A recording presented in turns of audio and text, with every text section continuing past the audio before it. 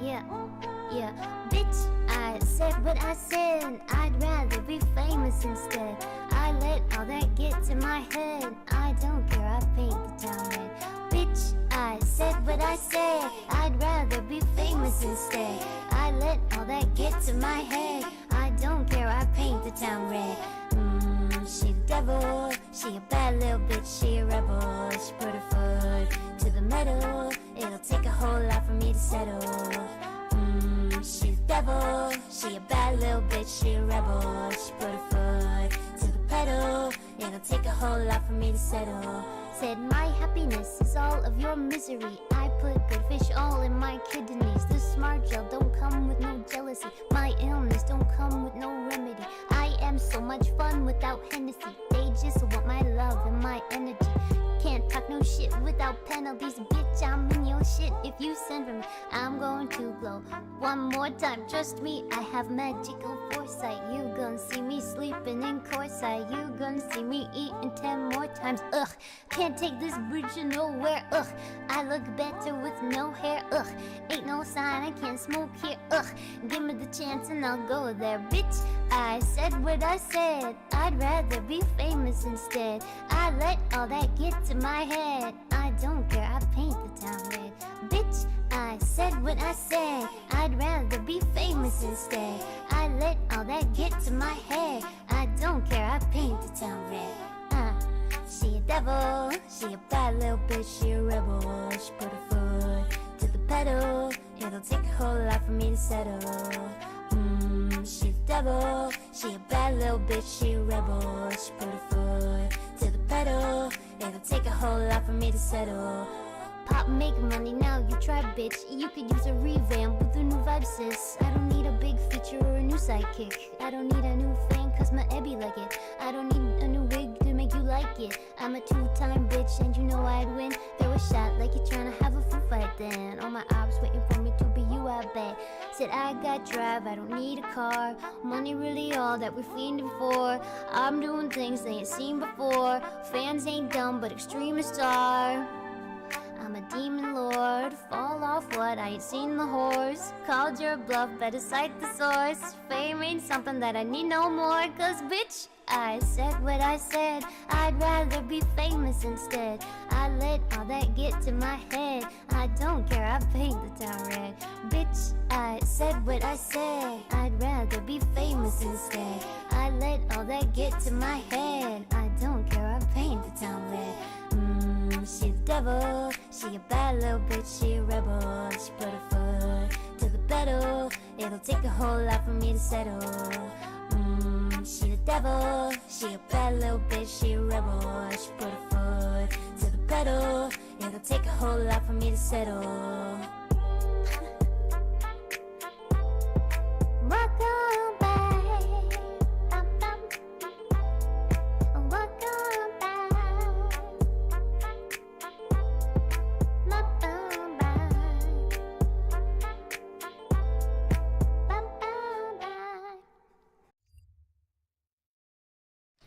Oh yeah, we're making it all the way to the office on this one, boys.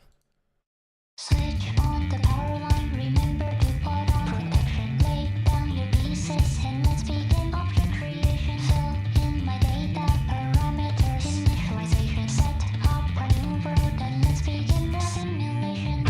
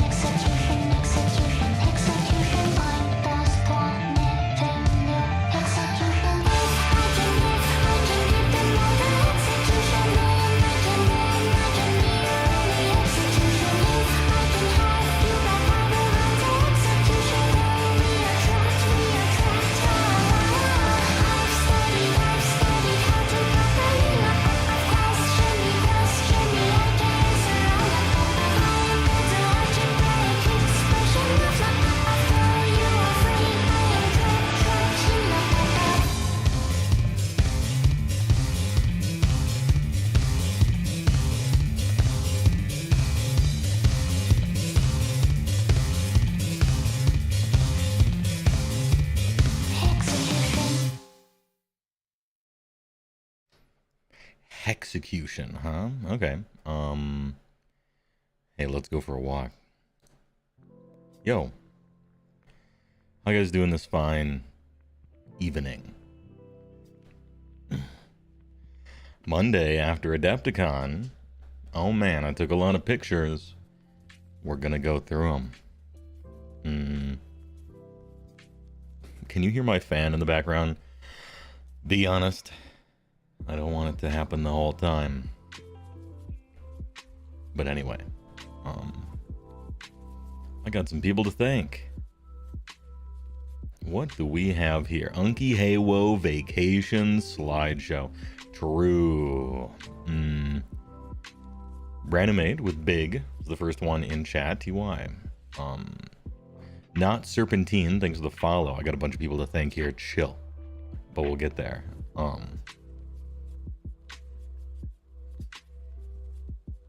Oh, CJ Ubusta gifted 5 HeyWoah memberships on the YouTube side. We are dual wielding stream platforms at this exact moment. I have upgraded my weapon arts to dual wield. TY for hitting some YouTube viewers with a membership. It was SJ Arcade sniped on YouTube. Get owned. Brian Adam Metcalf, Pike and Tackle. Joe Mama. You have all been sniped by CJ Busta. Thanks for the memberships. And now, I don't know what it gives you. What does it give you on YouTube? Anybody know? I think it gives you emotes. I have some of the emotes. We're porting them over. The more people that watch, the more it unlocks. You know how it is. We have like 100 on Discord. We got like 20 on Twitch, and I got like 5 on YouTube. But, you know, onwards and upwards. Titan's Grip. Let's go. Let go. You got a book with the FOMO box, but you'll never buy a book on its own while Waha still lives. Yeah, basically, Soothsayer. I, for the most part, agree. I buy the book because I like the game. But that's really the only reason you would probably buy the book. To be TH. You know, or, wait, perfectly honest? PH? How much acidity was in that last sentence? Ozzy had a terrible day, but hey, you can finally catch the live stream, so that's nice. You can. Please enjoy. According to YouTube, you look huge for being a member. Oh, nice. All right.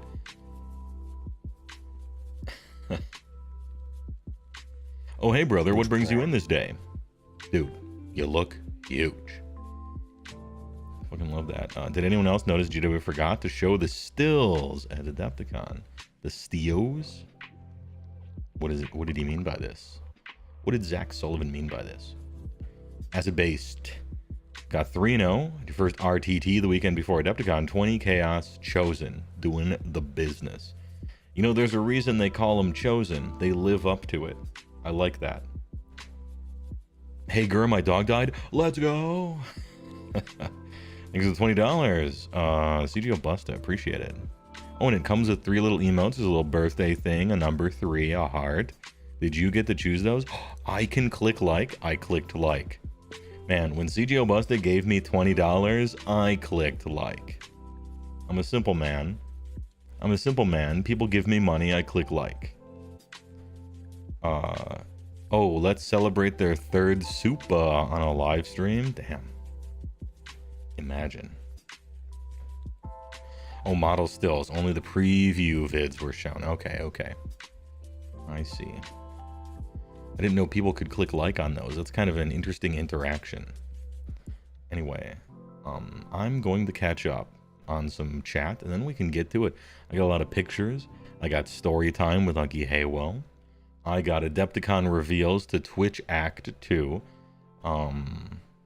That video that I literally didn't watch. I was at Adepticon, and I'm like, can I stream from my phone from a convention center or hotel? And the answer was basically no. And so I'm like, fuck it. I'm playing Commander. Anyway, TBH 07 says that I'm very pessimistic and negative feeling about this new edition, but you're not, but you're trying to stay positive. No melee range means reinforced Ardboys are gonna be nice. I'm actually pretty positive from the things I've heard so far. Mr. Negativity content creator over here, because I made one negative video in my life. No, I'm kidding. I take the piss a lot of times, but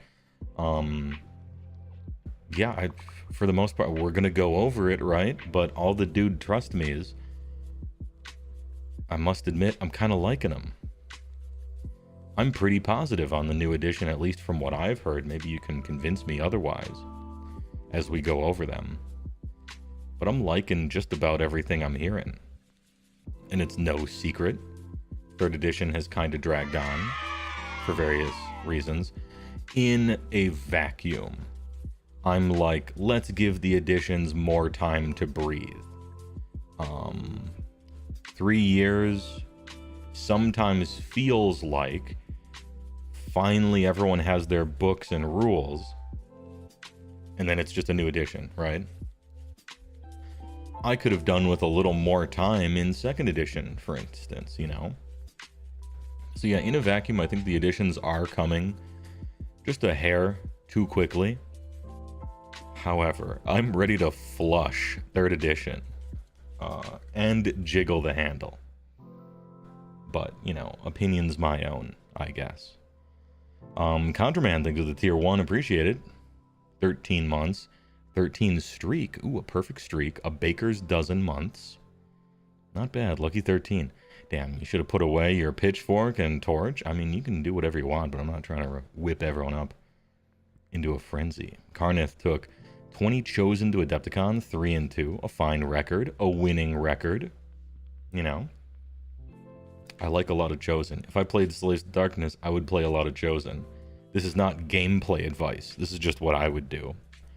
And as a Beast Claw player, you need to take that with a grain of salt. What you've seen of 4th, you like the changes, but somehow that makes you more worried. Oh, the monkey paw curls. Yeah, okay. I mean, that's not exactly out of pocket. Get the plunger. Just make it go to get the snake. Rest in peace to whichever people bought the last army book before getting the rules flipped on them again. Well, yeah. But, I could think of a bunch of silver linings that don't matter. This is how they do it. It's how they do it. But also, moving forward, maybe that won't be happening, right?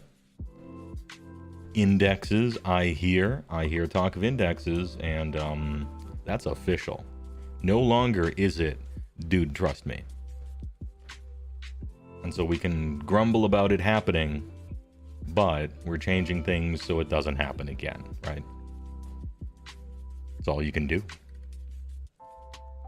Fool me once, shame on me, but a fooled man can't get fooled again. I don't know. Are Bushisms too old now? Does anyone remember what these are? I gotta update my political references. I think Obama memes are almost too old now. Who's the president again? Only dude, trust me, you 100% believe is Fire Slayers are getting their second wave because you play Fire Slayers and you want models. It's a fine reason to believe something. For instance, I believe Ogres are next in the big, refreshing old lines just filled with fine cast and crap that looks like it's from the old world. Amongst them was Seraphon and Slaves to Darkness and now Skaven, right? I believe Ogres are next. I have no source. This is hopium, because I play Ogres and I'm hoping it happens, right? Lots of unknown unknowns in a new edition. Yeah, but there are some known unknowns and some known knowns. Too many nouns. The only rule change you're not liking for now is no weapon ranges. Oh, okay. I really like no weapon ranges, personally. I view that as a positive.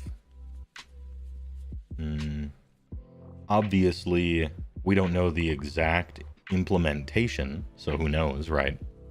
But it seems to me it's a big old time saver. I'm looking for time savers. without destroying whatever integrity you feel is in the game. And weapon ranges, I think, is a place we could cut the chaff, you know? Slice some off the top. For singular units, like units that are one guy, a monster, a hero, obviously you do need to keep weapon ranges for them or something like that. But that wasn't the time gobbler anyway, right?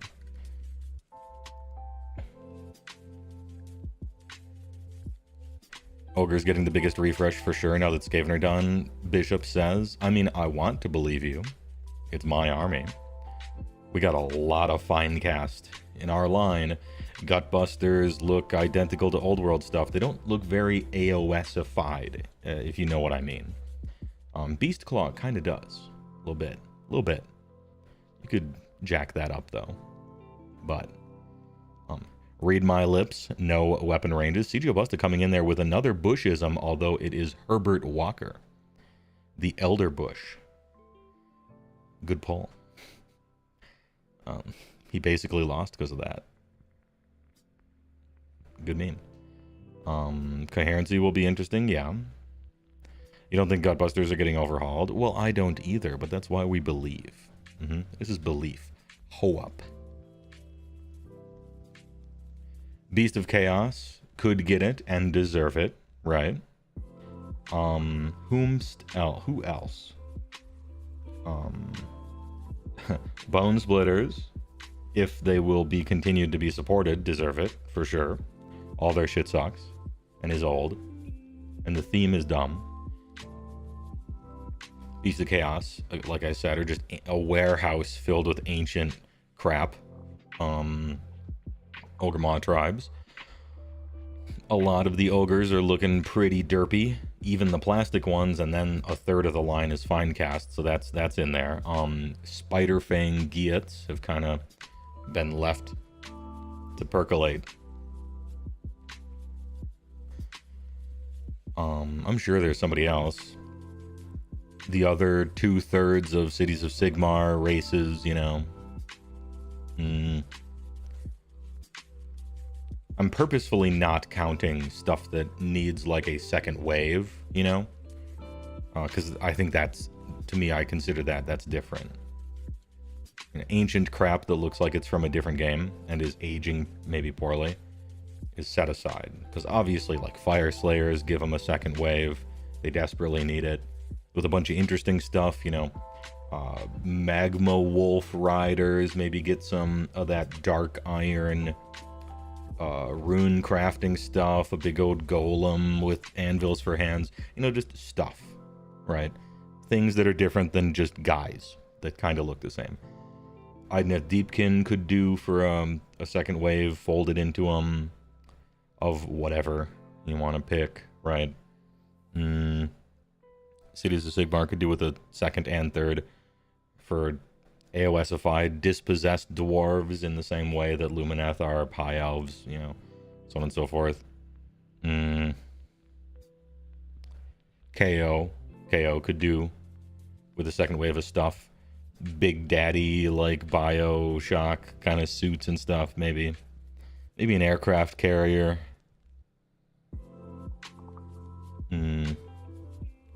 IDK second wave, yeah, I mean, the joke writes itself, doesn't it? Please, GW, new Daemonettes. Yeah, though the Daemonettes that they're using are like relatively recent-ish, but I think they look awful. Find one, Duyas, and throw money at him. Yeah, I looked at those old ones. They're super small and old and everything like that, but the implied movement is better. They're better. They're more interesting. The new ones look bad. In my IMO. 45. Whoa! There's 45 hats now. Amazing. We're gonna need a bigger boat. Yeah, for sure. Realistically, Bone Splitters needs the most. They basically don't exist. Yeah. I won't fight you on it. Interesting hot take potential. Would HeyWoah take a copy and paste meh rulebook if it meant refresh range. No. I think they should do a good job. I'm not here to barter with them. They're the billion-dollar company. Just do a good job. Or would you rather another edition of Lord, You're Still Selling This for the Hood Job book? I don't actually understand that sentence. No, I think they should write good rules because they can afford to and they ought to. And then they should update ranges when they can support it, right? There's only so much their factories can do at once, right? It's a really long way of saying why not both, but I don't know. It's a big comp. I'm not a businessman. So don't listen to me about business advice. I just think they should do a better job. Smaller businesses have done much better jobs as it pertains to rules and stuff like that. I think they should. Hiring Matt Rose was a very good step in the right direction, as we will talk about later. They only need to write good Stonehorn rules. That's all HeyWoah has. Well, one of the problems is that because they haven't written great rules, the Stonehorn is all we have. It'd be nice if I had a choice. I'm oversimplifying a little bit here, but you know. Daughters of Cain could use more infantry and 0 more heroes. Give a weird mutant warband or something. Yeah, is it League? True. Daughters of Cain is another one that you could do a second wave of. I mean, it was the Snake Ladies, right? But that's, yeah, for sure. You could say this, I think, about almost every army. And I don't know, tell me an army this isn't true about in a meaningful way. What we need is not more heroes. We already have too many. We need more units to choose from. Actual units. I think that's like true about virtually every single AOS faction. We're good on heroes. Our cup overfloweth. Want more units that are more varied and interesting. Soulblade Gravelords could use another hero. Did they have like 20? Savage, long number. Thanks for the follow. Appreciate it. Crew boys need a second wave. Yeah, I could agree with that for sure. Especially like rules wise. They're a little one note. Stormcast need a range refresh low key. I don't disagree with you, Savage. In fact, I agree with you.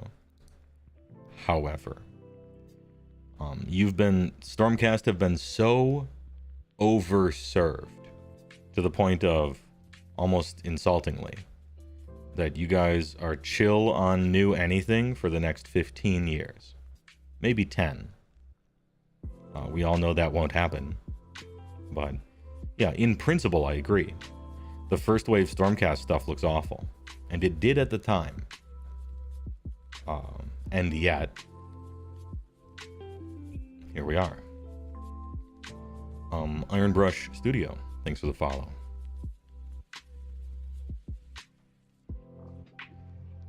I'd like them to mash with Dark Oath and let them be a book and then make Slaves to Darkness be the professional warriors, Knights and Chosen. Okay. Yeah, Marines could use a few more lieutenants and captains. True. Please, we need a new Prime. Yeah, Carcasey. Look, the Selston Prime, the problem with him is they made him too early. They made him too early. If they decided that they would make something called a Selston Prime today, that shit would be fire. But unfortunately, they made him when they were under a different theme philosophy. And so he's fat cube with stupid wings that only work in concept art, but not in real life, really. With D20 kneecaps. Dumb.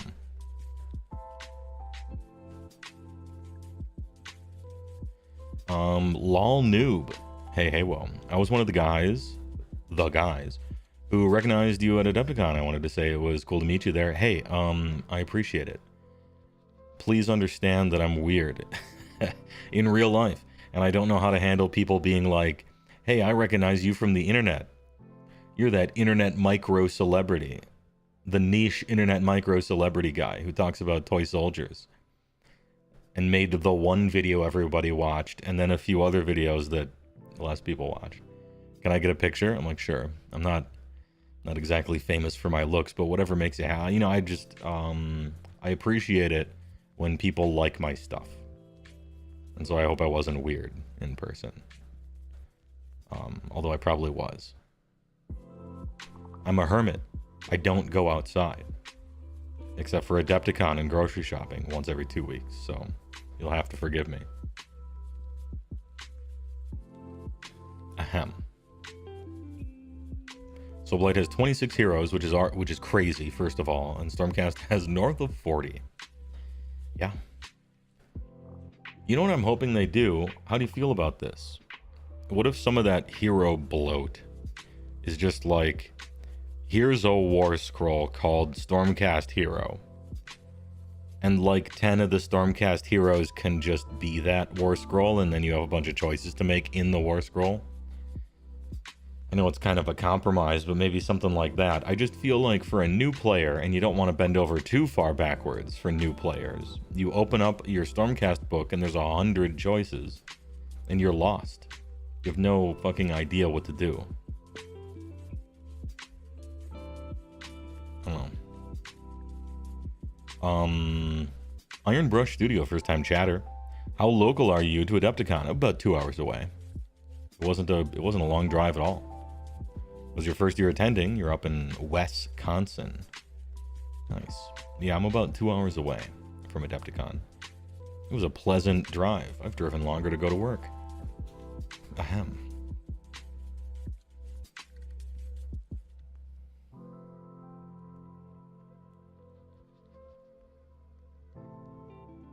Sorry, missed you this year, Mike from high school. Oh, ding-dongs of Ultramar. Oh, never mind. Sorry, that's not a meme. I know who you are. Yeah, I talked to you last year with your kid.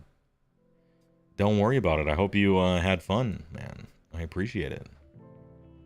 Hope you had fun. I was mostly locked away playing Commander a lot of the times. I was either in a tournament or playing Commander somewhere. One of the two.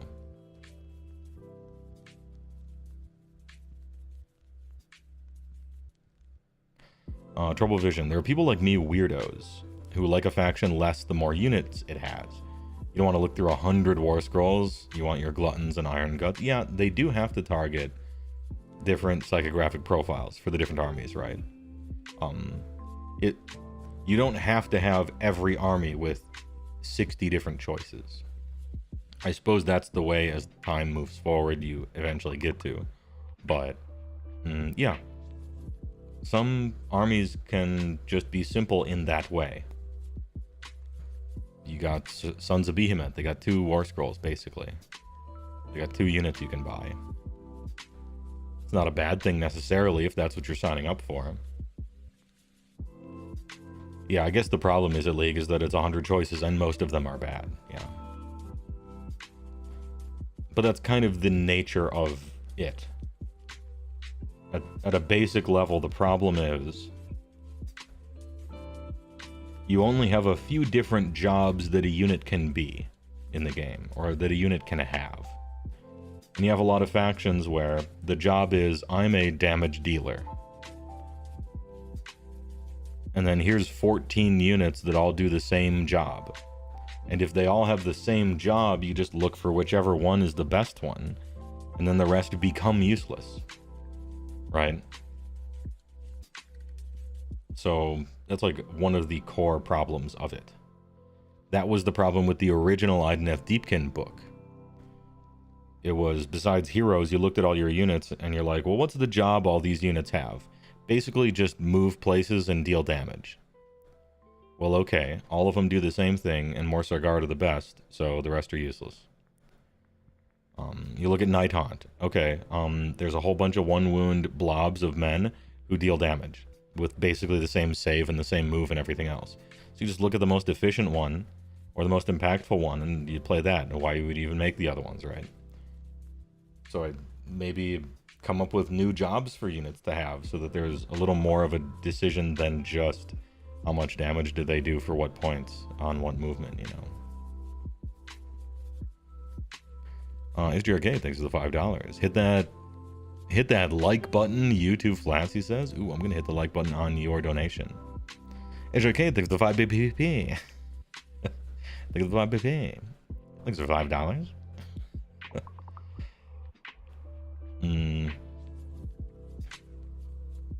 Even more so if you already play a faction, new things are exciting and cool. If you don't play it, there's even more to think about. It could be overwhelming, yeah. Or introducing comparables. Yeah, in comparables sometimes, and sometimes it just becomes auto-include, like you start the list with them, which isn't necessarily a bad thing, but it could be. Like, this unit does this one special unique thing, and then very quickly people say you have to play with it or that thing isn't good.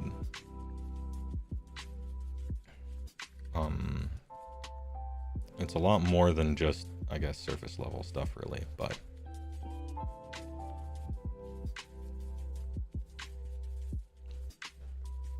viable subfactions that narrow down your best choice via synergy can help with that. It can help with that, yeah.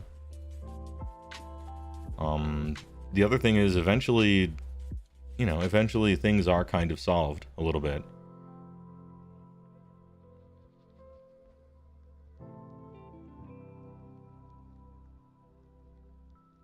Law Noob is like, no man, you were cool, but I could tell I surprised you. No big deal. It actually happened a lot. I'm just walking around and people are like, it's you. And so you'd think I'd be used to it, but I'm not. Arcanaut Admiral, the auto-include, yeah, or like Relictor, auto-include, that kind of stuff. I think maybe I would, if you have to choose between two bad options, I guess I like the 100-point auto-include half of the spectrum versus the everything is the same. And it's just 12 units and one is the best, so you just take that one, I suppose. Both of them kind of lead towards homogenization, or not homogenization, but a lack of diversity in a certain respect. Did he have a showdown with Mini Wargaming? No, I saw a guy or two from Mini Wargaming, I think. To be perfectly honest with you, I watched their stuff 4 years ago and made a funny video about it, and then I never watched their stuff again. Because I'm not trying to dwell on stuff, I'm just memeing. I'm just memeing, man. I don't dislike them.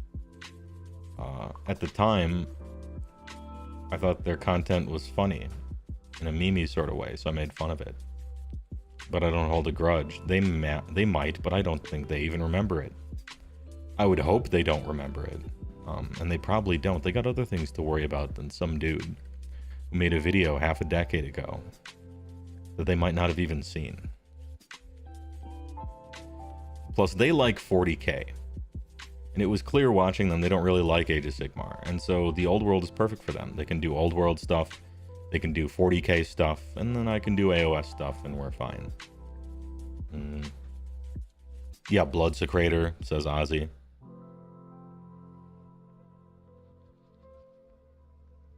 $200 viewers, that's fucked up. Look, people want to see the pictures. Should we get to the pictures, or am I just chatting? Or, well, hey, you know what? You decide. Are we doing Adepticon pictures or like news where we talk about the reveals and talk about 4th edition? Let's do the news, right? You got to start with the news. That's reasonable. I'm thinking news.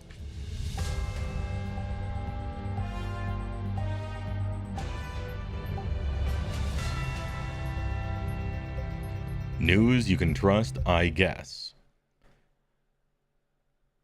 But what you can really trust is our sponsor. Right now, you could be savoring the rich, creamy flavor of angel food ice cream. It's the extra cream in angel food that blends all of your favorite flavors so they're always smooth and creamy, never pointy. got some rich and creamy angel food ice cream right now. Special shout out to Angel Food Ice Cream for sponsoring all of my content. And I can say that because I think that company went out of business, and that's a commercial from like 1985. We're back. The cream, yeah. All right. Warhammer Age of Sigmar. Little Sigmar males over here. I am going to watch this video. And then, after this video, the mods, SG Arcade has cooked up a little roundup to go through. Because while I was at the Adepticon, once I realized I couldn't stream from my phone from a convention center with 10,000 people in it, I just kept playing Commander. How's the value? Sigmar lied. Sigmar lied. No eat shit, Zinch.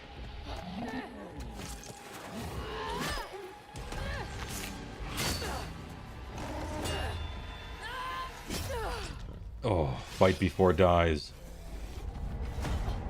Sigmar told us we were chosen. Zinch killed something in melee? Warriors, stolen from death. It's Nagash, I remember him. Oh, right out of his hands. As his weapons. Oh, now she's cooler. Oh, but dies to fucking Nurgle.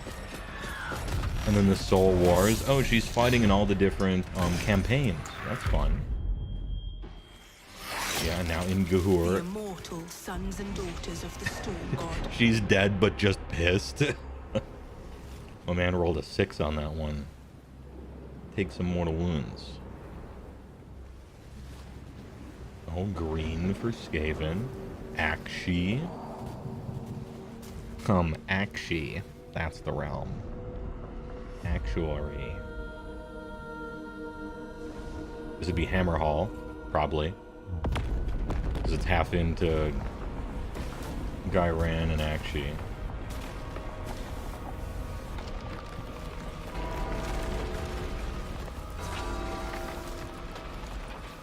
Oh, do you hear the bell? Like the screaming bell? There it is. Does this mean new screaming bell? Don't sound the bells, that's their power.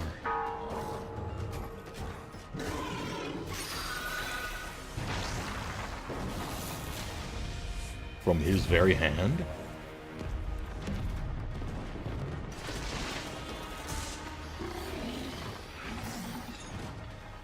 He points. You can tell he's a veteran because he's wearing his helmet.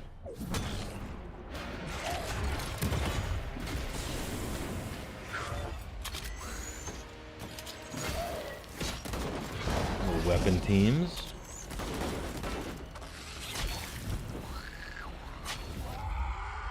Unrealistic, the flying Stormcast couldn't even kill a Skaven. They can move to an objective though. Oh, new gun that we saw. It runs over itself, classic. Stupid bird thing.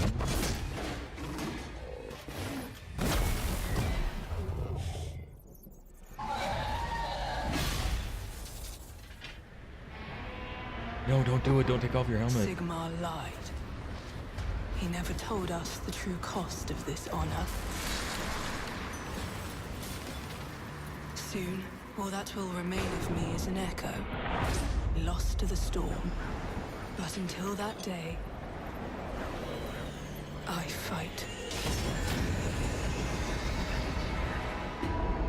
So I was to understand that they knew the implications. I guess not. Alright. I thought they knew the implications of what they were agreeing to on the Anvil of Apotheosis, but maybe not.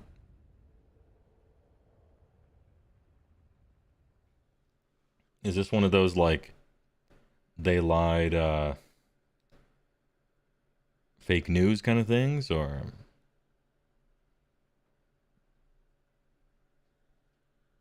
They discovered it later. Not from the big... Oh, she could be one of the...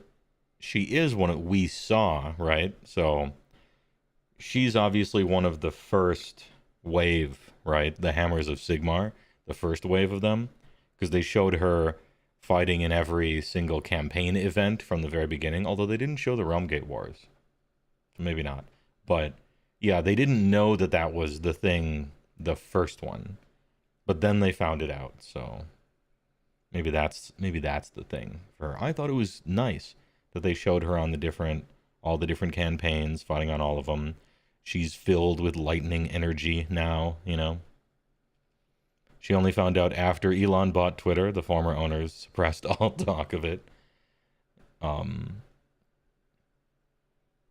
we knew that, though.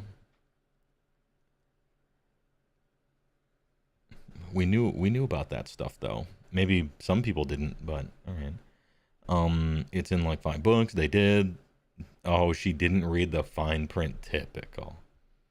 Absolutely typical. Can I get some background music? Just a little bit. She was on shore leave for the Realmgate Wars. Alright. Sigmar snuck the claws into the EULA, but you gotta click, otherwise you can't install it. Who's reading that shit? Not a knower. Anyway, I think the Sigmar lied thing is kind of funny. That's a funny little meme that they came up. Yeah, Craig Sheezy, good name. There is still a difference in knowing the downside and then like living through it and being like, okay. You know, when you said this, I'm like, yeah, that's not so bad. And then you live through it and it is actually that bad. This is probably too loud and also too fucking good. Oh, we're going down. If anyone recognizes this song, by the way, how's those knees doing? How's that back doing?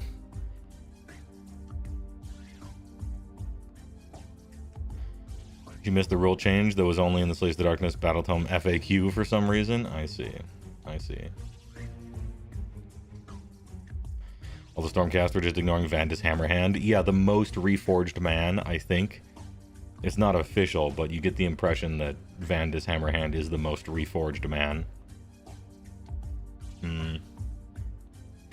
He has a proclivity to call down nuclear strikes using himself as the triangulation beacon because he knows he'll just get reforged. He's a very different man than he was in the past, and it is unnerving for the people around him. Special Poet, $2. I think it's $2 baby man. They knew. Wrong there was never a choice. Good, I'm clicking like. Phone talking.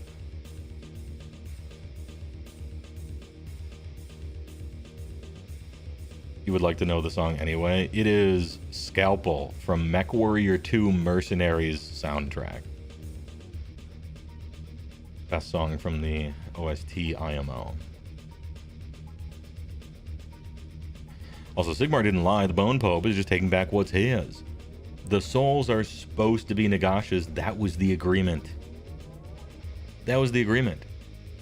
That's probably what Sigmar lied is really referring to, maybe, despite the video being portrayed in the way that it was. They had a deal. He's the god of the underworld. He's the god of death. He gets the souls.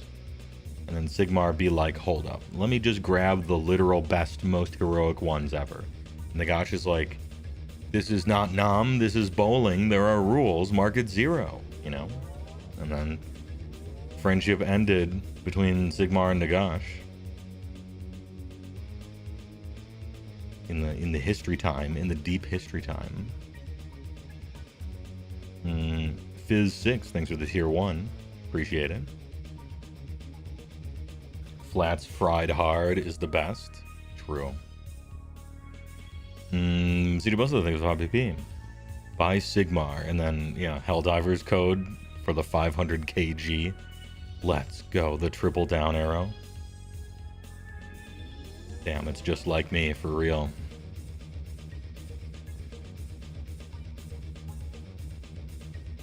Yeah, I am altering the deal.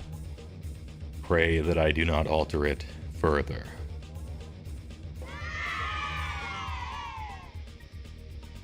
Kahi, thanks for the sub. Appreciate it. Tier 1. Back, baby. Stormcast is actually pretty cool. I think so too. I made a video about it. I think so too. They made a video about it. Hey, well, I think Cyberpunk 2077, the fate of V is the fate of all Stormcast, except their body has no Johnny. And they never get the good ending. I won't spoil it, I guess, but people say it's the most depressing ending, but it's not. It's the most realistic one. Anyway, they can't get the good ending. But yeah, good point. There's a new background art on a website that and no, the fate is more grim rather than Cyberpunk. The art looks painful. Okay. Nagash did nothing wrong in chat, of course. He did a lot of stuff wrong. But sometimes conflict is because more than one side does things that are wrong. And it's not Twitter. If you're losing a fight you started, you can't sue for peace. Alebeard thinks it's a tier 1. Absolutely huge. You haven't finished 2077? I'm not going to spoil it. There's like 12 endings now. But yeah, there's one of them that's the best, and it's from the DLC. It's the most appropriate one. But I won't give any more off. All souls are mine, because hat big plus I say so. The man does have a big hat. Hat big. It's hard to argue with that. It's just true. Does Stormcast ever take off their armor? Yes. Yeah, they're real people. They're fully just people. They wear the armor. They wear the helmets. They can take them off.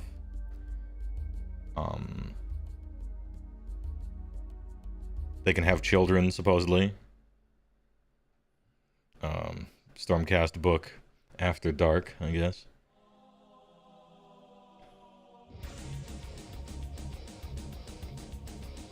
You really like GW to go into more corrupted Stormcast, but without going to 40k Grim Derp? Yeah. Oh, this is a song that's rocking a little too hard. Go to the next one. I kind of don't want that. Are the children also immortal? No, they're not. You can't get grandfathered into a contract like that. You gotta make your own. Their children are just huge. They're just the shit, but they're not Stormcast. They can't reforge or anything like that. Yeah, they haven't completed their major orders. Still banned from fornication. True. Sex is banned until you beat the bugs. I mean, they got to expand the colonies. There's nowhere to keep them. Oh, People Comfy just got home. Did you stay an extra night on some side of the road somewhere?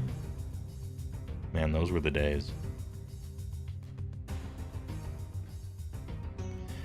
Anyway, about your comment, yeah, I don't think I want that. What I really don't want is a lot of what 40k did. For instance, you have good Stormcast and bad Stormcast. Just like you have Space Marines and Chaos Space Marines, I really don't want that in Age of Sigmar. You have 10 different Space Marine armies that are all kind of the same. I don't want 10 different Stormcast armies. They're just different Storm hosts with all their different books, and you care about their color schemes. I really don't want that. I don't want them to do that. It worked in 40k. I don't think it would work in AOS, and I really don't like it. And yeah, Chaos Warriors are already the antithesis to Stormcast. You don't need extra other ones that are bad. In my IMO. If they were to do anything like that, it certainly wouldn't be Chaos. It would be Death. But that's just how I see it.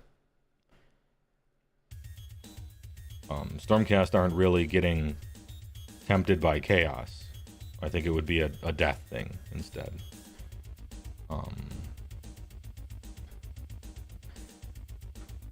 You know, this is kind of like not the smartest response, but you think Corrupted Stormcast would stay as something you paint kit bash yourself? I mean, they would capitalize on it eventually, right? Probably.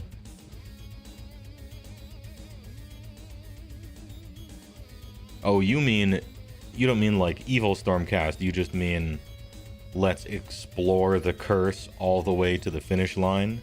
And they're still like in the army and everything, but now you have lightning elementals and automatons that can't remember their own name and don't have any pupils and they're just trash or they're just chaff or something like that. Yeah, that's fine. That's different. I just don't want them to split into different armies and these are the evil Stormcast now and stuff like that.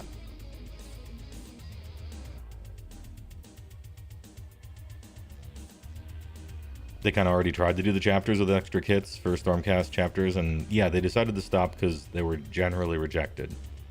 Like they didn't hit, they didn't land right, and I'm glad they didn't for the most part. Anyway, Adepticon Roundup. The dead citizens of Tempest's Eye say hi. What's that city? Never heard of it before. It seems to be stricken from all the records. Ahem. We got slides. The mods worked overtime. Adepticon Reveals Recap by SJ Arcade. Hope cast into ruin. 4th edition time, baby. Let's go. New AOS. Looking cool. Might not... Oh, he's got the hourglass. And a two-handed axe that is looking kind of nice, to be honest. I'm liking this. Good axe.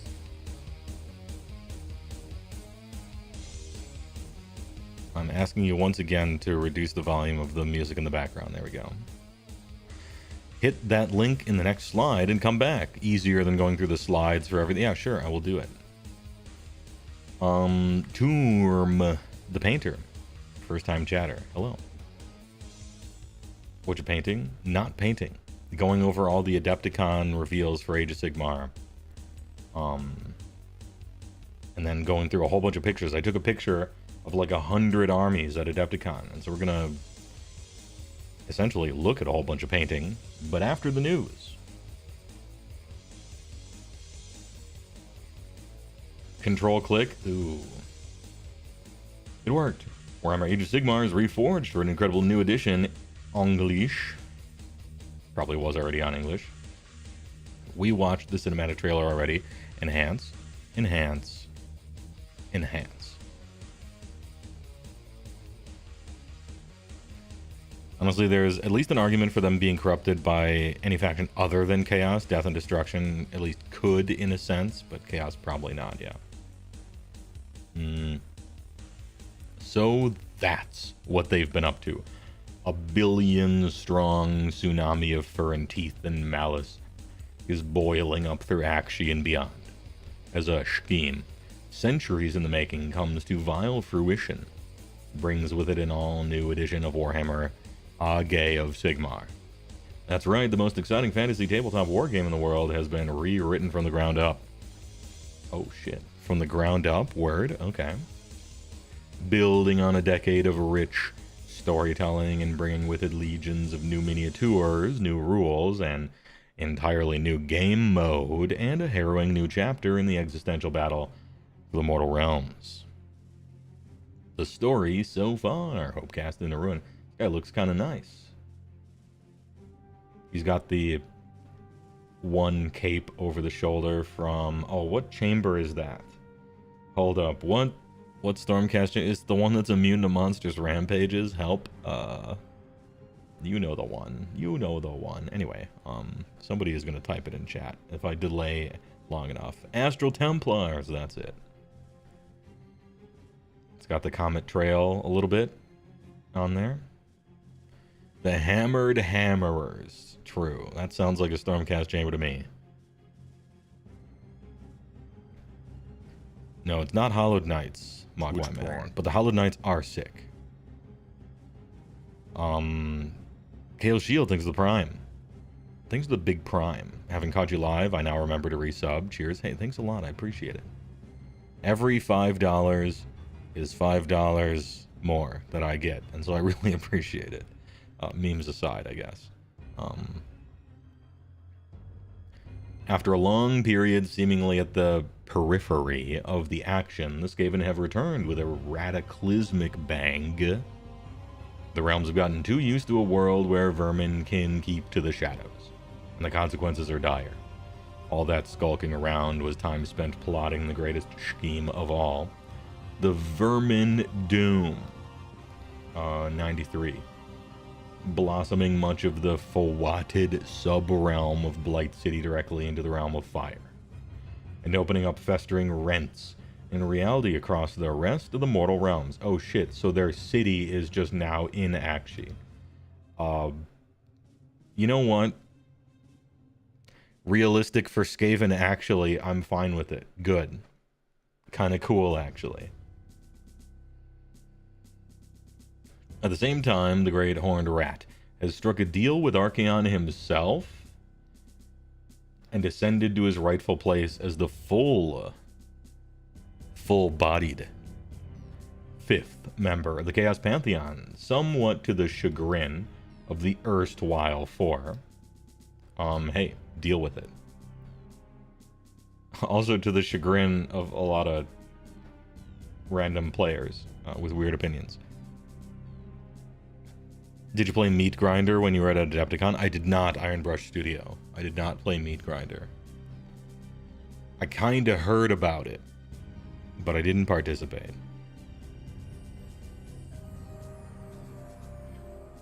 Big Rat now bigger. Yeah, that's the headline. Can someone enlighten me on the lore? Why in AOS should I be scared of Skaven? Like, besides a good jabillion of them, which Chaos and Orcs have been throwing at the cities for millennia, only a technicality. Order Army has toppled one. Why should you be afraid of Skaven? Because they can teleport entire cities. They have nukes. They have warp technology. There are a billion of them, but you said that doesn't count. They're just as dangerous / more dangerous than other big dangerous armies. They just have better technology, and they don't give a fuck if they kill their own men. Sometimes you start to think that they're doing it on purpose. It's the technology, probably. But it's also a bunch of other things. And they betray everyone and mess with everything. They were the ones that screwed up Nagash's big upside-down pyramid plan. Which actually ended up being kind of a good thing, question mark. It's sort of complicated. Because of Scruff, thanks to the Tier 1, appreciated for 18 months. At this point, how is Archaon not a god? Because he doesn't want to be. Is for the really, really, really simplified version, because he doesn't want to be. At the end of the day, he probably has more power in his situation right now than if he were a demigod. Also, he hates the god.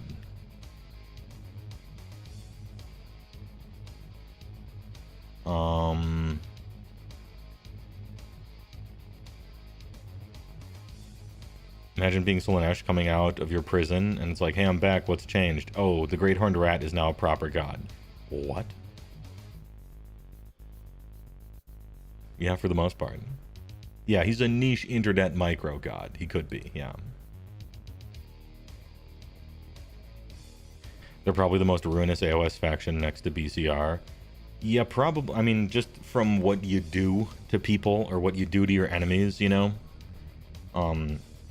I've gone on this tangent before, but like, what Beastclaw do is they kill all your armies, and then they eat everyone. So all the people and livestock and animals and stuff are eaten. And then they eat all your crops and everything. And then the Stonehorn actually eat the buildings and roads and bridges and stuff.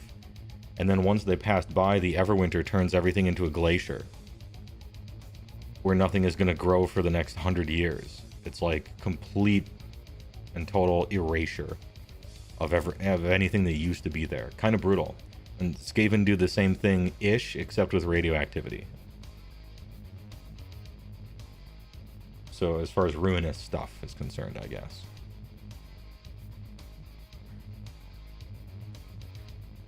Did I read this? In the face of such calamity, the Stormcast Eternals of the Hallowed Knight's Chamber stand as the foremost bulwark against an ever-expanding tide of rodents.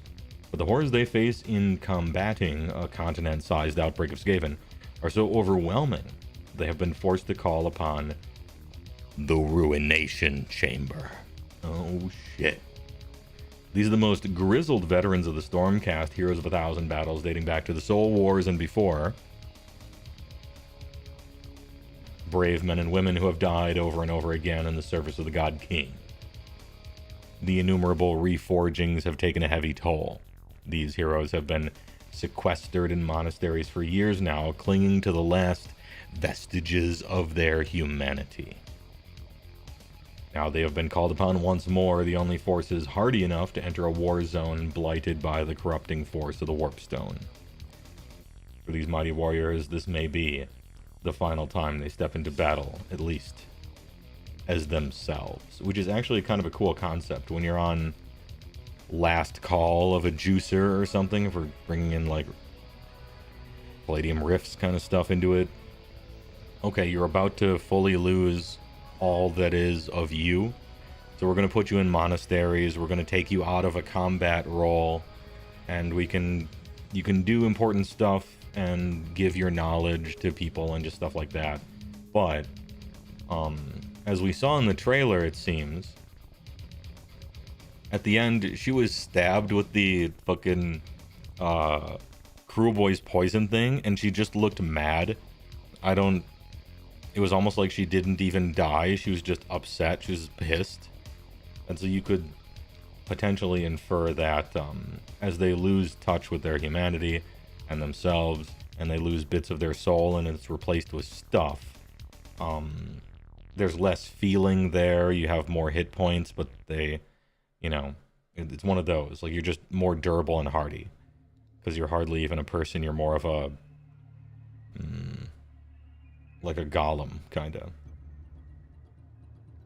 So maybe Ruination Chamber are big, is what I'm saying.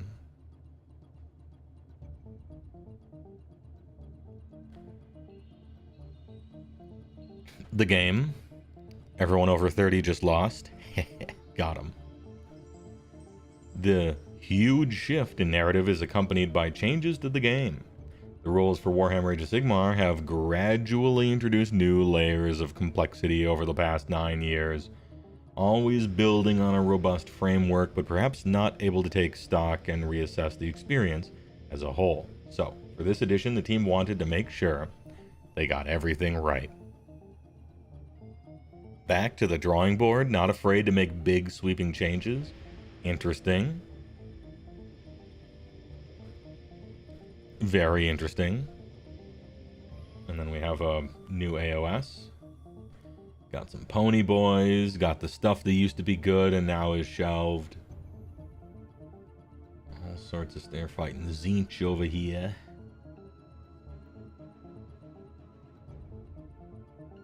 A real Bam Margera. Oof. Poor guy.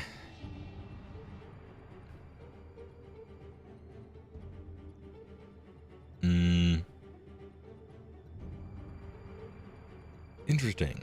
Let's see Paul Allen's game. Oh, did somebody say something interesting in chat? Let me scroll up. Oh, my scroll feature is broken. Oh no. It's gone forever. Well, if it was really good, they'll just do it again, right? Yeah, it's not a new screenshot, I know. It's a shame. The core rules have been reforged. Oh, they're having fun with it. You know, we're using the language. The core rules have been reforged for the first time since the first edition of the game, released way back 2015. And some people on Twitter are still mad. The focus has been on streamlining streamlining, accessibility, modulation, modularity, but not at the expense of depth. To ensure that the epic fantasy battles of your imagination can be recreated on the tabletop. This new edition is absolutely still the Warhammer Age of Sigmar that you all know and love, with all the friction taken out. Cleanly and smartly, filleted like a salmon, it has the tactical and strategic nuance of the previous editions, driven by a real desire for the background to show through on the tabletop. Alright, this entire paragraph, that's a lot of words to say nothing at all. But, you know, they gotta do it. It's a press release. More like Age of Shitmar. Yeah. Damn, it's still funny. 9 years later, it's still hilarious. On top of all that, there are modular rules, plenty more opportunities for reactivity in your opponent's turn via an updated system of command points and abilities, and a ton of tweaks and refinements, not least to the double turn, which has been fine-tuned into a knife-edge decision with a clever twist to scoring. Put simply, it is the best edition of Warhammer Age of Sigmar yet. I mean, it would be really weird if they didn't believe that, right?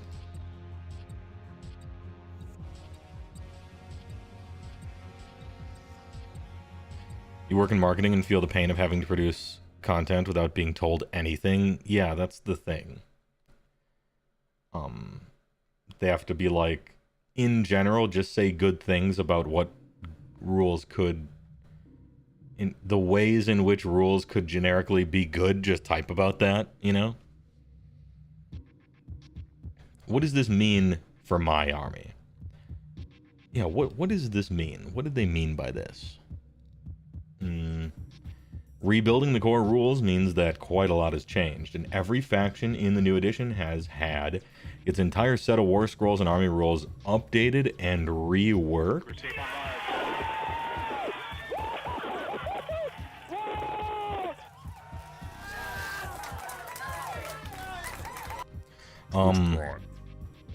That might not be like a great thing, but we're pretending, okay? It's hopium. Big hopium. The fact that they even decided to revisit all the war scrolls and army rules, that's good.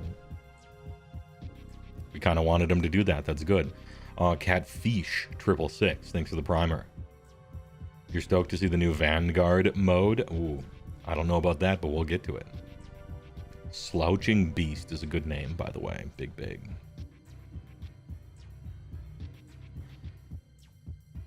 Now we got picture. As a result, each faction in the new edition will receive a free downloadable faction pack at launch. Each pack will contain all of the rules needed to play: battle traits, sub-factions, enhancements, spell lores, and war scrolls for every unit. This also means that the battle tomes from the current edition will not be compatible with the new rules, and that every faction will receive a new battle tome over the next 3 years. But that's not potentially a bad thing. In fact, potentially it's a pretty good thing. Using the old edition's rules for 3 fucking years, finally getting a new battle tome, and then they instantly announce the next edition, that shit sucks. It sucks every time. I welcome Index, Twitch Prime, basically for this reason. Now they could do a bad job on the indexes, and then, you know, fuck them. But I'm just saying the idea of Index is a great idea, and it's good. Playing with last edition's rules for years, and you finally get a battle tome, and it's just like now it's a new edition. That sucks. That sucks so much that I think indexes are a great idea. Now again, they could make indexes really low effort and bad, and then that sucks, but the concept of indexes is great. Is my thoughts on it. Mosasasaur, thanks for the big primer. 4th edition hype. New Stormcast, here we come. Nice. Book burning time, quick run to half price book. Sell. Yeah. It's the most edition of AOS ever. Ready for Gobsprack to still have an abysmal save despite being a faction face. Well, I guess we'll just see, won't we? We'll have more details on what the new War Scrolls look like and what you can expect from every faction in the coming months. Spearhead. A new way to play. As well as updates to match play and Path to Glory. We're keeping Path to Ignory. And we're keeping matched play, which is the way that everybody plays. The new edition of Warhammer Age of Sigmar. Ooh, accidental capitalization. Someone cancel them. Is accompanied by Spearhead, a fresh game mode that plays in an hour or less using the contents of each faction's Spearhead and Vanguard boxes. Okay, and then they show all of them.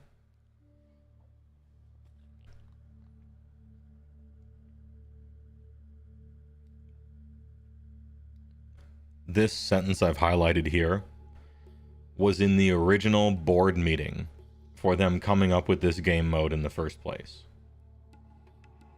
Some guy in a suit stood up in front of everybody and is like, we need a way to play Age of Sigmar in an hour or less. We just do. And that man was right. I don't know if I'm going to care about Spearhead or not. We'll see. But I think the idea is correct. Yeah, you do need a way to play this game in under an hour. I agree.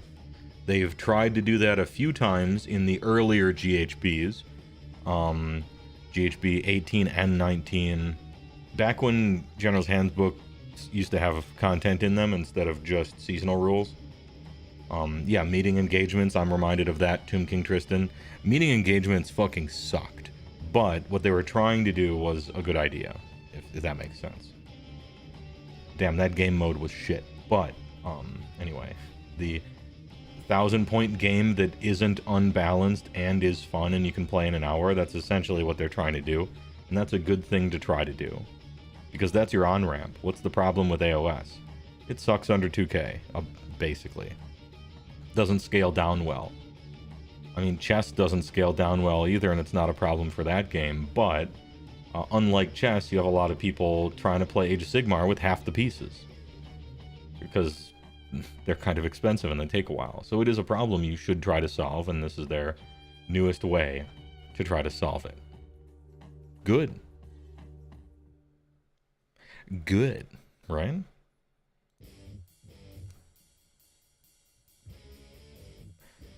I guess based off what Phil said about reinforcements in the preview video. Phil? Oh, we're going to watch that one too, I think. So do you think Spearhead will kill 1K as a learning mode? I hope so. I think Path to Glory is also kind of supposed to be a learning mode. Or like a slow grow league kind of buy thing, you know. So you're supposed to do, you got Path to Glory and 1K. Spearhead is almost certainly trying to replace that. And it's good. You hope it's bad because this would mean you buying like 6 boxes because 1,000 points is something. You could do that. They did something similar in 40K and then let it die. Was it good though? Or was it great but they didn't support it? Or I guess there could be a lot of reasons for that, right?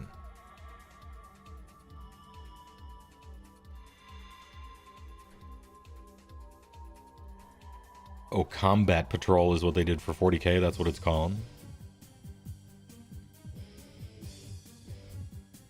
You'd prefer to see grim, dark, individually unique Stormcast over time. More hate for chaos, more brutality. They didn't support Combat Patrol, but the game mode is fun. Oh, okay. All right. Are you supposed to support Combat Patrol if it's just an on-ramp to the game? If it's good and fun, maybe that's fine, right? It's good and fun. It doesn't need anything else. It's supposed to be the thing you play twice. You know, on your way to getting 2K. But I don't know. It's a different type of mindset that I don't have. So mostly I'm kind of looking for other people's thoughts on it. Because when I started the game, I'm like, what's this game? And they're like, this game is Age of Sigmar. It's a 2,000 point war game. All right. So I played it. And I'm like, I'm going to get 2,000 points and play it. And then I did. But apparently that's weird. Nobody does that. Everybody's like, I'm going to buy 400 points and then play it a bunch. And then 500 points and then play it a bunch. And then 600 and just all that. I wasn't trying to do that. I just want to play the game.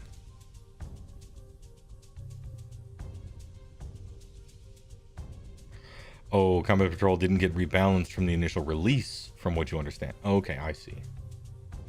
I see. Spearhead. Well, hold on. This might surprise you, but Spearhead is a fun and exquisitely balanced version of Warhammer Age of Sigmar. So there you have it. Be at ease. Be at ease. Because it is fun and exquisitely balanced. So there it is. I mean, it's cut and dry, black and white. Tomb King Tristan, BTFO, completely owned. Eat shit, bitch. Obviously, it's fun and exquisitely balanced. So, I don't know why.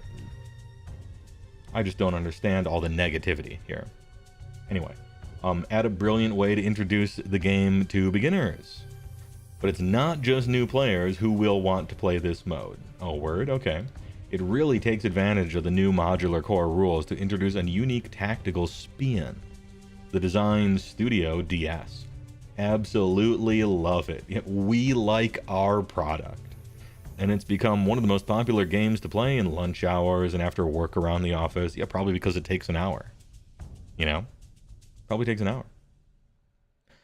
Despite its small scale, Spearhead is a deep, robust game system with enough depth and twists to provide endless replayability. We'll definitely have more to say on this system in the near future. All right. Hey, I can't wait. Also, Spearhead, well, never mind. Never mind. Chill.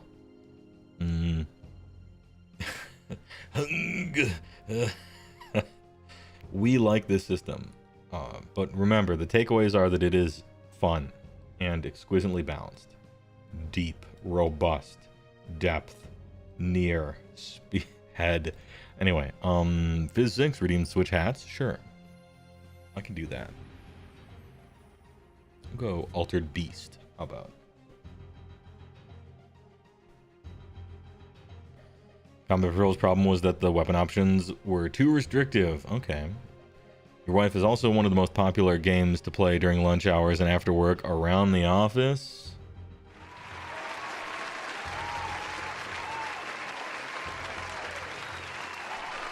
Very good, sir. It's one of those yokes. Anyway, what's next? The summer will be an exciting time to be a Warhammer Age of Sigmar fan, and there's ample opportunity for new players to discover this incredible universe and game. Ample. Tune in over the coming to learn more about the changes coming to Warhammer Age of Sigmar and see all the new miniatures. Lots of new miniatures. Imagine the restraint needed for them not to type loads of new miniatures like they always do. Basically 1984 in here. No censorship. And choose your allegiance by signing up for the Stormcast or Skaven Warhammer community newsletters at the links below. I'm sorry, but I can't. I don't see ogres, any beast claw, any monster trucks, any stone horns. Also, I ain't signing up to more fucking emails. If it about rat ogres, HeyWoah, rat ogres are disgusting. They look stupid. They're a stupid idea. What's that stupid? Oh shit! What's that stupid thing that Twitter complains about? And usually it's it doesn't even matter. Oh god, white people getting themselves upset on somebody else's behalf when those people didn't ask for it. Hold on. It's when you like some other culture, and so you like celebrate that. You're like, oh cool, I like that shit's sweet. I'm happy, I'm enjoying something. And then the white people from California are like, fuck you. Cultural appropriate, that's it. Rad ogres are cultural appropriation of ogres. I don't appreciate that. Cancel them, and take their jobs so their children starve. Anyway, and if you don't agree with me, you're part of the problem and also a Nazi. Anyway. Group Shadow feels attacked. Don't worry about it. The Washington Rat Ogres team. What's next? Well, that's apparently everything we need to know for 4th edition talk. But, there's more, which we will be getting to.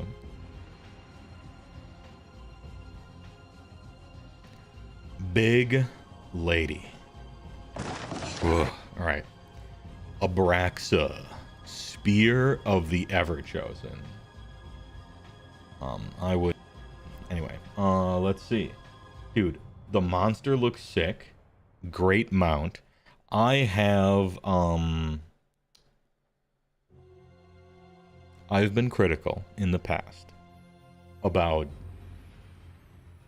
mounts in Age of Sigmar being two different creatures duct taped together in a stupid way that looks stupid, when a horse would have actually been cooler.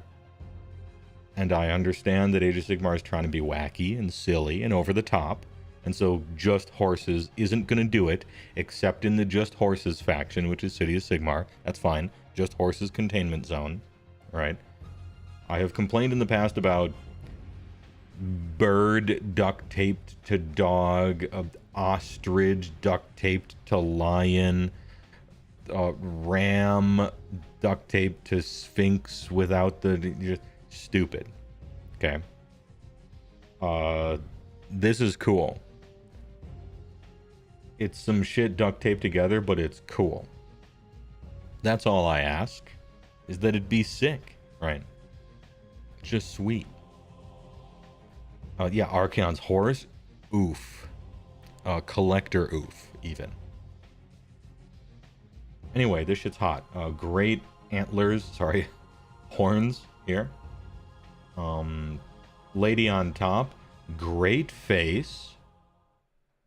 Great face, black queen, horns and shit, evil looking Darth Maul, genderbender Darth Maul lady. Cool rune shield, nice pose with the spear, a classic pose. Cape game, 9 out of 10. Very good. Push my glasses up, very cool. I clapped. What else we got here? Dude, nice mug. Nice mug. That's a mug you don't want to chug. I don't know if I like the goop. I don't know if I'm in love with the goop exactly. Yo, a good female face? Sculpt in Games Workshop? I didn't think I would live to see this. Nice tongue, nice lower jaw. Just the face is looking a little Wayne Reynolds, you know? It's probably not a direct inspiration, but it's looking a bit like it. Damn, this shit is sick. And her cloak is made out of her old mount, who was purple. And her old mount probably failed her or something, and so she wears his flesh. It's me, by the way. Damn, this shit is sick. 9 out of 10. Awesome. Big fan. Big fan. Great work. I don't know anything about her lore, Drake Claw. Not yet. That should have been me, not him. It's not fair. Is 9 out of 10 better than a 5 out of 7? It's about the same. Due to the add-op property and some simplification, maybe some stoichiometry, It's about the same. Pretty much the same. Next. Terrain Peace. Oh, this is sick. I didn't know that Slaves to Darkness needed a terrain feature exactly. But if they're going to get one, it might as well be fucking cool, which this is. Known as the Nexus Chaotica. I've seen that movie. These shrines draw on magical energy to feed the daemons bound within, allowing them to fuel dark sorcery or project pulses of mutative power. That's sick. This thing is cool. Big fan of this one. I get the impression that this back here is like turning and grinding through the ground and bursting in the flame when it gets in contact with the air. I don't know if that's really happening, but in my head, that's what's happening.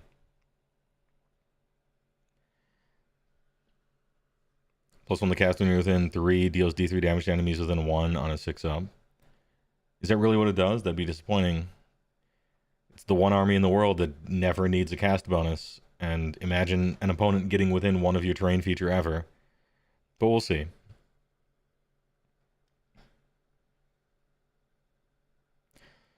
You made that for shock value? That's what I figured. HeyWoah's monologue is 11 out of 10 right now. Chill. I'm reading words from the screen. I'm reading it. And streaming is very challenging. You gotta think on the spot. Reddit broke down all the runes on that. All existing gods plus 2 unknown ones. Oh. You mean they went to like rough rune dictionary kind of thing and it just says Korn, Slanesh, somebody, or do you mean the symbols on it? runewiki.com.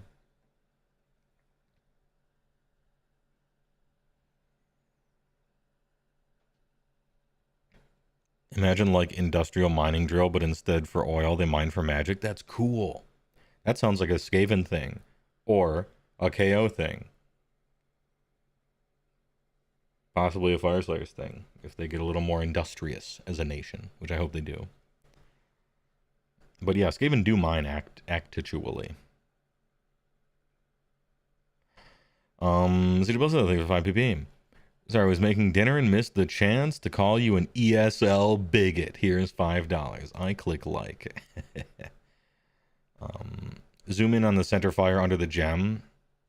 Are those the drama and comedy masks? Oh, okay. I see. Under the what? Under the gem. No. As I see it, it's just skulls. But maybe they hid an Easter egg in there. That could be neat. Oh, you mean these two on the fire itself? Maybe. One doesn't have a mouth and one has a mouth open. It's not exactly a smiling one and a frowning one. I don't know. And there's warpstone in them there hills. Sock and Boskin confirmed. Yeah, Hashud for sure. Yeah. SG Arcade says, I took over for a second. My apologies coming up. HeyWoah. Oh, no problem. No problem. All right. The SG Arcade, one of my mods, made this whole thing. So, what the hell is this? SG Arcade mad in the angry SG Arcade angrily observing his orb. His words, not mine. Warhammer the Old World Dwarven Mountain Holds Battalion. Look at his broke ass, no cannon having, no hero having, big standardless ass box. If this shit is more than $150, I spit. 4 core choices and 2 special, no heroes. Have I got news for you? We don't know the prices yet. Special thanks to SG Arcade's commentary here for Old World. I don't know anything about Old World, but there it is. Ahem. Hey, whoa, sorry, I missed it. Did you like the Big Chaos Lady? Dude, it's so sick. I have no complaints. The whole thing is amazing. It's so good. Look at this. Black beauty. And a good GW female face. They're learning. They're getting better. They're an improvement machine. Everything about it is sick. Awesome. That was the elevator pitch, I guess.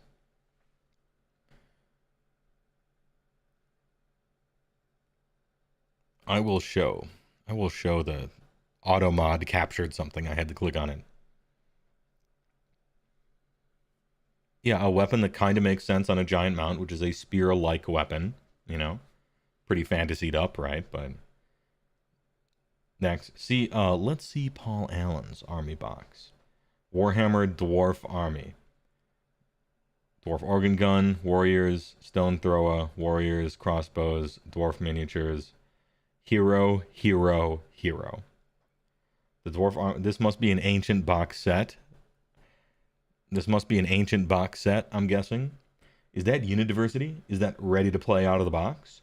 Oh my god. Is that a box exclusive hero to incentivize my purchase? 4 core choices, 3 special, 2 rare, 3 heroes.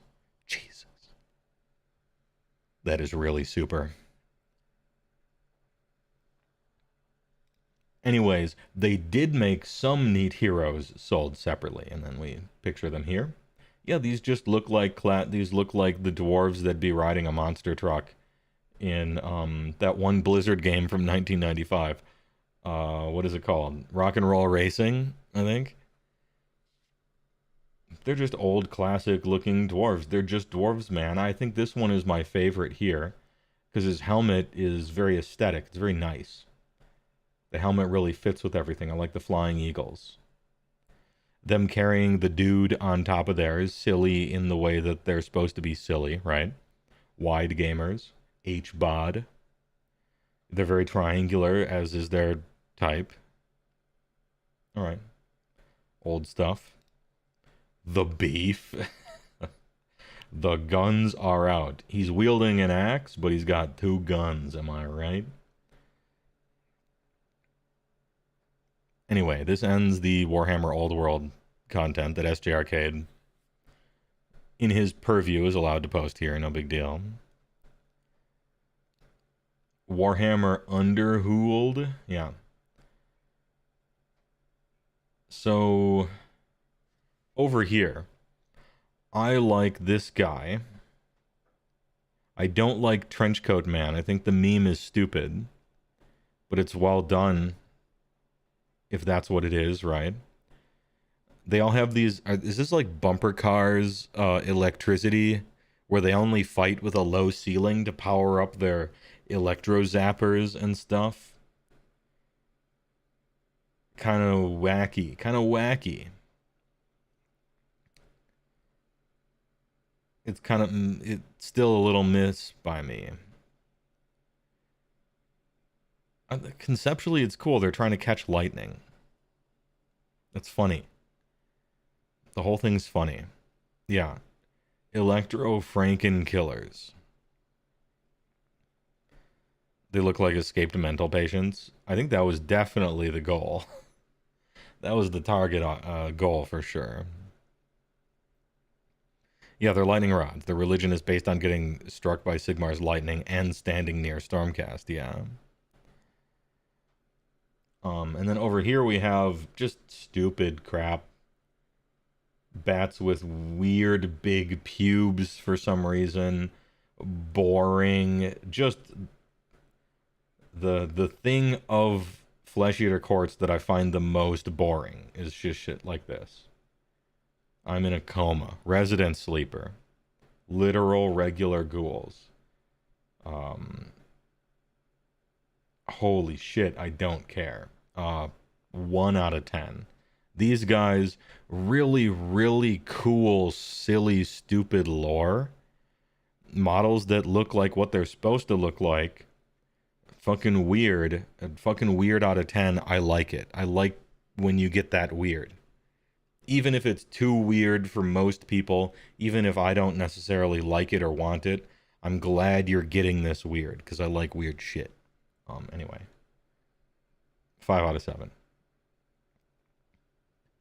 Oh, Soren, good evening to Texas. Better than Man Bat hanging dong? Disagree. But then again, I suppose it has to be for kids or something, right? So you love the two guys in a trench coat cosplaying as a Stormcast? Yeah, because that's what they're doing, right? You can see they have the mask, they have the fake lightning bolts. They're kind of they're actually cosplaying. Like, that's the whole thing. And Stormcaster's 7'9" or whatever the fuck. And so it's two guys in a trench coat. Anyway. I like weird shit. HeyWoah 2024. I mean, that's me. I won't shrink away from it. You do think the sculpts on the ghouls are good, but they're not an interesting warband? Yeah, I'm not judging the sculpt. I'm judging the art. I'm judging the presentation, the style, the concept art. I'm not judging the craft of sculpting realistic looking muscles and distended this and that, and ooh, this looks like wings with hands. The sculptors did a great job, as they always do. It's just a boring idea. They got a blueprint and it said make something boring, and then they had to do that, right? So anyway. Oh, Shaderoo TV. Hope you had fun, bruv. Yo, I did. It was a good Adepticon, man. I went out to eat with, I think, your mod, or one of your mods. I don't know. No Need for Gravity. Shit was hype.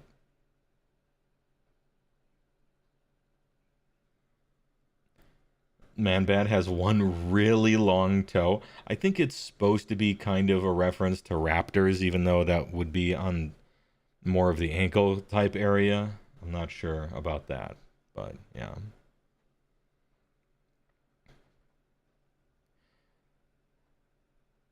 Yeah, Gravity, you said your commander decks were wild. Yeah, I like drawing cards. I like playing Legacy in Commander, basically. And look, if it becomes 3v1, fine. Click for Bone Dog? Well, if you insist. Adepticon Preview, Twisted Followers of Alariel and Nagash battle in the Briar. And the Bone. I just noticed my music in the background has stopped, so I'm going to start playing some other stuff. Yo, that's way too loud, right?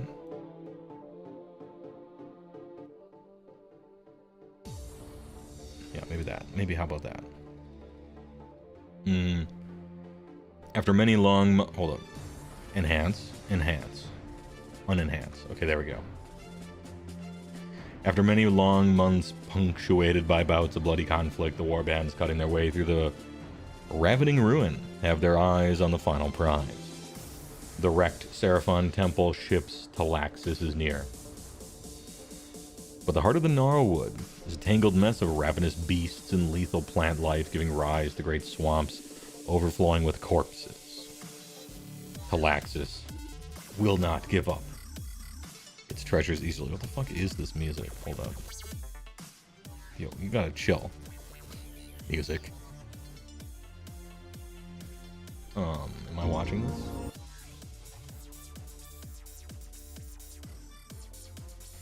Eight minutes? Hold up. 8 minutes? No. Now we're clicking through. I don't care about the Warcry rules. 8-minute video. Imagine. Does the designer start talking about it after this? Yeah, sorry. I like Age of Sigmar, Warcry. I'm not playing that. Apologies. You like the Lightning Cultist? I kind of do too. Few gods in the mortal realms are as inextricably linked and vehemently opposed as Nagash and Alarielle. Yeah, well, the god of life and the god of death, right? In Warcry, Briar, and Bone, the endless war between death and life continues to rage between the Thematic cohorts of the Oziark Bone Reapers and the Twist Wield of the Sylvaneth. Look at this. This is cool. Look at that in the background there. Isn't that cool? The walking tree stump thing. That shit's kind of sick. That's cool. I like that one. I wonder if they'll show it closer. Though Nagash resents the uncontrolled fecundity of the Gnarlwood, potent technology in these ruins has given even the great necromancer pause. Fecundity? Nagash doesn't like when a creature dies, draw a card for 3? Alright. I suppose he doesn't like how it could help your opponents too, which is fair.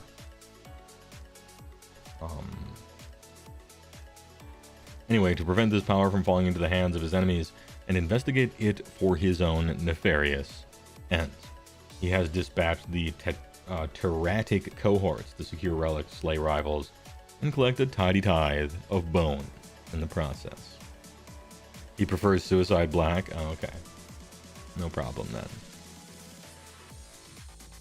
These are some of Nagash's most pitiable creations, twisted bone constructs wrought out of spite and flung out to range in the wilds. Each cohort is led by a Cavalos Centauri, the humiliating fusion of a Liege Cavalos and their former steed, and heralded by Mortek Cycloptians, whose humanoid silhouette conceals a warped bestial mind. Tyrannic prowlers are debased hunting beasts crafted from failed Mortek soldiers. God damn, tell me how you really feel about them, Nagash. While winged aviarch harpies are sculpted for lethality and self-loathing. Damn. Crystallized Twitter given flight. Such is the fate of those who fail the god of undeath. Sculpted for self-loathing. This is so stupid. Keep in mind, I hate centaurs. They're dumb. This is extra dumb. Derp ass single eye. Looks stupid. Weird weapon thing. Dumb. 0 out of 10. A failed experiment. Sculpted for self-loathing, though. True. Next. Just dogs. They look fine. There's nothing wrong with them. They look like they could be a different type of alien from the movie Aliens if they wanted to put dogs in them. The idea of OBR making dogs when they could make soldiers, though, is stupid, and I don't like it. I don't like it. OBR shouldn't have chaff like this. They should be elite, perfect soldiers, gestalted from 6 military geniuses and shit like that. You don't get chaff. That's your weakness. Your weakness is you don't get chaff. Because all your guys are amazing. This is hella stupid. Looks like the end boss from Doom 3. That's a bad thing. Fucking dumb. 0 out of 10. And then some weird leg guys that aren't cool. This is the worst. Is this Underworlds? What the fuck game is this? Is this Warcry or Underworlds? I don't know the difference. This shit's stupid. This is the worst release. Warcry? This is the worst Warcry release ever. The added lore and expanded like ideas for OBR here are all terrible. They're bad. They make the army less cool, even technically existing. This shit sucks. Eat shit. Anyway. Lime green cran. Crayon Eater. Thanks to the tier 1 for 35 months. Get your Xandri dust ready. Okay. Get your garbage can ready. It's where they belong. The woeful forces of death must contend with equally tormented Sylvan. Actually, you know what? All this whole paragraph makes a lot more sense now. I read this whole thing, and I'm like, damn. It's like Nagash made them on purpose stupid as a punishment. And then I looked at them, and I'm like, yeah, it kind of checks out. Yeah. But you shouldn't have done it. Don't do that.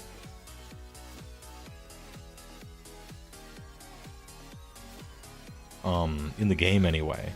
If your goal was to make something stupid on purpose that people have to play with, maybe don't.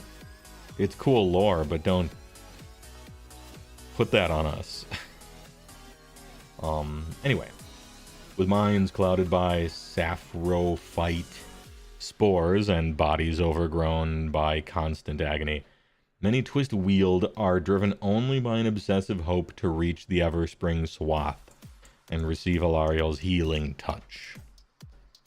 Those with their sanity intact fear that this could spell disaster for the Sylvaneth. Instead, they become wandering pariahs, moving from grove to grove to avoid spreading their infection, or delving into the Gnarlwood to seek a HeyWoah. These bands are led by swarm sages, whose spite swarm colonies hungrily prune the parasite growths of their followers. Oh, like the little fish on those one sharks, you know. Twistwood Wardens are stalwart sentinels who suppress their pain to command Twistwood Revenants and Twistwood Dryads in battle, while maddened Twistwood Spite Revenants descend upon unfortunate enemies with lashing briars. You read that as swarm sausages? Yo, I hope so.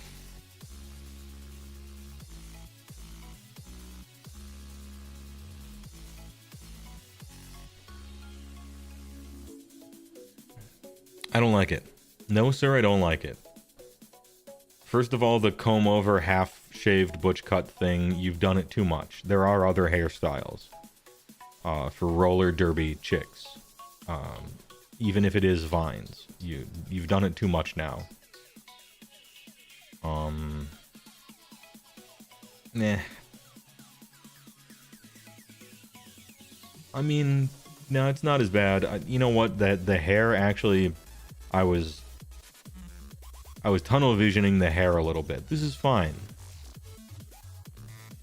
The hair ruined it for me, but if you just ignore that, everything else is kind of neat. Bunch of little tiny bees. They're swarming. Sure. You know? You're a big fan of her personality. Fair enough.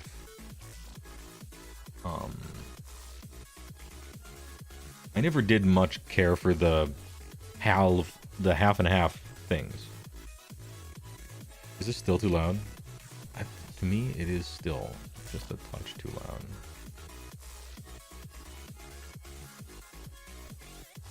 Here, we're switching music. Anyway. Yeah, the bark parts are a little strange. I don't like how I can see through them. Beard parts are neat, weapons are neat and stuff. It's okay. I guess, I mean, that's what they look like normally.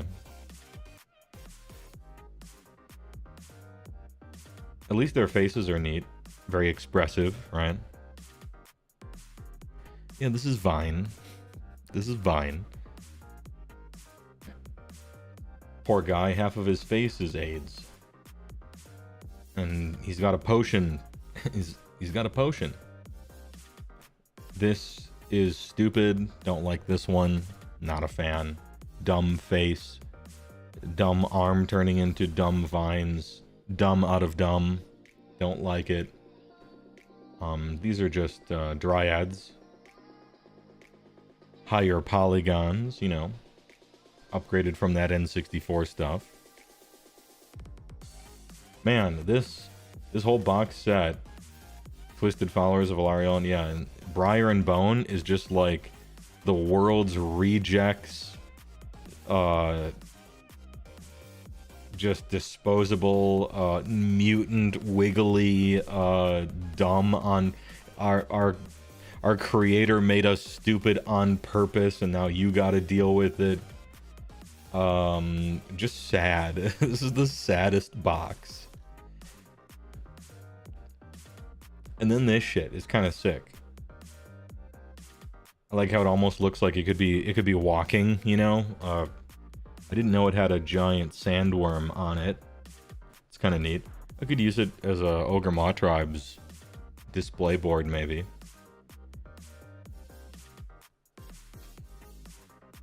Dune popcorn bucket looking ass. But it's very interesting terrain. This is the star of the show. This is the best thing in the box.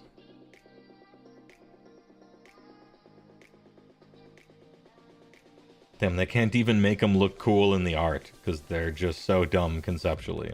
They tried. Once you chewed that over, you can fucking spit it out because it ain't good.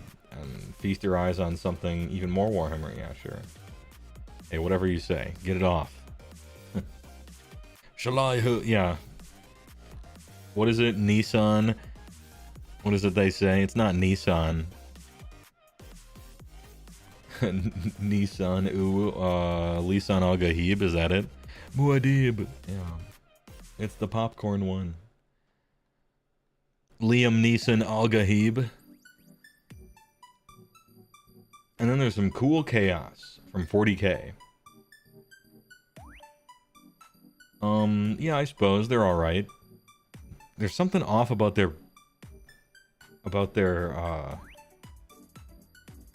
proportions. Don't you think? They got a little bit of a chibi look to them. Maybe that's not correct. But I mean, it's okay. It's okay. I don't particularly like it.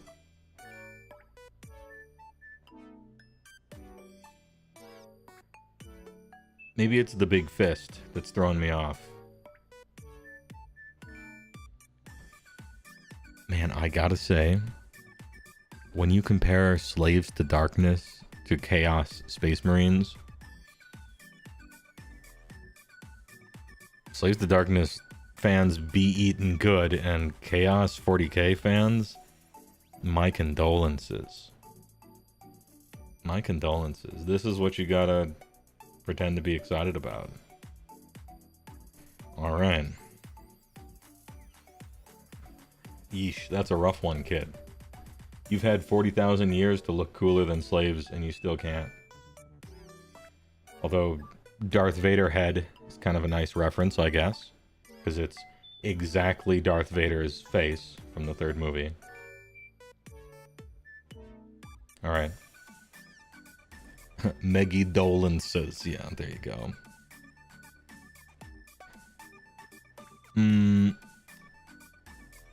Alright. That's all the Adepticon reveals, but there's so much more. There's a lot of like, dude, trust me, and articles, and oh, I heard this is gonna be a rule change, I heard that's gonna be a rule change, and pictures of 1,000,000 armies and Adepticon stories. HeyWoah storytime. Also the Golden Demon stuff, yeah. Where's the rules peak video? Peak rules.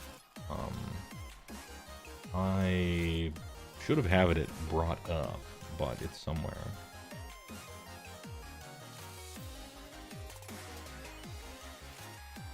More Realms Reforged. Here's what's changing in the new edition. Could this be it? Where they talk about like rules and stuff.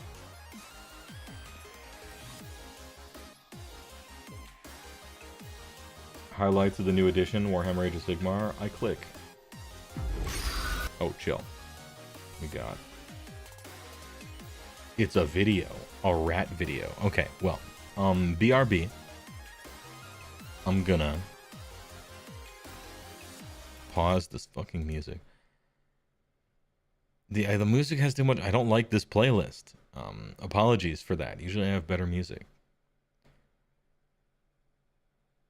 Yeah, the music was trying. It was trying to bring up the. Anyway, I'm gonna cut the commercial.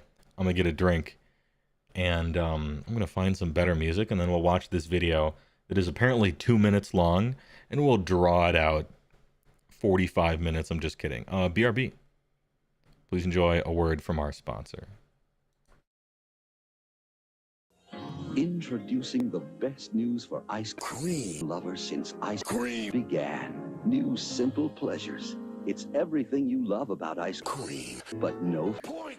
New simple pleasures is unbelievably rich, incredibly creamy, and absolutely top. Oh yeah. Because new simple pleasures is made with all natural pure athlete, yeah. Instead of point. New delicious all natural simple pleasures. There's never been an ice cream like it. Hello there. I'm Mr. Cream. AC Penny. When it fits, you feel it. Once you pop, the cream don't stop. If it doesn't get all over the place, it doesn't belong in your face. Deliciously hot, dangerously creamy. The juice is loose. She wanted to remember the love they shared for Cream. Sometimes you feel like a nut. Stuffed 5 ways. So my family's looking for beef. Now that's what I call Cream, yeah. Because I'm good enough, I'm smart enough, And I am the cream. Then why do we call it big? Because big things go into it. at the Men's Warehouse. You're gonna cream. I guarantee it. I guarantee it. All right, main screen turn on. Let's get the volume all set. This is probably all right. It's on computer too. Way too loud, pardon me. Sorry about that. How's that? I'm Lewis, and here is everything you need to know about the incredible Lewis. It's Lewis. Let's go. new edition of Warhammer Age of Sigmar. So this is everything we need to know. I'm ready. I'm ready. And I got some music queued up. That's less annoying. Apologies. The story The action so has far. now moved to the Great Parch in the Realm of Fire, where the Skaven have launched their Realm of Fire, by the way. Actually, it's actually. plan to conquer the mortal realms. Action will never be the same again. Spearhead. Engaging in intense tabletop battles in the mortal realms are easier than ever. The old Vanguard box sets have been replaced with Spearhead boxes, each representing a complete and balanced army with its own rules that are available to download for free.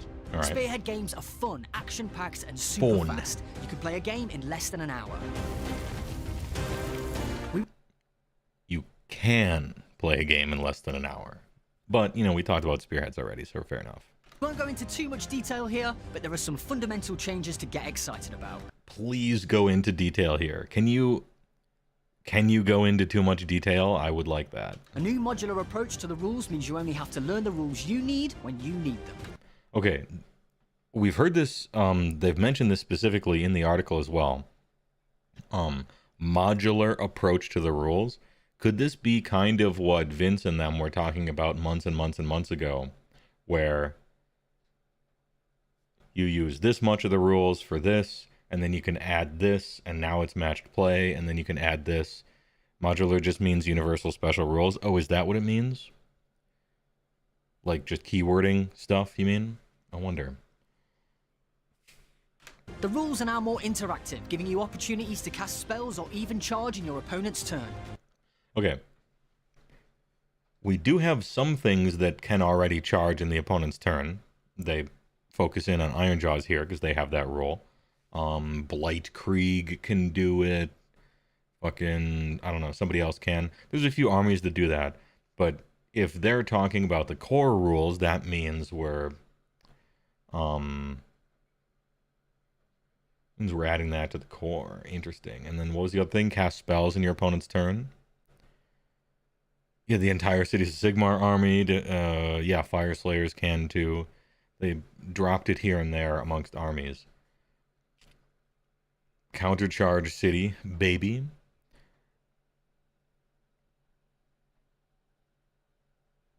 If only they used the tech they've laid down for battle packs that could have modular game rules and make literally everyone happy, but nah, they're going to trash that. Imagine a Stone Horde counter-charging, then overwhelming charging. Ooh. Ugh. Ugh. Ooh. Getting some home improvement. Imagine a Stonehorn counter-charging. I wasn't thinking about the application to my own rules. We're sitting up in our chair for this one. Also, casting spells in the opponent's turn, kind of interesting. Now you get choices between unbinding and casting, I suppose. Here's a thought. If you can cast spells in your opponent's turn, do spells wear off after only one turn instead of... You know how most spells are until your next hero phase? Are we doing away with that now? Is that an implication, maybe? That a spell lasts for one turn, your turn, and that's it, right? Or whatever turn it is, instead of both turns in a... Well, not necessarily both turns sometimes, but until your next hero. If they do that, maybe. So we're adding more, like, risk-reward, adding more... You could do this or you could do that. Just adding more choices, I guess. That's fine. Spells in phases, probably. Oh, you mean like we cast a spell in the charge phase? We cast a spell in the combat phase? Because I know they got rid of the casting spells in the hero phase equivalent in 40k. And then people were like, what if they did that for Age of Sigmar? And I said that wouldn't make sense. It makes sense maybe for 40k, since everybody isn't psychic. They can have their custom rules for the psychic people, but in Age of Sigmar is a lot more fantasy, kind of everyone has wizards. I would think that they would keep it. Maybe they didn't. Maybe it's a spell is essentially just an ability. Where like you just use it in the phase that it matters and then it goes away. That would be a little sad, I think. To me, that would be a little sad if they did that. Having spells be essentially abilities with another name, you know?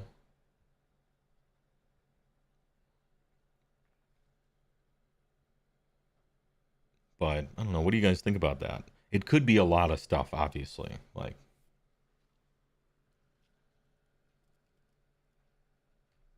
that feels likely, but you don't hate it. That's how TOW does it. Could make the hero phase kind of like the combat phase is with alternating casts. You don't think they're going to do the 40k thing. You hate casting rolls, but they would need to stay if they wanted it to remain magic. Yeah, well, conceivably, the difference is you have... I mean, spells are an ability, kinda, right? They're just game design-wise. Except they're unreliable. You got to cast them. You got to succeed at a roll. And your opponent can try to stop you. So what spells are essentially is you have to jump through a few hoops to get an effect. And then there's other abilities that just work. This thing has an ability, it just does that. And so spells are at an inherent huge disadvantage from abilities that simply work. And the difference, at least on paper, would be, well, if it's harder to do, and it's more unreliable, and your opponent can fuck with you to stop it, then the payoff would have to be higher. They'd have to be more powerful, you know? That's the, I guess, risk-reward you give yourself. MTG priority now in the OS Magic phase. You cast a spell in response? Yeah. Magic phase means planning your turn ahead based on what goes off or not. Yeah, I agree, only great games. Sometimes you have a spell you're trying... Okay, I'm Slaves to Darkness. I cast the spell that gives my cavalry 3d6 charge. If that fails, like they auto-unbind it or something, I'm just not going to do what I was going to do because it couldn't work, right? But if that spell's a spell you cast in the charge phase now, how does your turn proceed? Well, all right, hero phase, do stuff, movement, get them into position, and then fail the spell, and now my guys are in the middle of an open field, their pants fall down, they're just screwed. I guess it makes planning harder in a way, but also more just three sheets to the wind. Here we go. I hope that works. I don't know how they're going to implement it. There could be a bunch of different ways they implement it, but it's interesting. So what you do is you forfeit and ask another player to a game. Turning it into abilities reduces interactivity, which could be counter to what they've been saying they want. I don't think it's... So when I say an ability with another name, I don't mean turning it into an ability. I mean, philosophically speaking, you have magic, and you try to cast it. Magic is special, because it's a fantasy game, and so magic is special. And so you have abilities people can do, and that ability could have been a spell mechanically, and a spell could be an ability mechanically, but the closer you get magic to working like command abilities or just normal War Scroll abilities, I think the less special they become. And that's what I mean when I say an ability with by any other name, I guess. Yeah, you need that ability milk from the milk store, from the DLC store for your game. You've run out of ability milk. You cannot activate that unit unless you wait another 2 hours or go onto the store shop. Buy some ability milk to juice them up in your phone game. It may be another way of separating old hammer magic system from modern design, maybe.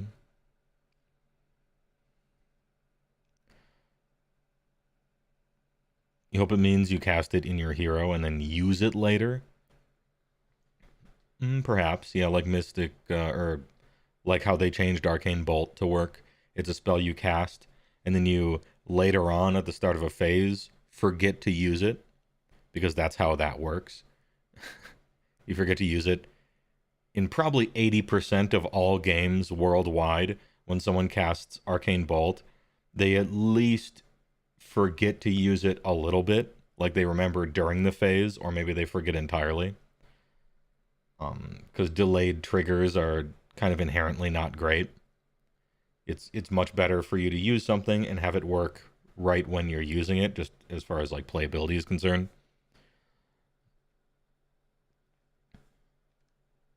Anyway, let's listen. Meanwhile, changes to priority mean you'll pay a heavy cost if you want to take that tempting double turn. Plus, there's more impactful battlefield terrain. What's the heavy cost if you want to take that double turn? Currently, the cost you pay for taking a double turn is that your opponent can double you back next. In general, that's the cost you pay for it, right? Is your opponent can double you back for it. And most of the cost you pay for double turns happens in list building. You take extra chaff, stuff like that. No battle tactic according to spoilers. Yeah, I heard that too.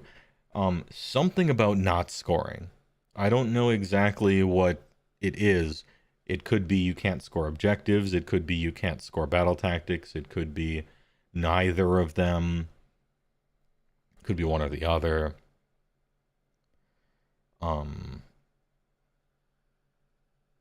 That was confirmed. Is it just battle tactics though? You can't score a battle tactic. All right. Now, a lot else could be changing. A lot else could be changing, you know? But if taking a double meant you couldn't score battle tactics, and they just drop shipped that from China into current rule system, that would be so toxic that it would kind of rend the game apart in tournaments anyway, right? Because think about this. All right, the average Age of Sigmar tournament, unfortunately, uses battle tactics as a tiebreaker, which is stupid, but they do it. It's like the way it's always been, kind of. And that's problematic for a whole bunch of reasons, but imagine you win priority, you can give your opponent a double, and they lose the tournament. Like, they might still win the game, but you can sabotage their entire tournament. You give them a double. They can't score a battle tactic. So now they scored 4 out of 5 battle tactics, and they lose the tiebreaker for whatever place they were going to get. Oh, you can no longer get first place because your round 2 opponent gave you the double turn. Get fucking owned, right? So now they could write it in some way where only if you win and take it to get around that, maybe. They could make it so that battle tactics are not a tiebreaker, which would be ideal because it would just be a much better game if that weren't the case, right? There's all sorts of other things they could change. I'm just thinking about it, right? Kind of weird. Surely it will be only if you choose to take the double, not applying if you're a given. Yeah, I mean, you never know. You just have to think about, oh, what if, and then what if the implications, right? Reminds me of how you intentionally play behind in some battle plans so you tank your opponent's score by nuking their objectives. Yeah, because if you give players control over tiebreakers, they are incentivized to exploit them. Which is why you don't want players in control of their tiebreakers as far as what happens during the game. Which is why that's a bad idea. One of the many. Because it promotes you playing in a certain way that's usually negative, or at least exploitative in a sense. Anyway, just thinking out loud. I heard another rumor though that we'll get to later. Terrain, streamlined army list building, a more reactive command system, and a new underdog mechanic to ensure nail-biting finishes to your games. A new underdog mechanic, huh? So ostensibly, the double turn is an underdog mechanic. It's it's the comeback mechanic of this game. It doesn't always act like that. Sometimes it's the nail in a coffin when you're like super winning and then you just shut them out, right? But in general, the point of priority is to have it be a comeback mechanic. It can be. It's a comeback mechanic that can backfire or be used by anybody, which is the weird part. But I wonder what their underdog mechanic is. I think the game needs something like that.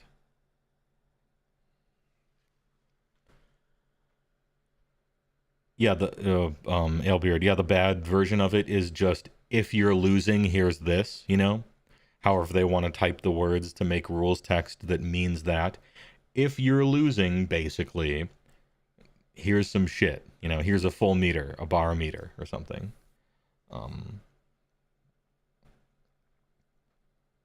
Who knows what they'll do with it, but in general, comeback mechanics are probably good.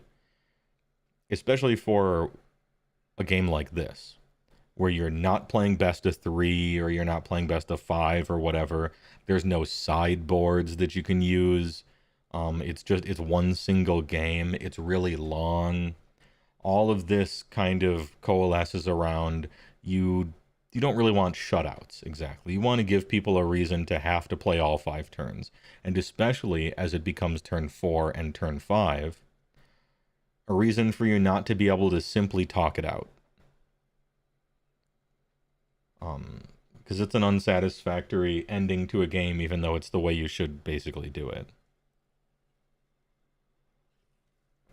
What about triumphs?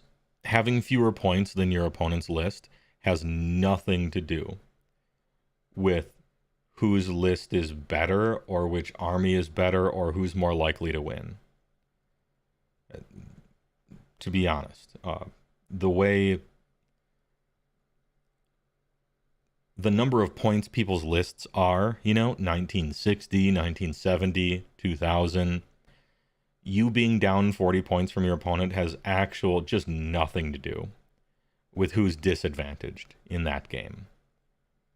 Just nothing, right? Which is why triumphs are pretty minor. And why triumphs probably wouldn't be the underdog. Because I don't think you're an underdog if you're playing with fewer points than your opponent. If they're reasonably close, if they're within 100 or 80 or 60, that's just which army's points are more efficient at that point, they would have to correctly pinpoint the reason someone is losing and whether or not they really are losing or not. It's two things. So I wonder what that could be.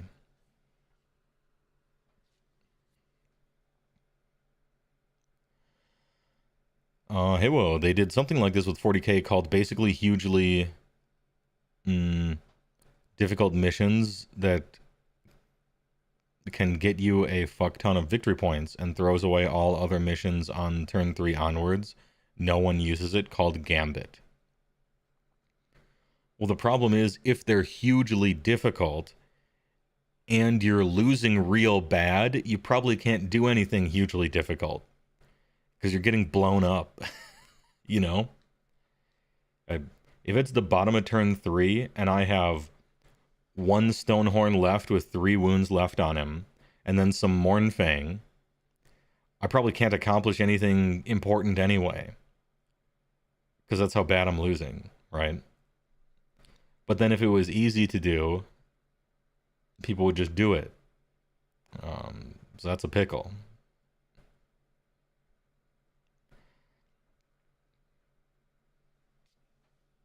That sentence was ass.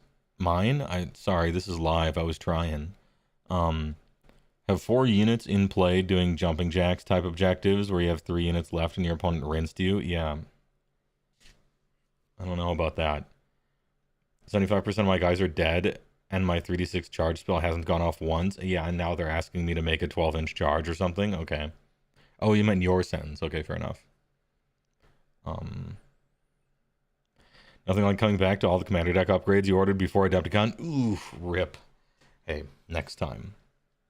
Next time, all the commanders. All the commander stuff. With such a sweeping change to the rules for this new edition, battle tomes for the current edition of the game will cease to be valid. But don't worry. Every faction in the game will have a faction pack, which you can download for free on launch day. These contain everything you need to play, including Flesh Eater Court's players who just got familiar with their new rules. Look at the screen for a moment. Bottom left. Alright, there you go. Rules gone. New index. Is this where I talk about indexes? I've already talked about indexes a lot, I guess, on other shows, but for the sake of SJ Arcade, putting up the VODs, indexes are a good idea. That's great. Having to slowly drip feed out battle tomes over the course of 3 entire years is a shit system that sucks for players. It sucks for the people who get their battle tome early, and then later on they just decide to invent a whole bunch of new mechanics and rules and start adding them to stuff, and your shit sucks. It sucks for the players who get them late and play with their brand new rules for all of 3 months before the new edition renders them obsolete. It sucks to play with the last edition's rules for 2.5 years waiting for your book. That sucks. So the idea of indexes are great. It's online. They can update it as they want. The edition comes out. Look at that. You should have new rules when a new edition comes out for everyone available right away. You should have that. Yes. Great work. It's a good idea. The potential problem, though, is threefold. 1, we have been complaining for 8 years that the battle tomes, anthropomorphizing Games Workshop, the company, a little bit here, have been criticized as lazy in the past. A lot of copy and pasting, a lot of stuff that feels like a slam dunk could have fixed it. Nah, don't bother. A lot of bizarre choices. A lot of stuff like you're kind of scratching your head. Who would ever choose this? You wrote all these artifacts. No human would ever choose to play with them. You wasted your own time rotting them and my time reading them. What are you doing? This unit has no job. Why? this battle trait that's central to the army doesn't really jive with how the army is seemingly supposed to play, on and on and on, right? We've had complaints. And every edition, you know, we're like, all right, this next battle tome, I hope it's a lot better than the old one, because it had some big problems, you know. Had access to 18 artifacts, and now you have access to 6, or you used to have access to 6, and now you have 3, and all this other stuff, right? And they only give you 3, and they still can't make 3 good choices. What's happening here? Like, why? And in our when we're anthropomorphizing a company, we call it lazy, but actually, for sure, they just aren't given enough time or something. That's my excuse. I'm holding a cross to a vampire. I'm trying to grab onto something. They're obviously just not given enough time to work on this. And whoever the boss is that looks at it and says, yes, this is what I wanted, correct, I agree, pass it forward, their idea of what's okay is just different than ours, right? I guess. And so now you get indexes. Is the index going to be better than the last battle tome was? Because if it's not, that sucks. Because if it's just as good as the last battle tome was, that's still not okay, because it was subpar work. It was a bad job for a lot of them. And even the good battle tomes are half just like, what are you doing? What is that? What are you doing? You know? So my concern with indexes are they're going to be a lot of copy pasting, a lot of just deleting stuff. You know, circle the wagons around whatever thing your army is known for in general, and oh, this cool thing that needed a little bit of iteration, just delete it, fuck it, you know, make everything kind of the same. I don't know. So the concern is that the indexes are rushed, say, simplified in the bad way, a lot of copy pasting, a lot of just whatever. When we always kind of wanted the rules to get better each time, you know, not necessarily more powerful, just more complete, more like, here's a unit that sucked for 7 years, right? And then a new book comes out and it sucks. Like, what are you doing, right? Anyway, so the concern I think people have with indexes are they're just going to phone it in, which is a valid concern. But I think the idea of indexes is a great idea. Good. Yes, agree, yeah. What is a battle tome going to be then? That's my next question. Because if a battle tome is going to be just the lore and art and painting guides, a large percentage of the players have no reason to buy it. Because who's going to spend $50 on lore you can look up on Wikipedia, some painting guides, when you could just go to Warhammer Vince Venturella's channel and learn how to paint, and some pictures of stuff, right? So I have an index. Later on, my battle tome comes out. Probably the battle tome is going to have an expanded rule set. And so we kind of do get all the way back to the same problem that we used to have, right? Now, instead of people complaining about playing with last edition's rules, they complain about playing with the shitty phoned-in index rules for 2 years, right?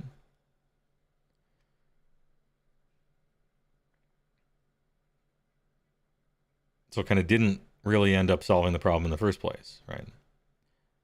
Or the new battle tome comes out and the rules are just better, which kind of implies that the indexes aren't going to... So who knows? I wonder about that. Battle tome should just be art books and lore, then no one buys it. It's useless. By no one, I don't mean literally no one, but if you put rules in there, there's a reason for everyone to get it that plays the game. And if you don't, it's basically a collector's item, which is what people flippantly say they are already because of Wahapedia and other things. Right. Maybe that's fine. It's better for the players if that's the case. If your battle tome is just a collector's item, it's like, I want a cool thing on my shelf. It's got cool front cover art. It's filled with a million things. It's a collector piece. I buy this because I want a special edition of something, you know? And the rules are identical to the index, say. Maybe that's fine. I wonder if that works for a business model for them or not. But I'm not a businessman. I don't know. I think they have a factory that makes books, so they're pretty tied to the book thing. Haven't people been asking for free rerolls online? Yeah. I mean, sure. People are asking for free rolls online. That would be great. I want free models online too. Can you do that? You think the factory for books is in China? I could have sworn they had their own book factory very recently. But I guess I don't know the location of their own book factory. So who knows? Maybe it's like the Battletome comes out and then they update the index with the new Battletome rules. I don't know. One of the complaints about Battletomes people have is, why would I buy this? It's $50. I can get the rules elsewhere. And after the first FAQ, some of the rules are different anyway, right? Which isn't the most illegitimate complaint either.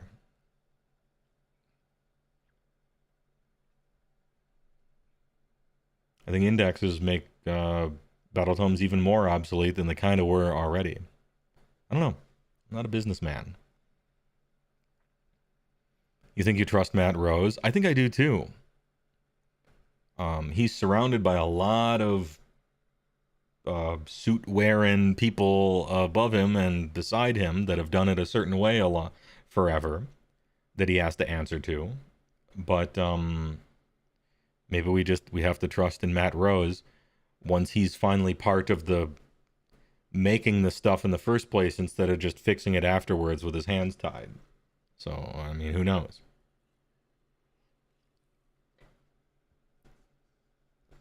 One of the comments from You Think Matt Rose in the reveal video was that they wanted the War Scrolls to reflect how the unit should actually play. Yeah. That sounds very that's one of those like out of context really obvious things, but sure. Who's Matt Rose? The lead game designer, I think, is his title for Age of Sigmar. Very recently. He was hired after 3rd edition and after almost all the Battletomes were done, I think. And so he was in charge of balancing the game. American dude? No, Canadian. And so he was in charge of kind of balancing the game and the seasons. And what were the seasons? They were obviously beta tests to see what people liked and didn't like for 4th edition, right? And I believe he finally had a hand in the 4th edition rules and Battletomes, but I can't speak personally to that.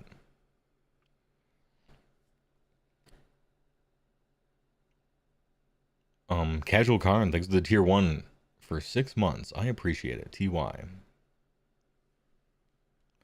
Indexes would be so good if they just didn't resume the book cycle. Yeah, if they simply did indexes and that's how the rules for the whole game just worked, to me that would be the best outcome.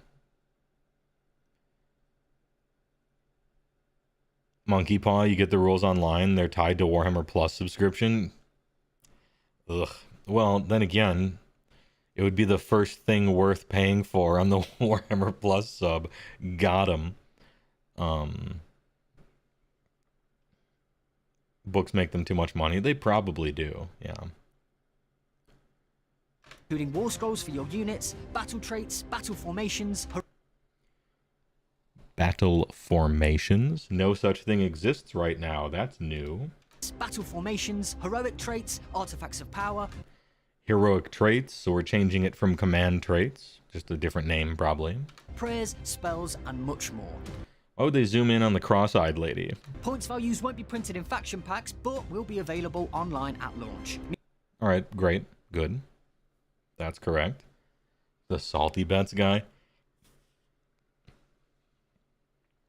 You'd still buy battle tomes if they just had lore, because you're part of the people who buy battle tomes for that. Yeah, there is a demographic of people who buy battle tomes mostly for the lore. I think that's probably small, but it does exist. It's good. When's launch, Lois? Hey, well, sorry if I missed it. Thoughts on Thunderstrike armoring the Fatcast OGs? What do you mean by this? Do you mean like, doing a refresh of Stormcast? No. Your old stuff looks bad, in my opinion, and would deserve a refresh, maybe, if it weren't for almost every other army in the game being more in need of that for longer. Stormcast is overserved. Chill with the stuff you have for the next 10 years and then call me. Is my opinion on it. That's not the case. They'll be getting new stuff forever, but that's my opinion. 10 years? Yes. Roughly half the time everybody else has been waiting. And they've gotten quadruple the model range in the last 10 years as everyone else. So really, it would still even out to be them a little ahead. You know what? If it takes less than 10 years to give everybody else how much Stormcast has gotten, then we can start early, no big deal.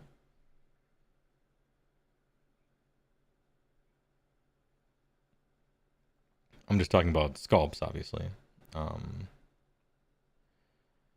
You loved the thick cast Eternals? Almost, okay, that is a very unpopular opinion. However, I will reach across the aisle and shake your hand for Retributors. Like the original Paladins with that curved shoulder plate. Those guys looked cool, I think. So that's where I'll agree with you on that one. The Retributors looked awesome. And the Relictor looked awesome. Castellan looked awesome in a overdone, too humongous kind of way. Everybody else trash in my opinion, but there you go. You wonder how much Stormcast must sell to justify constant Stormcast releases? Just a little more than everyone else, or a lot more than everyone else, you know. It's probably a lot. S. Crick, thanks for the follow. I appreciate it. Maybe it's just a matter of SCE being treated correctly and everyone else just not. Yeah, but they're probably operating under limited resources, right? I'm looking for the percentages to get evened out a little more, but, you know.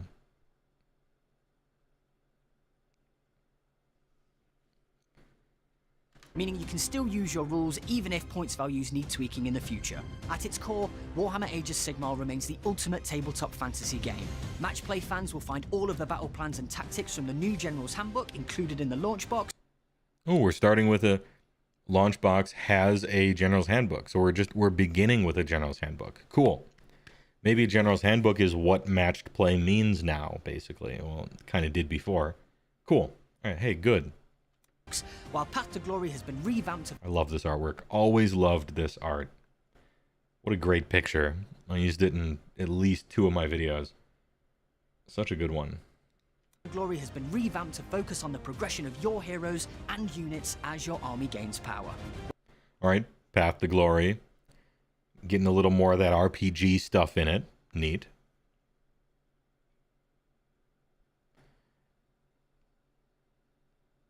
You're still salty, Beastclaw. I haven't gotten an Underworld's Warband since Hrothgorn, some guy man-trapper. I kind of am and I kind of am not, I guess. The whole point of Beastclaw is that everything is huge and mounted. And when it comes to a warband, it would have to be like one Mournfang. Like one Mournfang and a dog, right? And maybe even that would be too much. So, yeah, I don't know.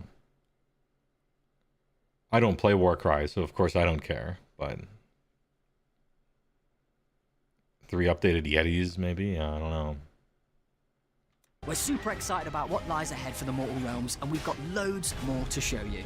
Make sure to keep your eyes on the Warhammer community website. Thanks a lot. Thanks, Lewis. One Mournfang pulling a sled full of Noblars. Noblars are not part of Beastclaw. Get them out of here. That's Gutbuster shit. Get them out of here. You know, juvenile stone, like a Stonehorn pup. It's like 6 feet tall, but it's like all chibified with big old eyes and stuff and little tiny horns. It has like 40 wounds or something in Warcry. That'd be kind of silly. You play Gutbusters and have 40 painted Noblars, please remove them entirely. They're really good mechanically. Damn. To be honest, one of the biggest strengths of Gutbusters as an army is 2 units of 20 Noblars. However sad that is up to personal preference, but that's good. That's strong. The fact that Beastclaw can't use something like that properly is one of the reasons why it's a little worse than Gutbusters. A baby Stonehorn on top. Yeah, and a little baby Thundertusk. Swaggy Shadow. What's up, HeyWoah? Nice to meet you at Adepticon. Oh, cool. Yeah. I'm bad with names, so I don't know who you are, but I appreciate...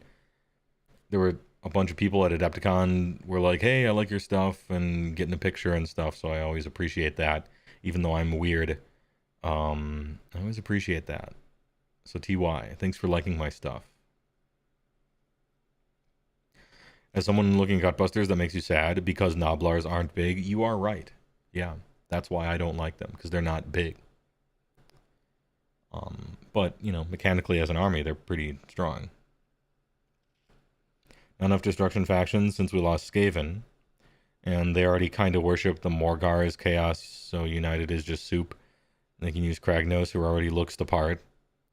And it's too late for any of that, but Beast of Chaos worship chaos. That's why they're in chaos. I hate to be so repetitive, but that's just how, you know, it makes sense. So they shouldn't be in destruction, because they worship chaos. And who you worship is just, that's what Grand Alliance you're in. It's same with Skaven. The Great Horned Rat's a chaos god. They worship a chaos god. They're in chaos. Now they're chaotic and they're crazy and they like to destroy stuff, but you're not in a Grand Alliance because of your philosophies and your post hoc rationalization. You're in a Grand Alliance because of the god you worship, nothing else, right? So probably mean just change the stuff, just have the Great Horned Rat not be a chaos god, and then now they're in destruction, but then they'd have to worship Gorkamorka. That'd be weird. If Noblars could be eaten by heroes to heal a tyrant's wounds or something, you might care. I'm surprised they don't have that mechanic already since 1st edition, right?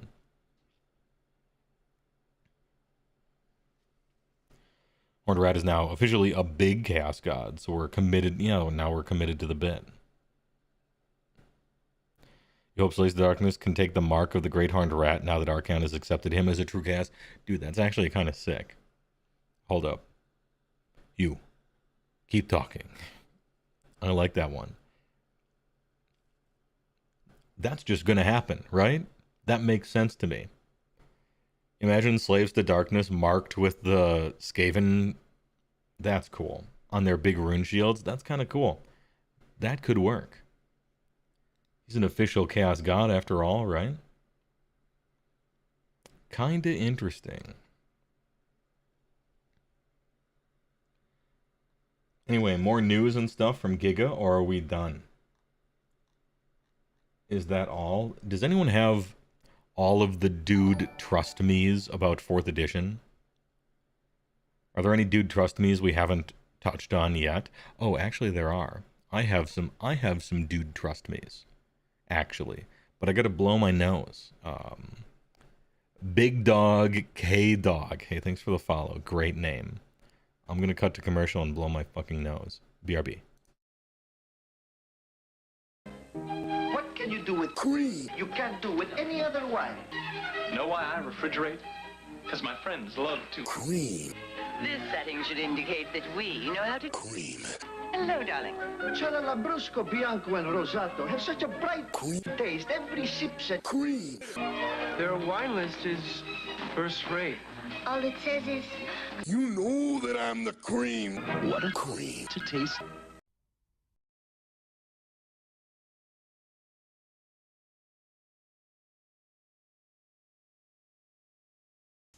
With Klondike ice cream bars, you get big servings, big taste, big cream. imagine. 5 big, moist, delicious ounces of big, hot ice cream. And a coating made with beautiful Milk. chocolate so you can Pour. big cream. Like I've never had it.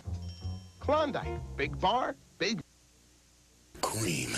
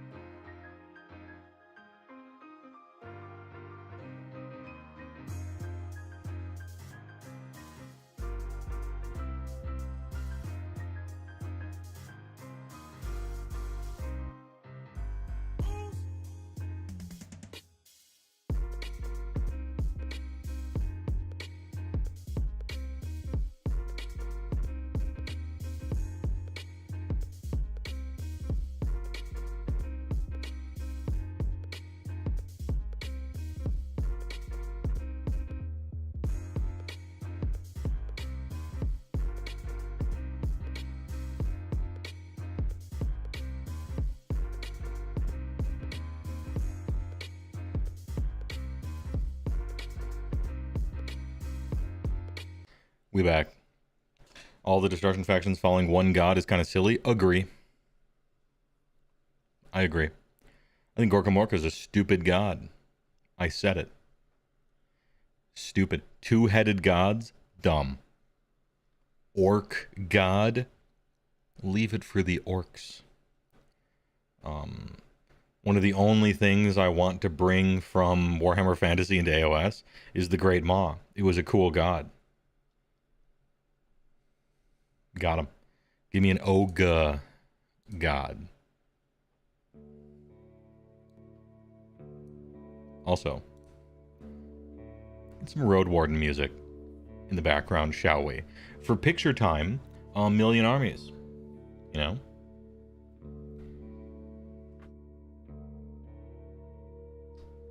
Ahem.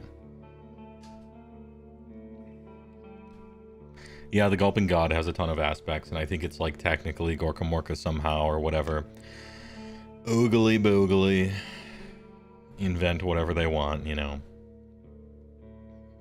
Right outside, Adepticon, and their weird rusty sculpture. Nice, classic Midwest.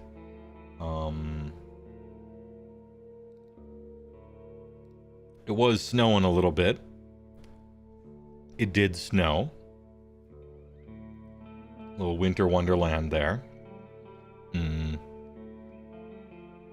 Let me go through all the different armies and stuff. Oh, by the way, as always on Discord, I have an event meetup channel for whenever there's a tournament or an event or anything like that on my Discord. There's a place for people to type stuff, and they're like, you know, to meet up, play some Commander, ooh, let's go out to eat or something like that, and Adepticon was no exception. Thanks, backside of the TV. I wonder if that's a Persona reference. Thanks for the follow. And we went to, which has become somewhat of a tradition on Saturday of every Adepticon, the Ramen Annex. Alright? You must use garlic and onikasu. How to make the Jiro style. Fresh garlic, onikasu.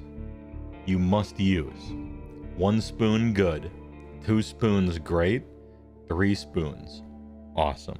This is the super spicy stuff they had to add to your ramen.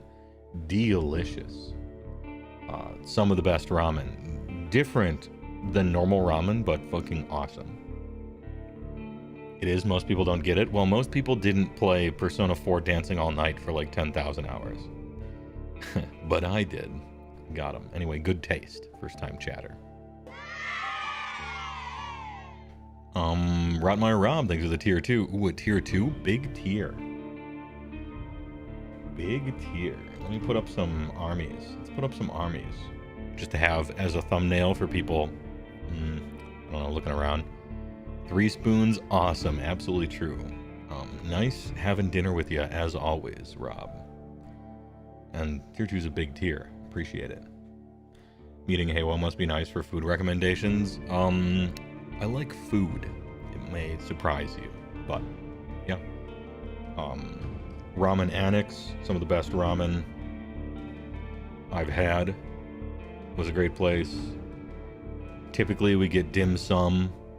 Dim sum's delicious. Didn't go there this time. Went to a Korean fried chicken place. Delicious. Kuma's is kind of a staple. The death metal goth dressed up waiters and waitresses and music. Burga place. Yeah, going all over. I love any food, even if it's not spicy. Light Rob eats at the ramen shop and not the Starfield cigar shop. Yeah, true.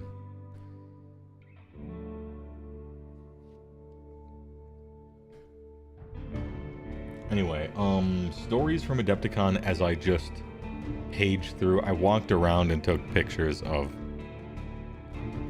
just every army I could, for the most part, from the 2K thing. I got the Road Warden soundtrack in the background, and it is bringing back great memories. What a good game that was.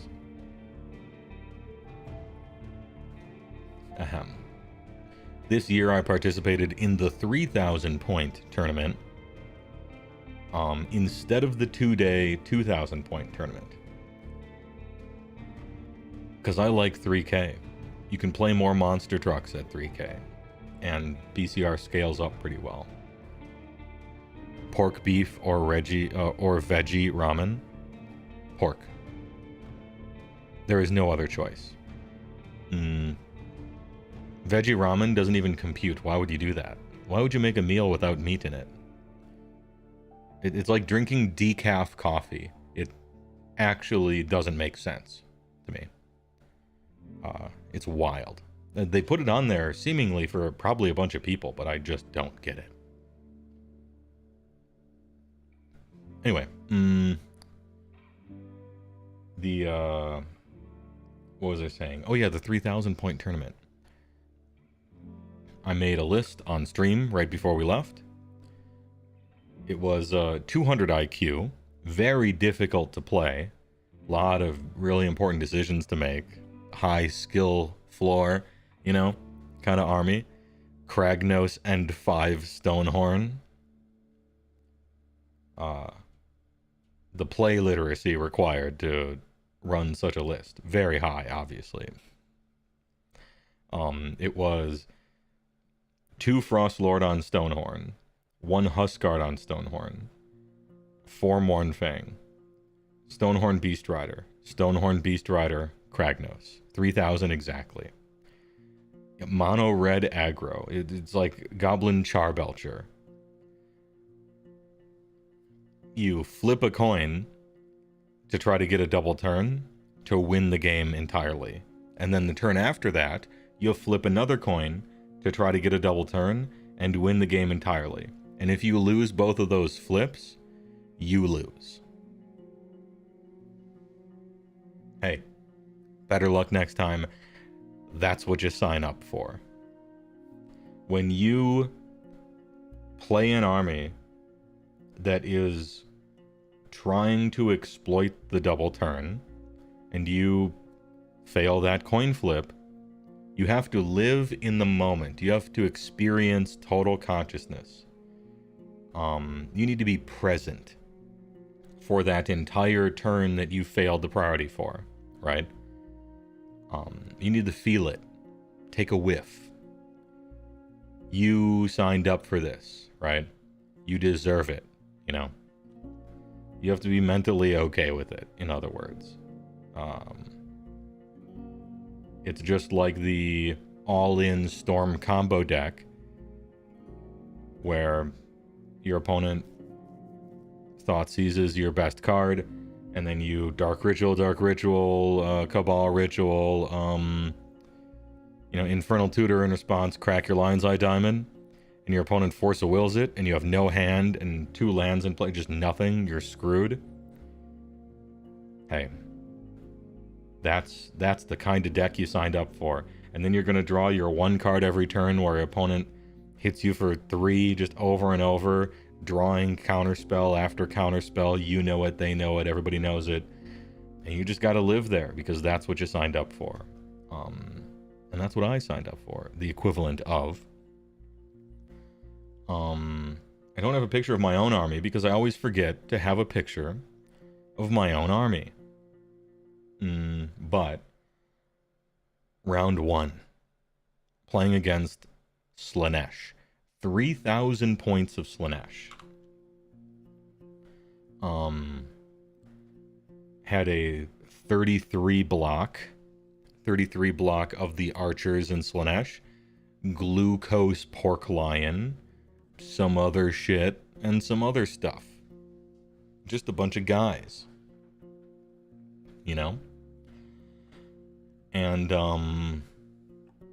that was a good game. It was a good and fun game against an opponent, who is playing well, good sportsmanship, talkative, doing back and forth stuff. It was just a entertaining ass game. Very early on, I managed to charge a Frost Lord out of Kragnos' thing to kill a little foot hero, exactly 6.5 or so inches away from all of the archers, to do the one clever move that we have, which is Overwhelming Charge, 3d6 as a monster action to fly and land somewhere. So I flew and landed somewhere right next to the archers, which is not a charge, so no Unleash Hell, and rolled hot and just killed all of them. So it was a good start. I'm like, damn, all right, good start. First of all, 30 archers dead, and they hadn't fired a shot the whole game. Got them, right? Immediately. Let's go. And then, going into priority. Fail priority. No big deal. It's you go, I go. Nothing could be more fair, right? You know? I was doing special things that you do as an ogre player against Slaanesh, such as, in ogres, there's one leader in the Mournfang units, and the guys sitting on top of the Stonehorn Beast Riders, they have one shot, like in the shooting phase, one shot 4 up to hit. Wounds on 3s and rend 1 damage d3. Against Slaanesh, I don't shoot with them. I don't take my one shot that misses half the time anyway. Because you don't have to shoot. You have to fight in melee, but you don't have to shoot, and it just gives them an opportunity to tempt you to do a D3 mortal wounds in your shooting phase. And so I just eschew rolling those shots to save myself D3 mortal wounds, essentially, on a hit that probably misses anyway. So, doing stuff like that, I managed to get my opponent to lose a battle tactic one of the turns. So every turn I'm getting 5 or 4, and every turn they're getting 5 or 4, except for one where they got 3 instead of 5. Or maybe they got 2 instead of 5, and then another one they got 5 and I got 4. Anyway, I was winning by 2 points because of that all the way to the end of the game. Unfortunately, glucose is huge, and I made a mistake. It was a mistake that probably cost me the game, but I'm not sure what else I would have done. It would have changed the whole thing. I'll tell you. So my plan was Kragnos is just gonna kill glucose. He's gonna charge him. Yeah, if I roll a 7, I'm screwed, but we'll see. He's gonna do a bunch of mortal wounds on the charge and then chop him up. Glucose is a wizard. My grand strat is to kill all wizards. And, you know, all my other units were doing stuff all over the place elsewhere. And it was my intention that Kragnos' job was to kill glucose. And so I charged glucose, and I'm reaching for 2d6. And my opponent is like, glucose is not a monster.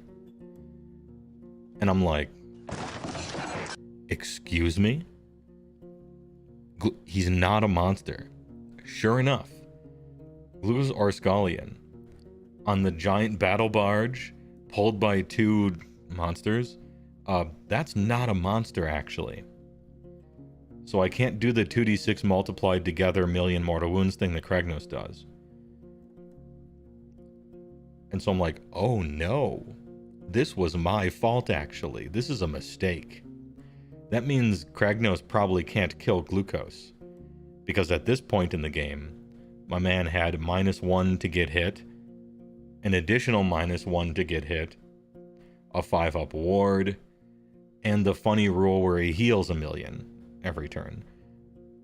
Oh, no, I don't think I'm going to be able to kill this guy. And then 2 turns later, at the end of the game, yeah, I wasn't able to kill that guy, so I failed my grand strat. And the Slaanesh grand strat, I can't remember what it is, but it was real easy, and so he just got it. Damn. Lost by 1. Drop to the grand strat, lose by 1. Really fun game, good game, and very enjoyable.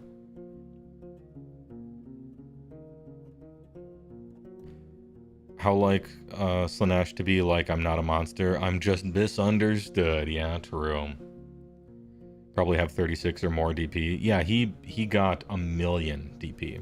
All of my little tiny clever, ooh, I'm not going to do this to do that and try to stop him from getting depravity. He had like 50 depravity. Just from dealing 1,000,000 damage to Stonehorn Beast Riders and stuff. He had so much depravity, he could summon stuff and still have a 5-up. And still have 6's proc mortals or whatever their thing was. So, you know, maybe it was fine, but regardless, it was sick. And he thought it was cool that my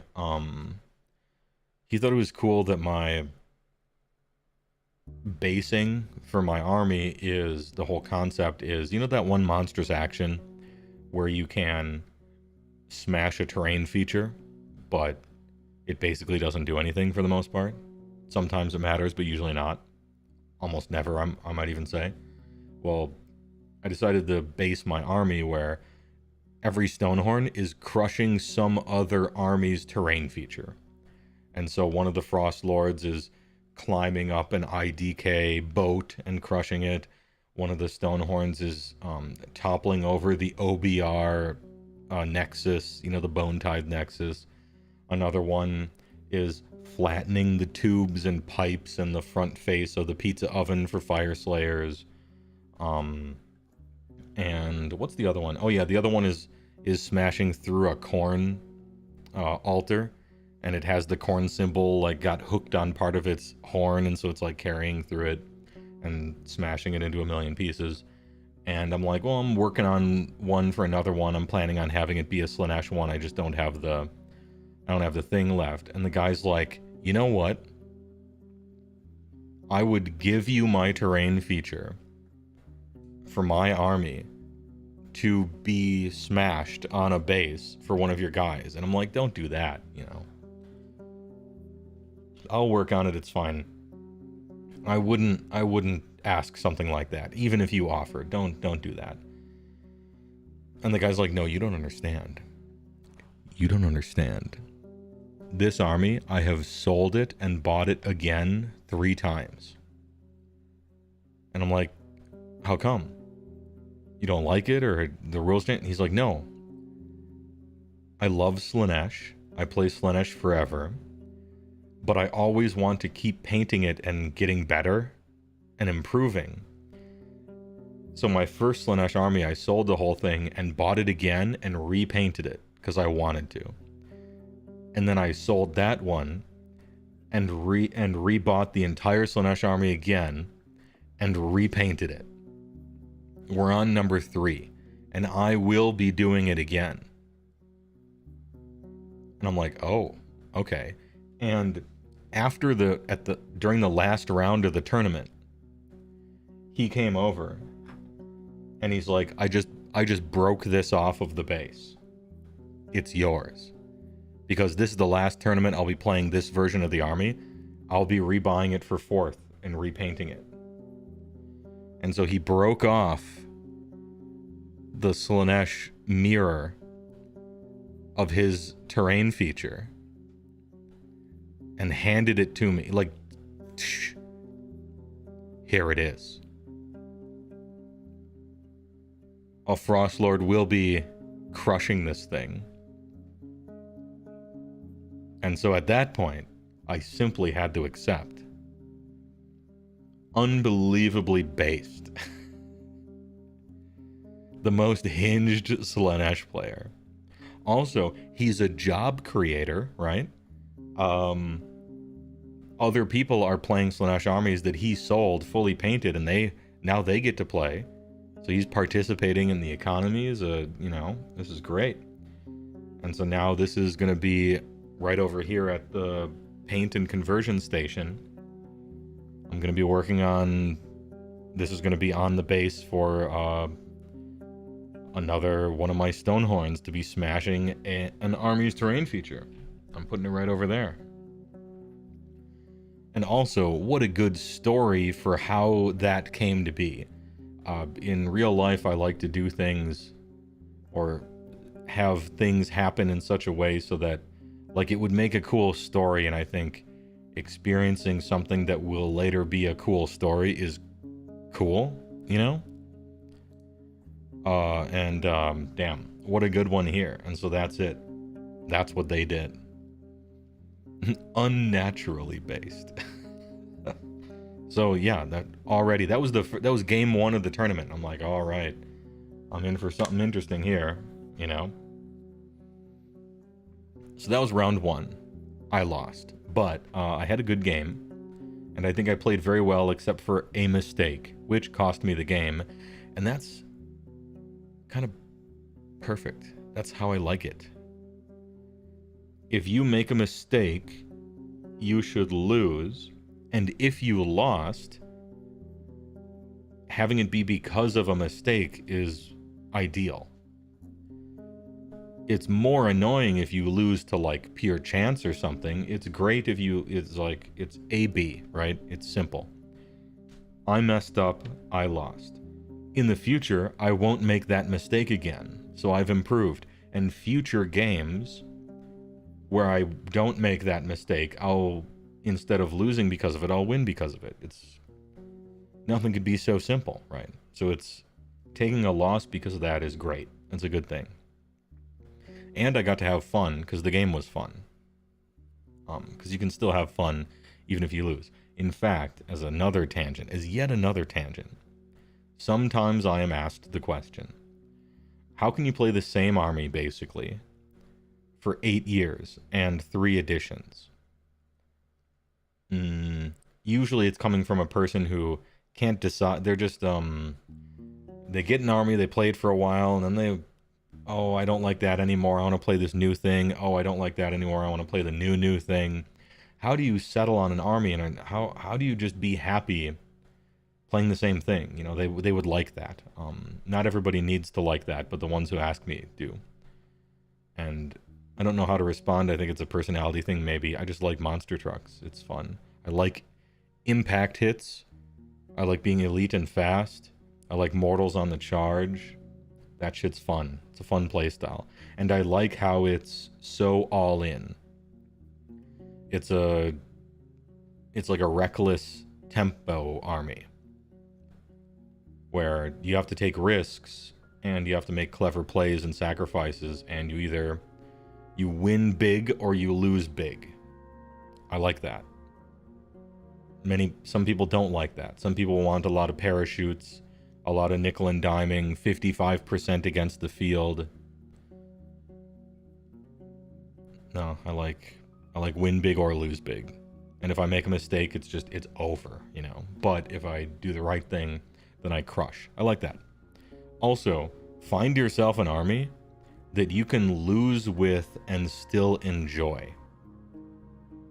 That's one of the big things to me, I think, is that. Find an army you can lose with while still enjoying yourself. And for me, that's Beastclaw. You'd rather lose 0-5 and have 5 great games than go 5-0 and uber smash the 5 games. I don't think there's a meaningful... I don't think those are the opposite of each other. You know? Giga smashing is fun. Dude, completely blasting someone is tons of fun. Taking 2 turns in a row and charging with 7 monsters is hella fun. You know? That's sweet. What's the problem? It's fun when I win, and it's fun when I lose usually, unless the person's a dick or something, but, you know. Are they the most win big army? No. The most win big armies in the game are every Alpha Strike army. Those are the most win big armies. The ones that are Alpha Strike. So like KO when it's good, Idnith Deepkin when it was good, Beasts of Chaos, you know. Any of those armies that deploy and then immediately can lift like 800 points of your stuff off the table, those are the most win big armies.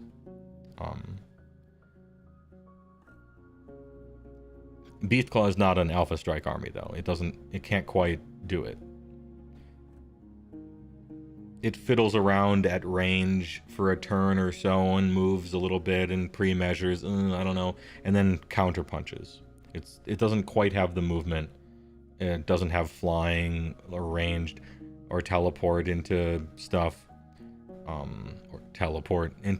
You know, it doesn't quite alpha. It can, but it's not particularly great at it. To me, you're a true Alpha Strike army if you get to ignore your opponent's attempts at stopping you. So flying and a million movement, fast but also great long range shooting, kind of redeploying or teleporting around or ambushing in from the board edge and shooting a million times, or making an easy charge and then doing a trillion mortal wounds, to, you know, stuff like that. Stormhorn can just like gallop across the table and maybe one of them gets to hit you first turn, maybe. But not quite enough movement, hampered a little too much by terrain, hampered a little too much by chaff. Kragnos is a little too slow, this and that. They're not quite an alpha army. Anyway, that's why you love Stormcast. It lets you be the commander. Sometimes you're outmatched and sometimes you win, but you feel like the commander. Okay.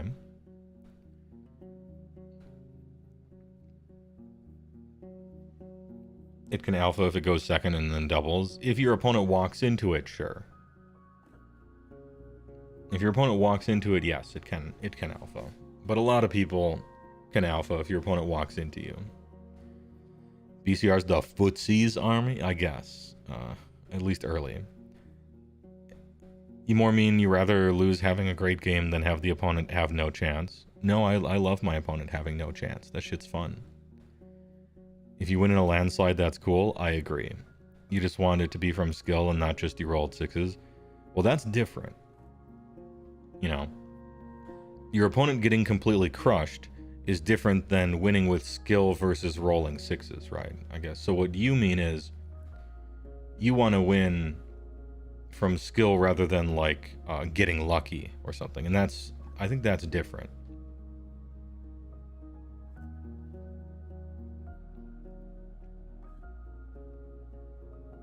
Imagine playing an army run by a horse fury. Yeah, it sucks, dude. Kragnos looks so dumb. Centaurs are stupid. He looks stupid.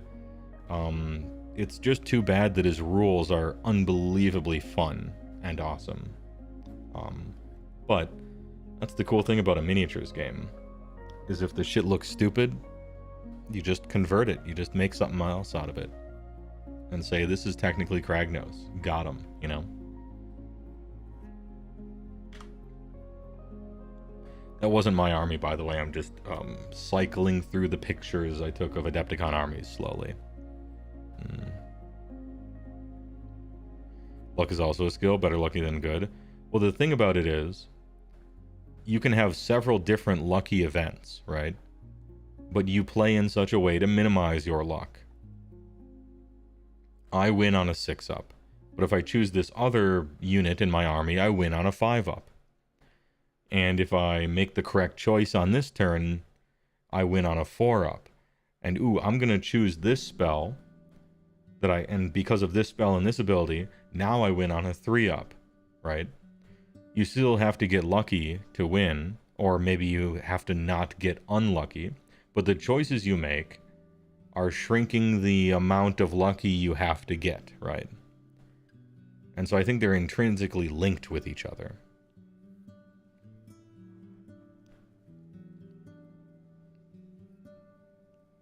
Anyway, that's how I look at it, I guess. I think the people that say, I don't want to win because I got lucky, I want to win because I played well, I don't want to win because my opponent made a mistake, I want to win because I outplayed them, you know, I've heard various versions of stuff like that. I think it's dumb. I think that's kind of silly. It's silly to say that. It's weird. It's trying to virtue signal some fairness sportsmanship thing, but I think it's failing too. If your opponent makes a mistake and you don't, that's like the definition of outplaying someone. Right? I don't know. That's strange. That's a strange way to think about it, I think. Or maybe I'm the weird one. I'm not sure.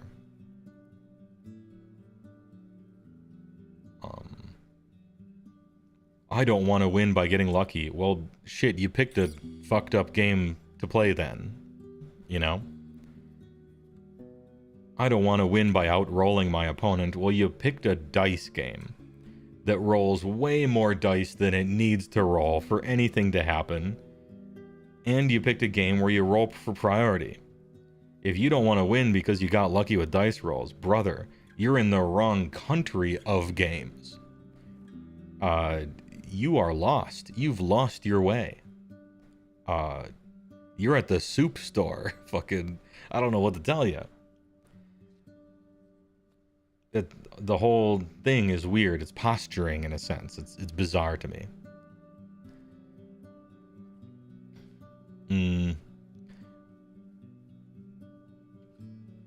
Also, you have a magic background, and yeah, I have a magic background. You have a chess background, so it's probably, maybe there's a difference there. Sometimes it's okay for the game to be unfair as long as both sides have an equal opportunity to mess up or get unlucky.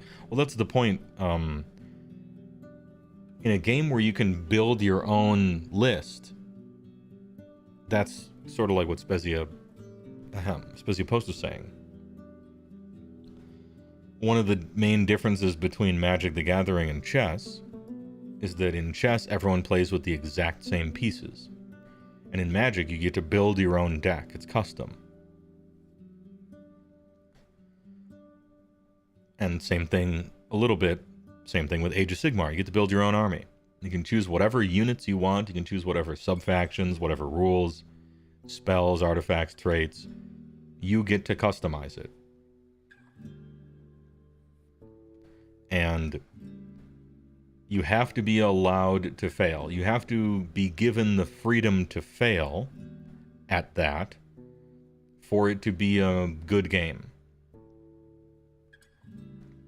So, for instance, if they made Age of Sigmar such that anyone had a chance against anyone, right? Basically 50-50, regardless of what units you choose, well then, your choices would be meaningless. Yeah, kinda, right? Like, if they make it so balanced that regardless of what units you choose and rules you use or anything like that, everybody's got like a 50-50 shot, it's sort of like it doesn't matter what your choices are then. If you want your choices to matter, which I think is good in a game where you're given choices, then necessarily you're going to have some that are worse than others. You're going to allow people to build the worst army you've ever seen that goes 0-15 in 3 different tournaments. You allow people to crash and burn that hard because it means the choices you make tangibly matter in a cool, fun way that you can really see represented by those choices. And so it's, you know, it's good and bad. You take the good with the bad.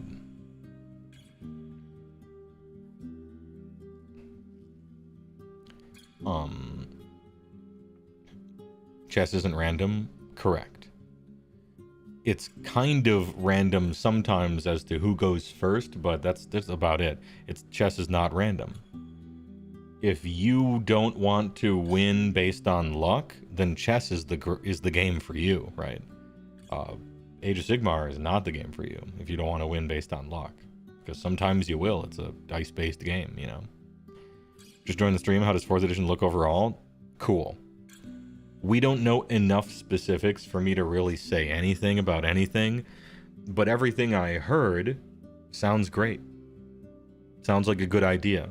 I don't know how it'll be implemented exactly, but I haven't heard something I didn't like, essentially. I'm hype about it.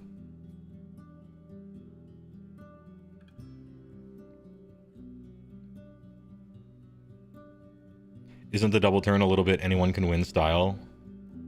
No. Okay.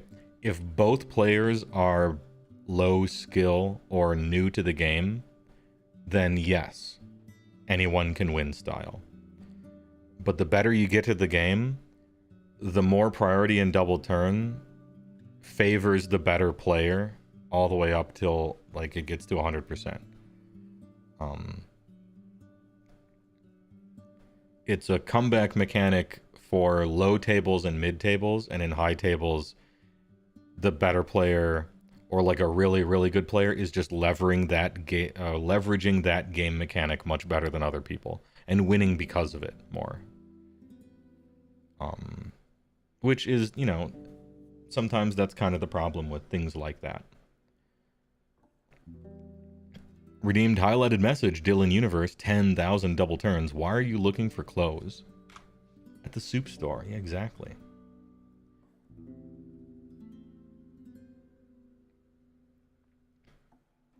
Having no element of luck also makes chess very boring and based entirely on pattern recognition.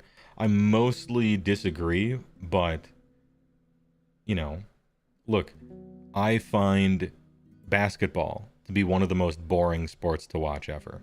In fact, I find most sports to be boring to watch. Football, basketball, golf, fucking tennis is, to me, as an old nerd, sports are boring to watch. I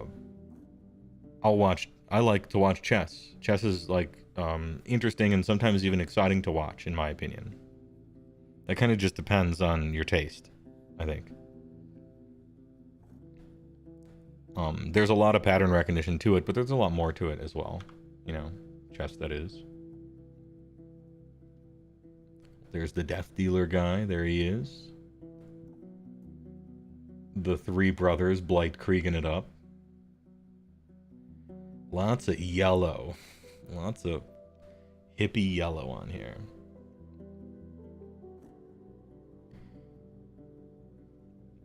Anyway, Trouble Vision, like, yeah, it just depends on the audience, right? Whether they think that's boring or not. I think games that are too random are also boring. Like, I don't want to watch somebody rock, paper, scissors or flip coins.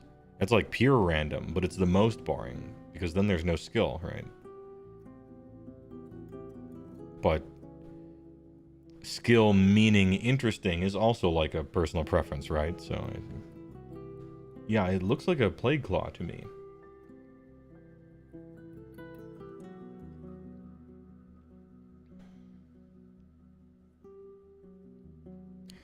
If you find a couple of old dudes playing backgammon in a coffee shop, you can lose all the cash in your pockets at a skill-based dice game. Yeah, for sure. You can have skill in rock, paper, scissors. Here's the real question. Is the skill of rock, paper, scissors just how good you are at slightly cheating? I wonder. I don't know. It was just a throwaway example.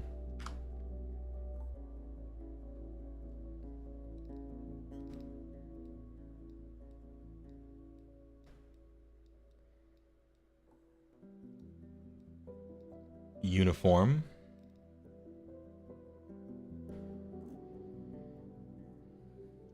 Cookie tray based. True. Cookie tray and definitely using magnets as well. Rock, paper, scissors has a psychological aspect. I think it does in a sense, yeah. Like a Princess Bride kind of thing. I rather like the scheme. Orange, blue, and then like silvery bone.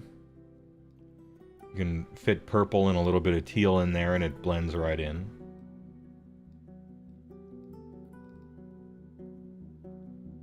That's a lot of harbingers. And the Bone Man.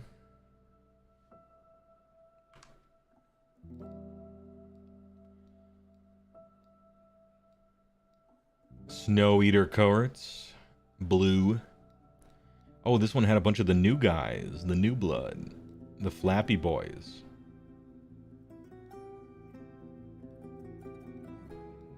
No Usharan. That's bone. And the lettering is something called Cillian Rail. Jesus. Kind of unfinished, but you can still show up. No big deal. Red, white, and gold, looking good. A casual blend. A lot of endless spells in there.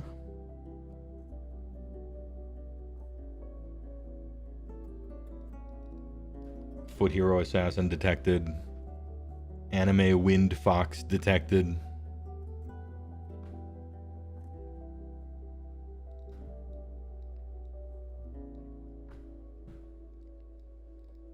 More Flesh Eaters.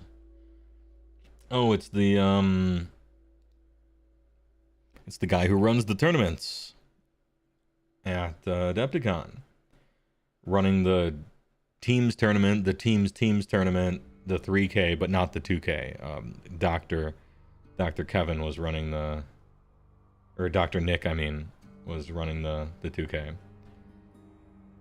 I'm like, so how do you like Age of Sigmar? And then this was his face. And then I'm like, so how do you like BCP scoring?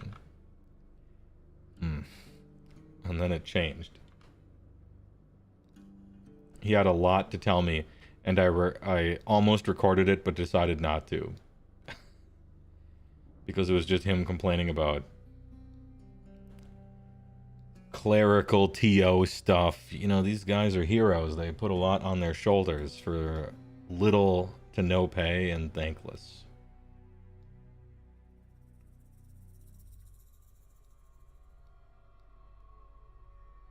This cotton candy colored ground they're all standing on reminds me of planets from No Man's Sky. Croak and a Slan and a Skink Starmaster, I think is what that is. Little stars on the endless spell there.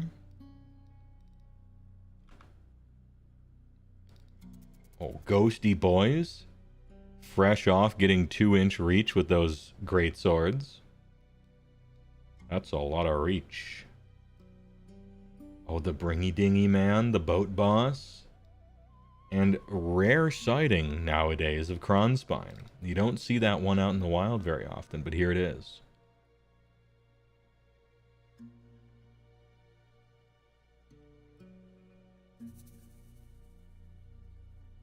You see a lot of people took Pendulum. You just want D6 Mortal Wounds. Without any stupid, funny business. So I want to cast a spell that does D6 Mortal Wounds. Gimme. You know? Early Hearthstone had a season where win rates heavily depended on the Shaman getting a totem element on turn 2. The game is always random, but players hate this kind of random because the entire game hinged on on the same coin flip every time. It's like a psychographic profile thing. In general, spikes hate randomness because they like control. They want to be in control of their wins and losses. They want their decisions to matter. And they hate when stuff is outside their control. They hate randomness, essentially. The quintessential casual players love randomness. Because they're not trying to think or make decisions. They just want exciting things to happen. And rolling a die is exciting. Because anything could happen, right?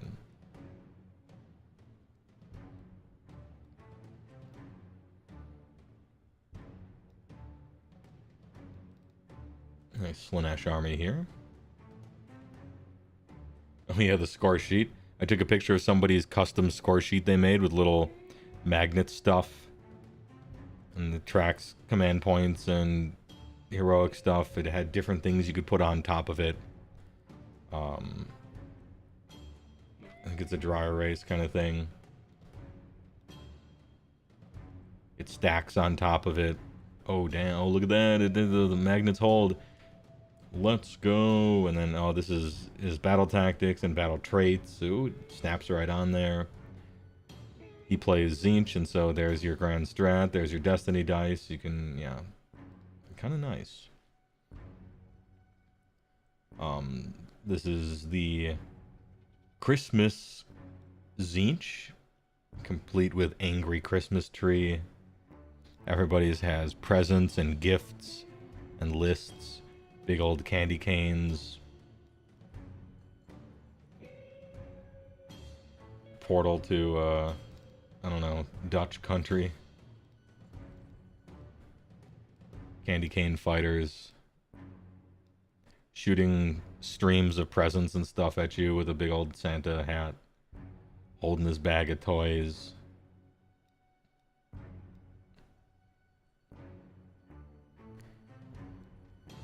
Do Tzeentchy boys still spam Kronspine? I don't know what Tzeentch does. This person's using Kronspine. Although spam is kind of weird because you can only play one. I think so. This person was like, I'm the best Tzeentch player. And that sentence ended with a period. Guy's like, I'm the best Tzeentch player. And I think he is. Like, if you wanna get technical, there's like leaderboards with points and stuff, and he was on that list in first place, and had like won the most stuff. So it wasn't arrogance. It was simply fact. And I bring this up because he's using a Kronspine, and he's the best Tzeentch player. So, even though I don't know about Tzeentch armies, I guess the answer is yes, they do use Kronspine. And it's probably right, I guess, because he's the best. Yeah, Caleb Walters is the guy's name. It was cool. Oh, and he was the guy with these things. He makes like magnetized measuring sticks with a bunch of cool stuff in them, and I messaged him last year about getting some, because I'm like, oh, that's clever. I want all those different, you know, this one's 9, this one's 12. It'd be kind of nice. And he's like, oh yeah, sure thing, man. I'll make you some. All right. And I never heard back from him again. And I forgot who he was, and I lost his name and number and everything. And then I'm walking past and taking pictures of armies, and he's like, oh, hey, you're HeyWoah. A year ago, I said I would make you stuff. And I'm like, yeah. And he's like, here it is. Oh, okay. Great, because I lost your name and contact info. And he's like, yeah, I don't do anything on the internet. I got a phone that sends texts. That's it. And I'm like, oh, okay. Every text I get is just sent to like auto spam, you know? And so I don't even know. I don't text on my phone at all. All right, so fair enough. So it's like, here you go. So now I got a bunch of those magnetized sticks and stuff. And he's like, I'm just going to give them to you. And I'm like, no, I'll pay for them. What do they cost normally? And all that. And he tried over and over to give them to me for free. But I resisted because I am a disgusting capitalist who feels that people should be paid for their work. And so I paid the man for his work.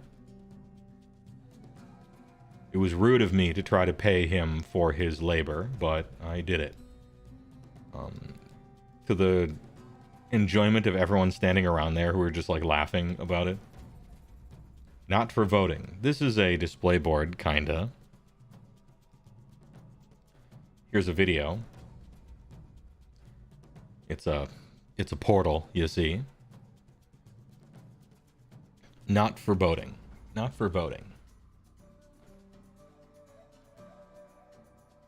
Oh, you played against him round 1 in teams, Karnith? Did he feel like the best Zinch player? I mean, the stats speak for themselves, but... Half the fun of playing Zinch is being bad and saying just as planned every turn? Sure. That's disgusting, HeyWoah, unsub. Yeah, I've noticed a decreased popularity in it over time. Bunch of weirdos, I gotta say. Oh. The Thomas Super Collider? Oh, shit. Anyway, candidate for best painted. A lot of flock on those bases. Look at that blending. So good. Actually really good. Please forgive these pictures. It looks a lot better in real life. All of the ones you'll be seeing here. Smooth as butter brown. My lady up here.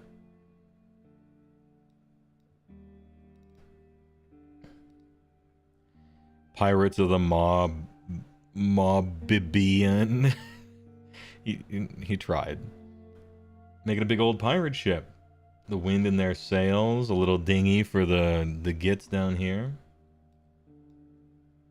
They all got little pirate hats and tattoos and stuff. Skull and crossbones. Obviously had to do the pirate man with the feather in his cap. Some treasure, maw poles and stuff. Good, clean, fun, and built an entire boat.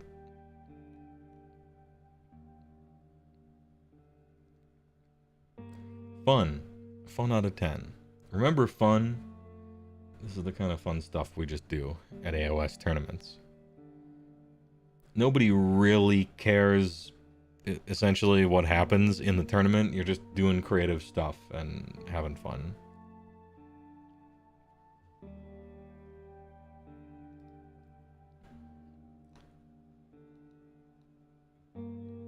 Martin Orlando, the Wandering Prince, aka Good Painter Stormcast Man. The most customized Slaves to Darkness I've ever seen, probably. Built out of... Every one of these models is built out of like 4 different models. Stormcast, COS, Slaves to Darkness, Vampires,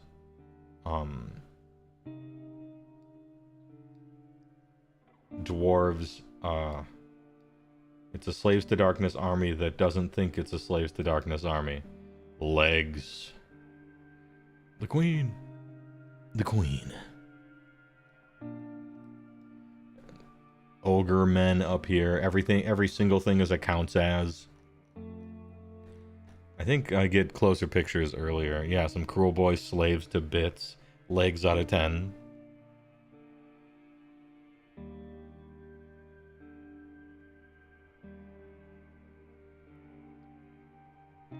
What is Alariel? Is it Archeon? Damn, you know, I don't even know. There's some closer pictures of it elsewhere. Oh, he's got the plushie.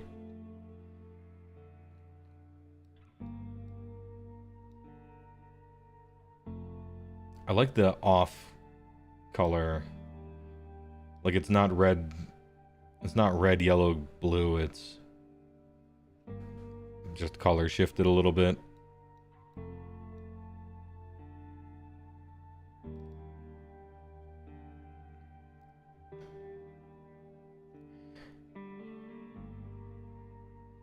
Maybe she's Archeon. I'm not sure. I don't know what point level they were playing at.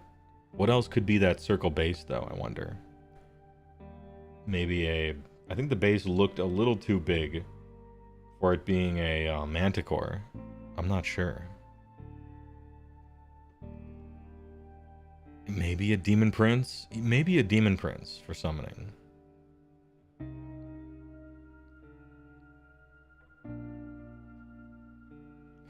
Oh, it's Be'lakor. You're right, Devon Courtman. It's Be'lakor. Obviously. Yeah, that makes more sense. Because there's too many other things for it to be Archeon. Because it wouldn't fit in points. It's definitely Be'lakor. It has to be. That makes perfect sense. Twitch Prime. Does your army have a theme or a backstory other than they like to smash other terrain pieces? Are they filled with rage? That the Maw Pot is meh? No, I gotta... for one of Steve Herner's events, I wrote up this backstory. They're kind of Slaanesh worshippers a little bit, but what they think of as Slaanesh worshippers. And it's a weird cast of characters. There's one of their Husk guards fancies himself an artist. And he does all their tattoos, and he draws giant tapestries out of the sails that are ripped up and connected to their maw poles and stuff. And he's in typical ogre fashion. He fancies himself an artist, and so he calls himself Humongous Rembrandt. Because it's the only artist he's ever heard of, and so he's like Rembrandt except huge. And so in his mind, that means he's better, you know?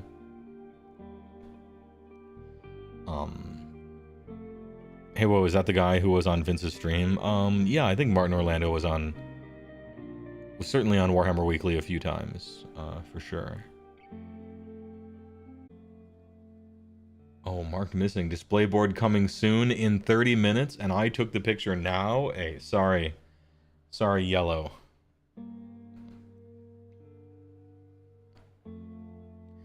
Is that an Ogre Tyrant in the back of the Nurgle setup? Let's check.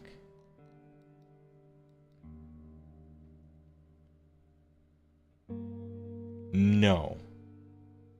I think it's just a custom reposed other one. I don't believe that's a tyrant.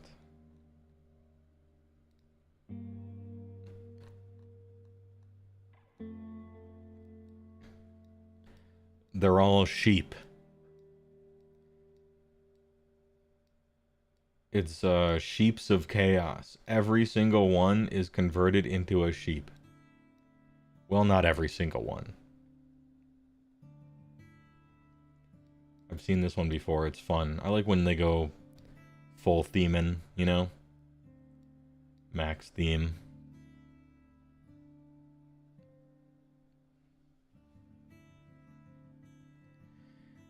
Is that the skateboarding on the Endless Spell over here? He's skating. No, that's a oh, what's it called? Something Shaman on disc. It's a hero. It's actually kind of good. Yeah, it's not a skateboard, it's a disc. I can't remember what the unit is called. Zangor Shaman. I think it's Zangor Shaman on disc, I think. I think I took a picture of the board later. Oh, geez. Okay. Well, this one This one, first of all, this is not STL. This is not 3D printed. All of this is scratch built.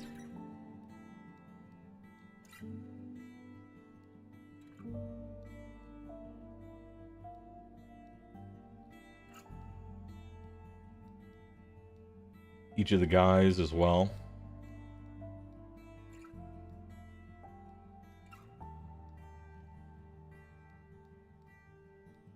What a cool art style. Kind of reminds me of Stray, like Stray's art style. Or like Borderlands, except for adults, you know?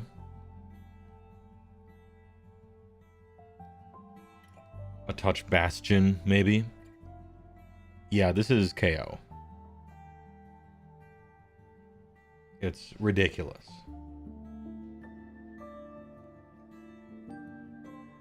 Jonathan Ho has a pretty kick-ass hobby YouTube channel.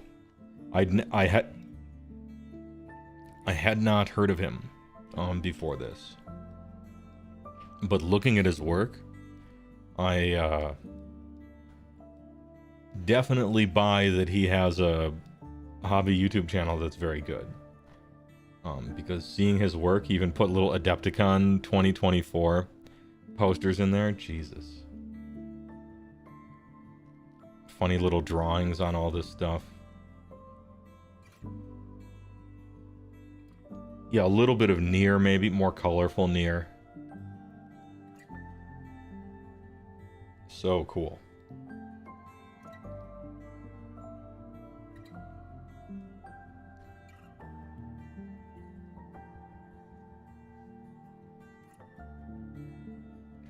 Yeah, that's an ironclad, the big thing.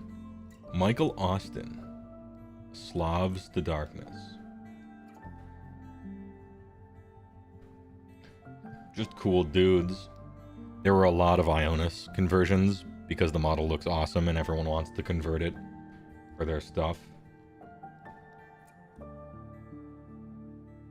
Slaves to Darkness, Chaos Lord on Ionis who's chained up.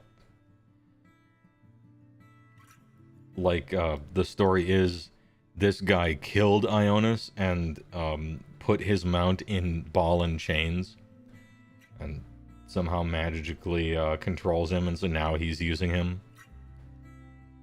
Manta Lord.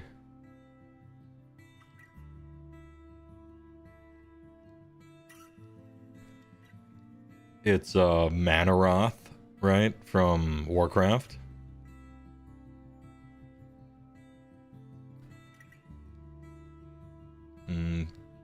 Blue and orange dynamic DVD cover.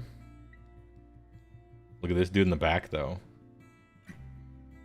Dual wielding axes, the 40k new statue guy.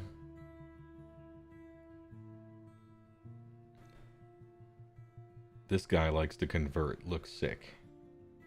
Also, don't sleep on over here. Lots of conversions in this army. Looking good. Tiny lady with book. Massive wings. Oh.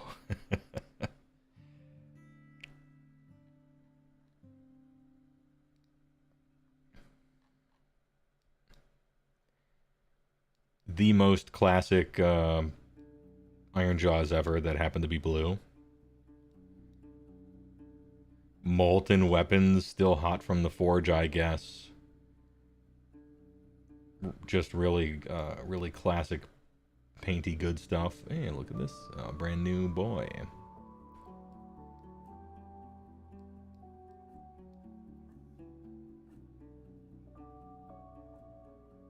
Cool looking weapons. Really stand out for sure.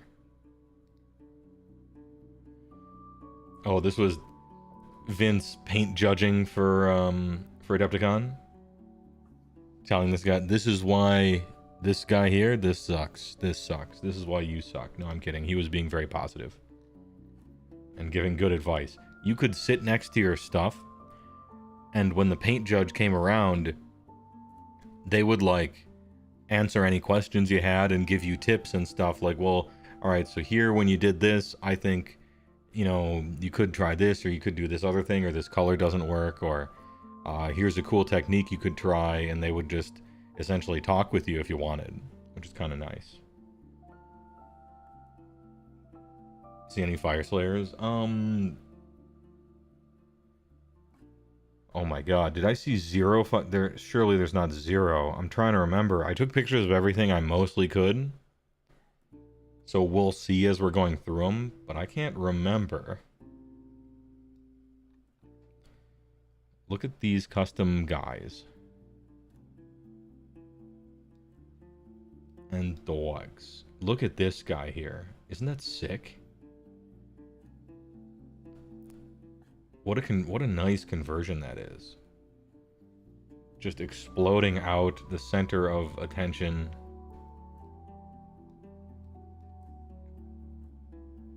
Climbing atop the building there. Dragon perched in the background. I wonder if I got a different angle for this one here. This dude's sick as well. Age of Sigmar players really like to customize their stuff, which is good. No, I guess I didn't. Big display board.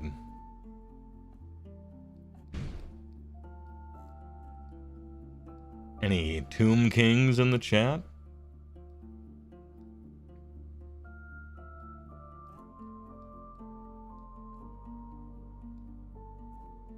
Oh, really? Tomb King counts as, I guess.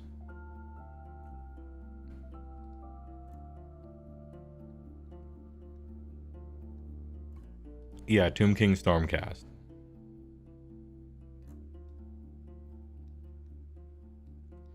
Here's some cities of Sigmar. Outside their castle walls. A nice autumnal scene. Got some leaves falling from the trees. Nice shiny new armors. That old school wizard with the straight orange robes. The Chad over here on horseback. And cities look so good.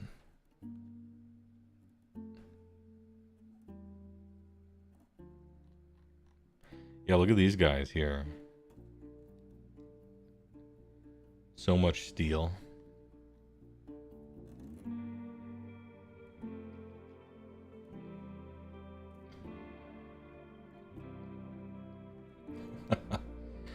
I was taking a picture of this and the guy's like, wait, I have more models to put on. And he just dumped a bunch of Reavers right in the center and is like, okay, now take it. All right. Just take a Tupperware thing and just dump out a bunch of Reavers. There we go. Now they're all there.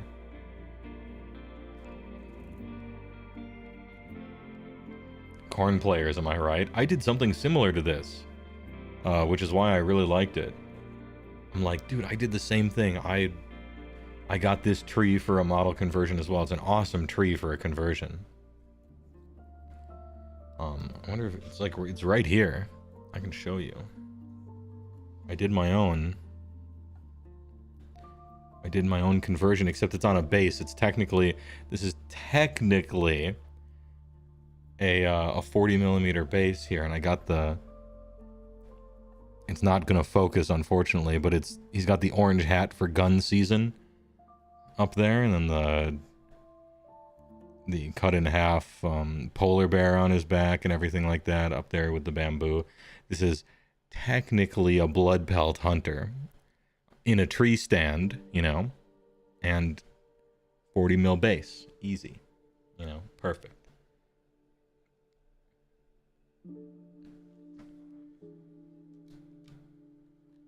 And I used the same terrain feature. I'm like, it's sick. That's great.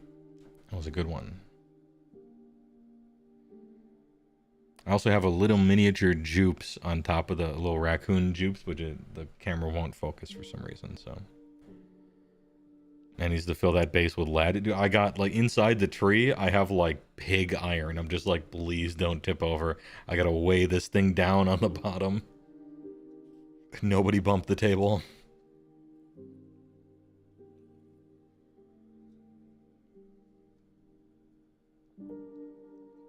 Would it be worth waiting to buy Skaven with the new boxes coming, or get some now? It's worth waiting for sure.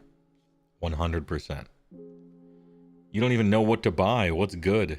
What do you want to play with? What would be fun to play with? We don't know. What's going to stick around? What's going away? Don't know. So, 100% wait. So as to be a smart shopper, you know.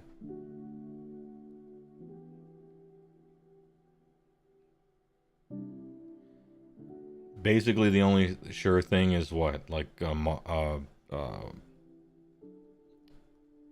whatever their warp terrain feature is, because their terrain feature is probably not going to change. But anything else is kind of up for grabs. Who knows? So, yeah, gnaw holes. That's it.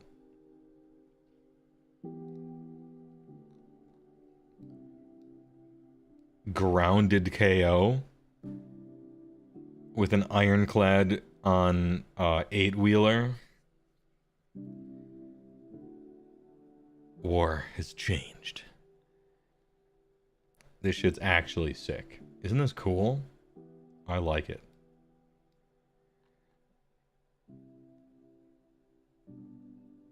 Fire Slayer head. Because the leader has to be a Chad.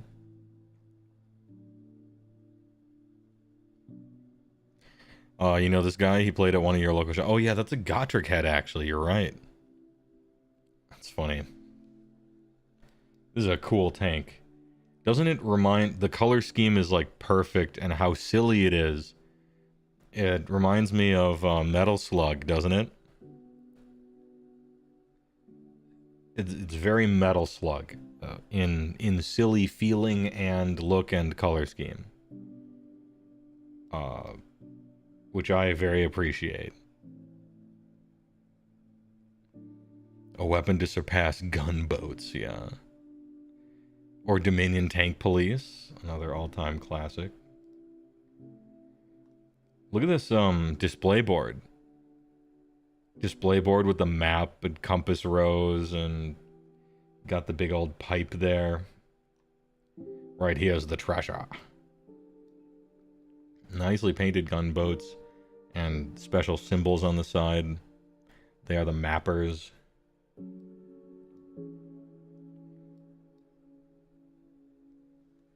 Isn't that cool?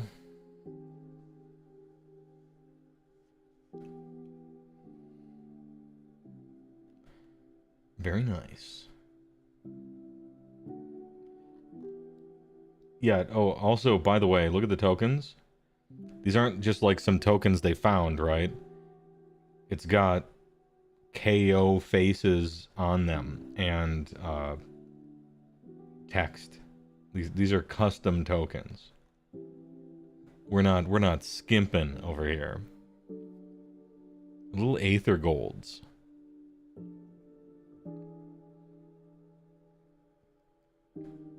And also leather for the handles. Taking plywood and just stain painting it 17 times so it looks like this. Sand it down maybe. Looking good.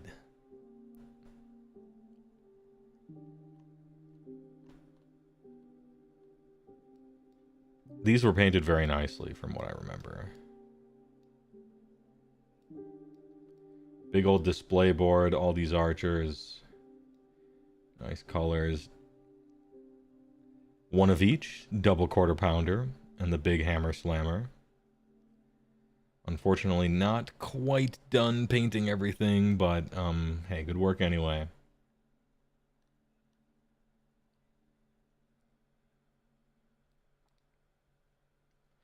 Oh, yeah. This shit was hot. This one looked good.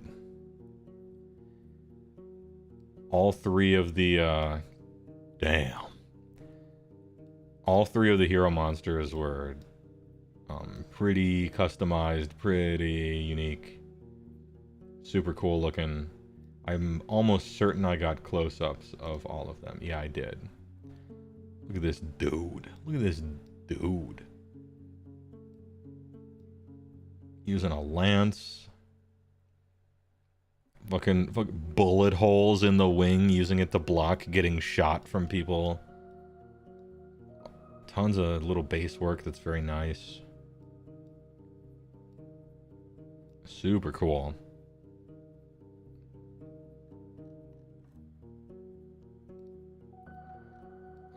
And then the portal they're all coming out of. Looks like that warband. Milady up here with the swirly, shiny blood. And the shiny blood hands coming out of the blood crypt, right? Summoning it out. Looks quite nice. Nice Soulblight army. And then Prince Longdong himself with some good oxidation on this copper. For the top of these roofs. Really, look at how cool this effect is. How it's losing all of its skin, and then it's just kind of like the skeleton. A little bit of muscle here. I think this effect works so well, doesn't it? On Crazy. Oh, that was the really cool part for me. Yeah, good use of color.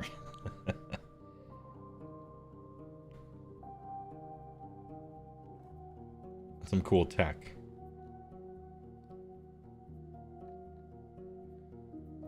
Got some classic Slaves to Darkness. B. Laker. Bunch of fucking knights. Chaos Chosen, big. Just a unit of 3 of the slappers. Freehand banner. With Cerberus. Triple-headed dog. That's your teammate's army, the Soulblight stuff. It looks good. I was a big fan. It's looking good. Oh, it was Jason Grenier, I guess. I guess I wanted to take a picture of the name for some reason. Your plan is to play next year. It was your first Adepticon. Yeah, sweet. My advice for Adepticon is don't enter too many events. Because you do want some time to walk around and just socialize and stuff. So don't be in like a tournament every day or even 3 out of the 4 days if you can help it. When you're scheduling, it's easy to overschedule. You do want to chill and go out to eat with people and play a game of Commander or just be able to walk around and see what's in the vendor room and stuff like that. But yeah, the 3K was a 1-dayer, yes. Wear comfy shoes with good insoles, yeah, for sure. Hot Blades coming through. Hot Blades. Another Ionis. With non-metallics.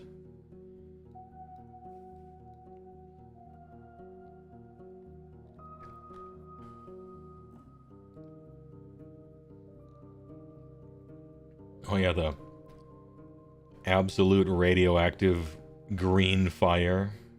The green fire dragons. I think a Stormcast army. I think. These are probably these are probably Aetherlings. And these are a bunch of flappy boys. Maybe using Stormcast rules, but vampire look? I'm not sure. Or it could be a Soulblight Gravelord's army, and these are all like just zombie dragons with no things riding on them. I think that's more likely because Stormcast would need to run more stuff than this. I don't think these count as battle line for them. Oh wait, over here, yeah, Soulblight Gravelord's Avengori. Yeah. The flying vampire guy looking kind of cool too.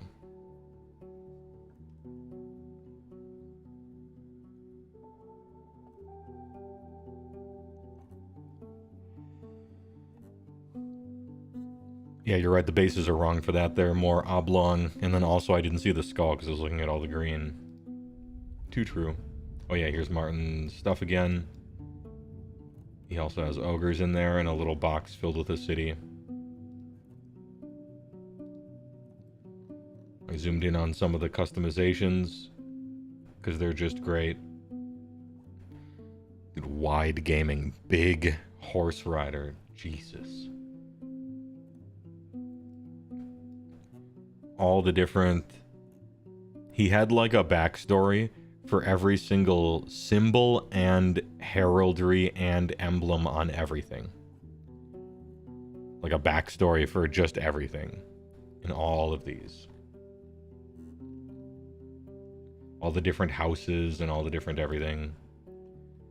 Some mercenaries in there in a little town. This dude, the reaction image.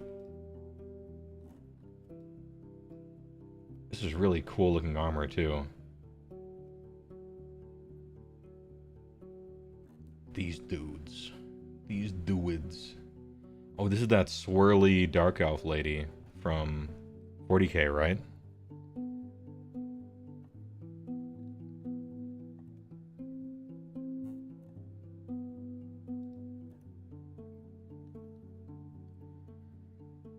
You can tell it slaves to darkness because you have Slaanesh, Tzeentch, Khorne, and Nurgle.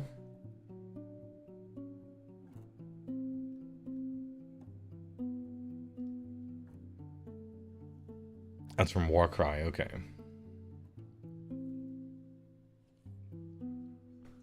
Pardon me.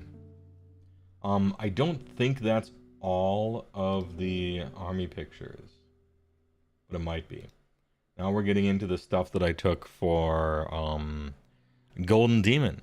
We're display casing. I tried. The lighting in here is so shit for taking pictures. It's a rough one, but I tried. Oh yeah, outside the convention center. Just taking pictures of different rooms and stuff. Oh, nope, never mind. We got a bunch of... I took a picture of a bunch of games. Here we have a mirror match. And what happens in a mirror match is there's still only one moon. You just fight for control over it, which is kind of interesting.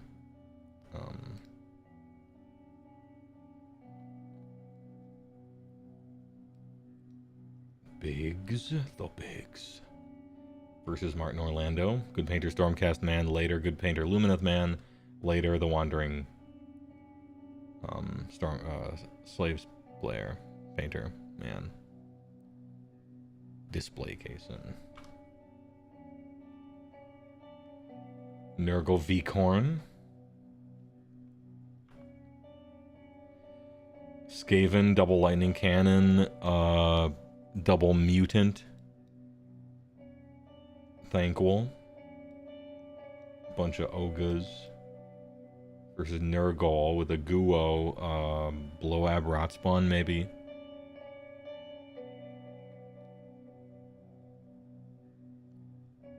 Soulblight versus Khorne. I saw the green and I didn't zoom in. You're entirely right. They're just in a swamp. It's a bunch of, I mean, that's a corpse cart, right? So, no, you're right.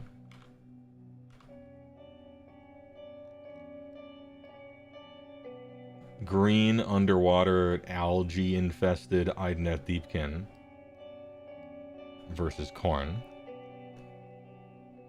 You're hyped for the big Skaven cannons, same.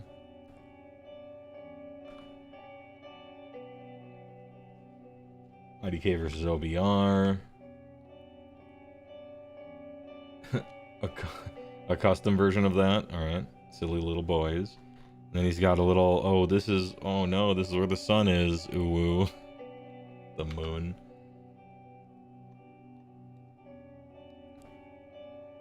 I like how each one of these guys is just like very full, different colored.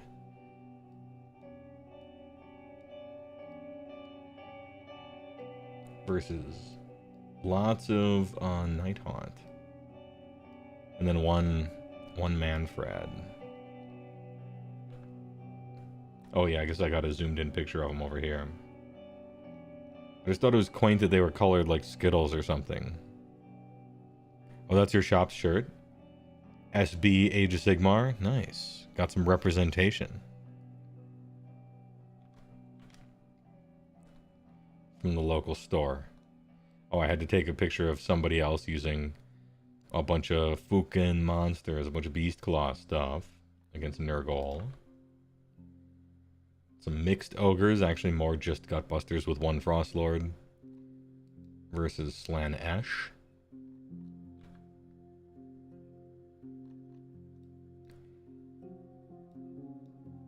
Cool color scheme FEC versus Slaves to Darkness. This guy going all in. Mornfang at 150 for 2. I'm all in. I asked him about it. He's using the Run and Charge battalion as well. And then what looks to be a Frostlord on Thundertusk. Which is wild to me. 2 Thundertusks, one of which is a Frostlord version.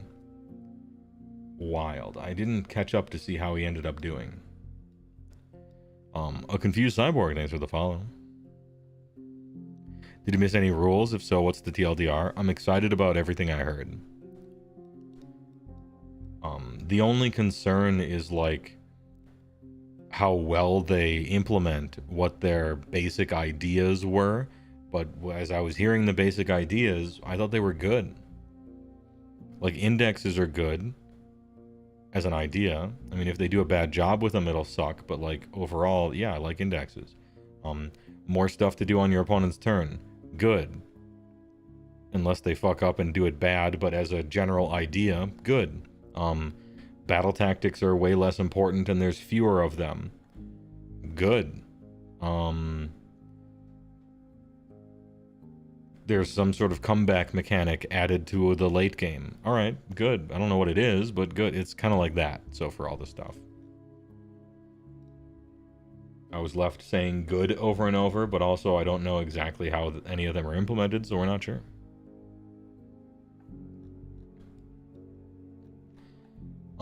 Supposedly you can charge in your opponent's turn sometimes. You can cast spells in your opponent's turn sometimes. Cool. I wonder how... I don't know what the mechanics of it are. The most excited Daughters of Cain player. Army was painted pretty well, actually. Casually destroying his opponent's mental game. Just some funny little boys against Stormcast. Just some silly little men.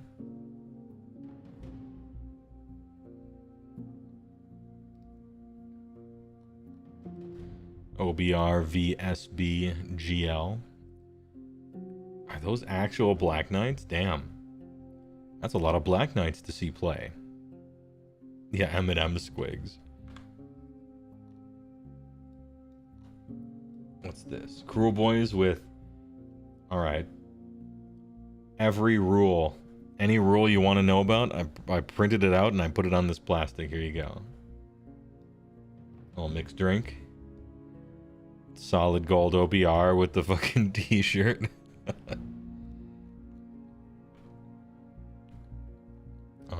Some more ogres. Big boys plus Kragnos. You love to see it. Against Big Oosh. And a lot of chaff. Interesting. Yeah, the Cobra Kai shirt. Yeah, there's about this much space on each end of your play area. So you had a pretty decent amount of space. That's something that is important. If you don't have anywhere to put anything, what are you doing, right?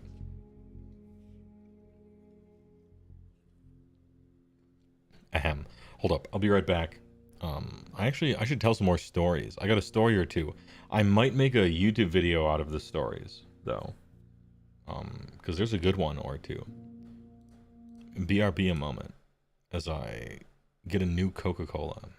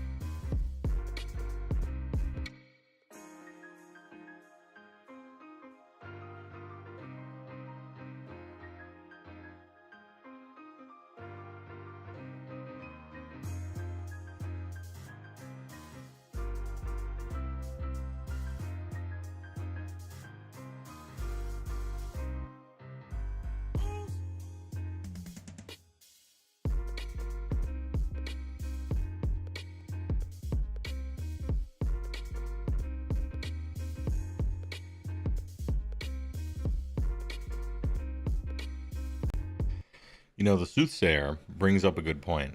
All these nice objective markers got to cut down to 3 from the center now. Most objective markers, at least that I was looking at, have a 6, and then they have a 3 circle as well to cover all their bases.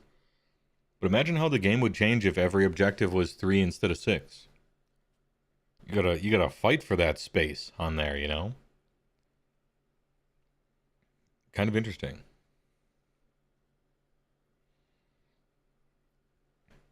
Oh, I got a story. So I was at the I was waiting in line at Starbucks inside the convention center because I wanted a Kohi, Kohi des, right? And it's like, I don't know, 10 a.m. or something. It's not the meme. It's not, I had to wake up at 11. I had to eat a Panera bread and take my boyfriend's huge dick for a walk in the park first. Talk about YouTube videos and make $1,000. It sucks. I have a headache, tummy hurt, It's not that. But, so I'm waiting in line at Starbucks. Yeah, Starbies. Yeah. And I saw someone, one person, not the person in front of me, but the person after that. 2 people in front of me. I saw someone who looked very familiar. I'm like, could it be? Would he go to Adepticon, though? And so I'm doing one of these, right? Maybe we can see the badge. We can see the badge on the lariat there. And sure enough, I saw the last name was Rose. Matt Rose, sighted in the wild, but also trapped in line, in a long line at Starbucks. Oh shit, let's go. Backstory time.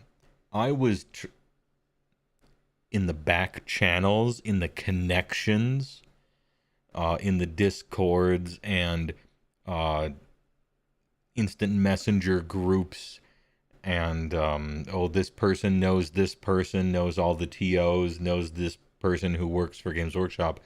I was trying for a little while to get in contact with Matt Rose for an interview, to do an interview, and then make a YouTube video out of it. But the thing is, Games Workshop does not do interviews. They don't allow it. The only interviews they do is interviews that they do, right? And so it was cut off. Brick walled. Absolutely not. But then here I am standing next to him, person in between. Let's go. Investigative journalist HeyWoah. And so I'm like, are you Matt Rose? And he turns around, yeah. And I'm like shaking his hand. Love the work you did on AOS. Great work. Thanks for helping us out. All this other stuff. Real positive. And just struck up a conversation since we were just in line anyway. And it was great. I didn't think he would be there. And so I had a good old conversation with Matt Rose, asking him all sorts of stuff, just talking about things, sliding in some of the questions I would have asked in an interview. Well, just a few, not all of them. It wasn't, I don't think I was pestering him exactly. We were just talking. And he's like, I think you'll really like 4th edition. You're going to have to tell me you're going to have to say your thoughts on it or whatever, because he saw that I was HeyWoah and stuff. And I'm like, yeah, I'm the guy who does all the every army in whatever minutes. I do one of those every edition. He's like, oh yeah. Knew about those. I'm like, oh yeah, I'm looking forward to 4th edition. Oh, what little I've heard sounds real good to me. I'll make a YouTube video about it for sure. And then I joked with him, I'll make the thumbnail big red letters, down arrow, GW dying, ? Your face on a bodybuilder's physique, holding the game up like Atlas and everything like that. And we were laughing about it. And he's like, I have seen people do that. I have seen my face on bodybuilders photoshopped. And I'm like, that was me. That was me. I don't think anyone else is retarded enough to do that to somebody. That was me, and I got a kick out of it. That he knows, he's a knower, he saw it. And so one of the things I asked him was, you know, what army do you play? It's the most boring question, but it's kind of interesting anyway, you know? So what army do you play? I heard on one of your designer interviews that it's Lumineth. And he's like, I mean, I do play Lumineth a little, but I play a little bit of all sorts of armies. And he listed just 5 or 6 of them, or even 7 of them, just rapid fire. Like, yeah, I've played, you know, I play a little bit. I got KO, I got Lumineth, I got this, I got that, I got that, I got this other one, I got this one, you know. Because, you know, if you're going to write rules for stuff, you got to kind of play it to understand a little bit. And in my head, I'm like, this is not profound. But I'm hearing a Games Workshop rules writer, the game designer, say it. It actually becomes profound when you hear a Games Workshop person say it, you know. I'm like, yes, good. Yes, you do have to kind of play it to write rules for it. You are right.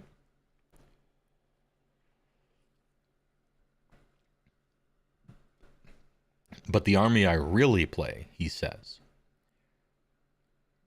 my main army, now and forever, is Flesh Eater Courts, he said. So we have it. Now we know. That's the main army. And so then I did one of those, like, internet hermit who never goes outside memes by accident a little too hard against a normal person, and it creates a funny moment. I'm like, oh, Flesh Eater Courts? How do you like Oosh? And he's like, what? You know, Big Oosh? What? Usharon. You know, Usharon. Oh. The fuck? Yeah, he's good, and he just starts going into his talking about stuff. He didn't know the meme name for Usharon. He didn't connect the dots. I wouldn't expect him to. Saying it like that, it almost sounds like you were setting up a Ligma joke. No, I wasn't. I just memed too hard in real life. But then he said something that, again, is not profound, but hearing from a Games Workshop person, it is profound. And he's like, yeah, you know, I've played with Usharon a few times. He's fun and viable. I think we got Usharon correct. We're happy with how he is, because he is viable, but he doesn't feel like you have to play him. He's not required. And that's our target for where we want centerpiece monster heroes to be. We want them to be viable, but not feel required. And I think he's probably right. Obviously, he's right about the philosophy of it, because that's just the correct philosophy. But I also think he's right about Usharon. Viable, but not required.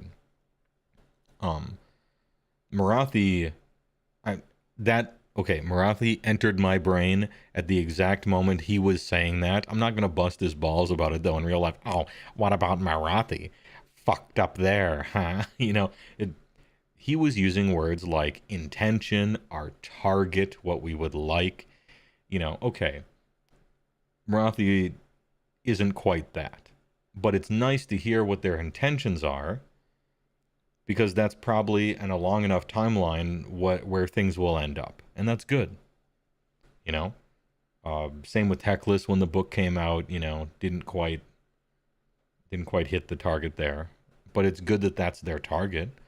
That you could imagine Age of Sigmar in a different world that's more like War Machine or more like Commander, where your centerpiece is just required. That's the army you're playing. Are you playing Doc? Marathi. Are you playing FEC? Oosh, you know.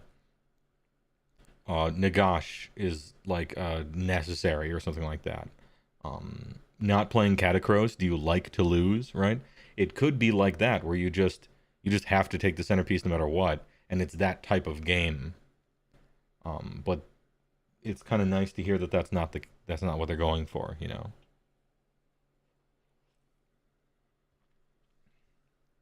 Ahem. I also heard that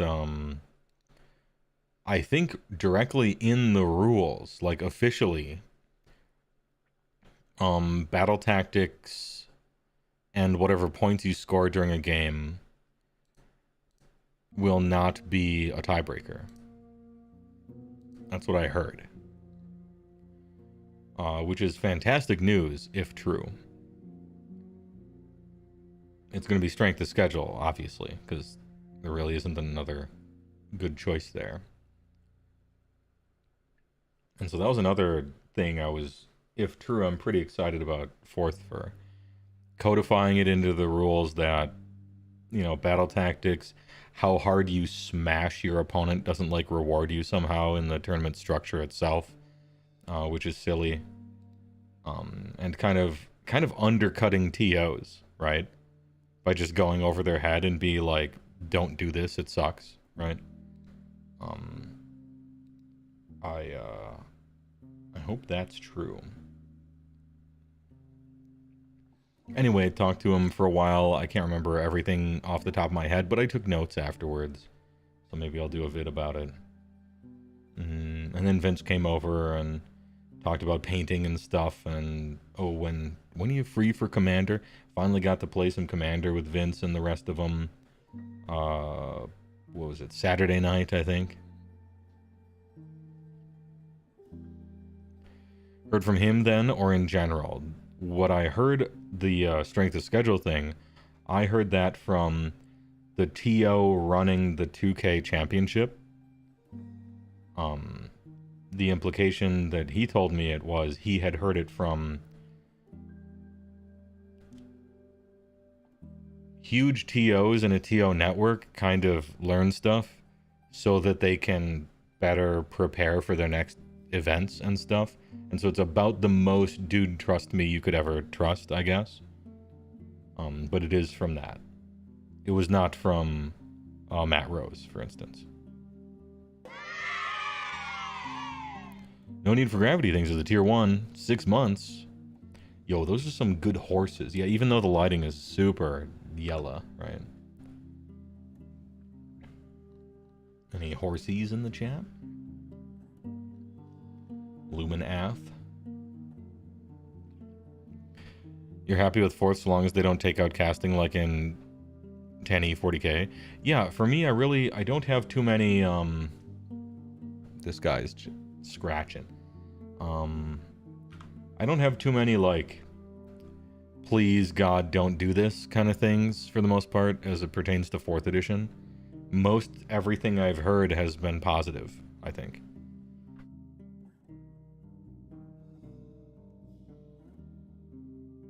Ahem. I was hoping that the game would focus much less on battle tactics. I think it's going to. That's great.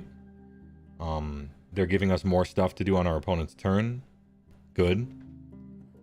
Softening the double turn even more by making it more of a choice. Sure, it should be more of a choice. Getting rid of weapon ranges. Great. Love it.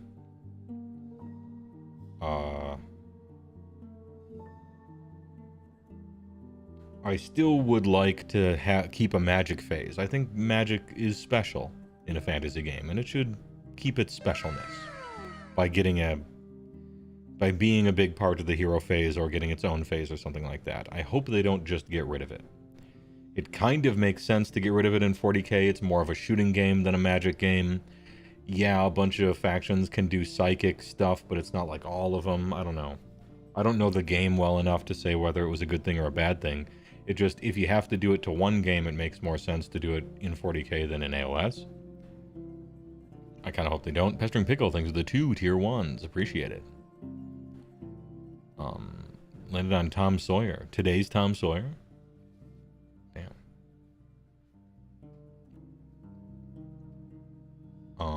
But anyway, yeah, what I was looking... The things that I didn't think they would do that maybe they are in 4th is like, go to strength of schedule, get that battle tactics, rewarding win more against weak opponents shit out of here for tiebreakers. Good. Yeah, everything else seems kind of nice. The only thing I haven't heard anything about that I'm hoping... I hope Unleash Hell is just out.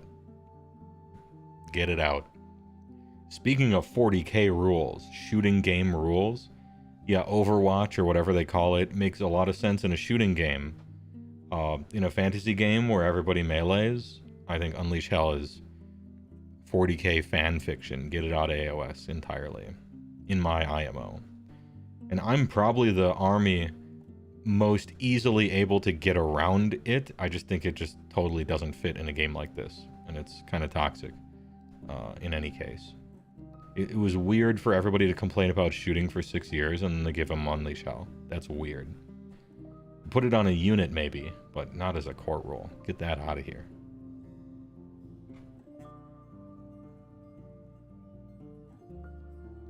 Can't believe they took the most unpopular ability from 40k and put it in AOS. Yeah, weird. Oh, I did take a picture of the terrain feature with the Beasts of Chaos where everyone was converted into being a sheep. A sheeple. Everyone a shep.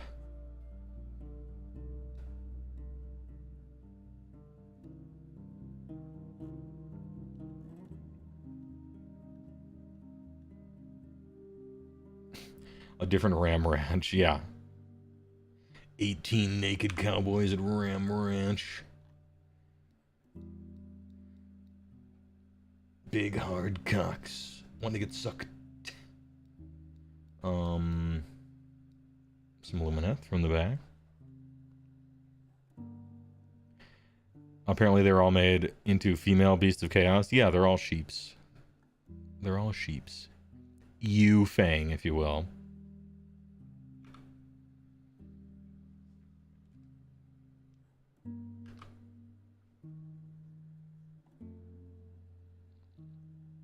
Oh, with Matt Rose, I talked a little bit about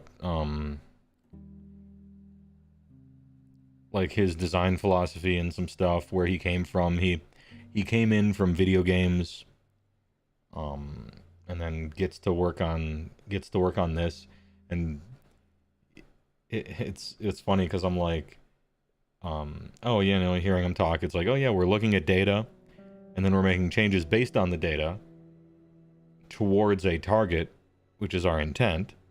And then after we do that, we then see what the changes have done.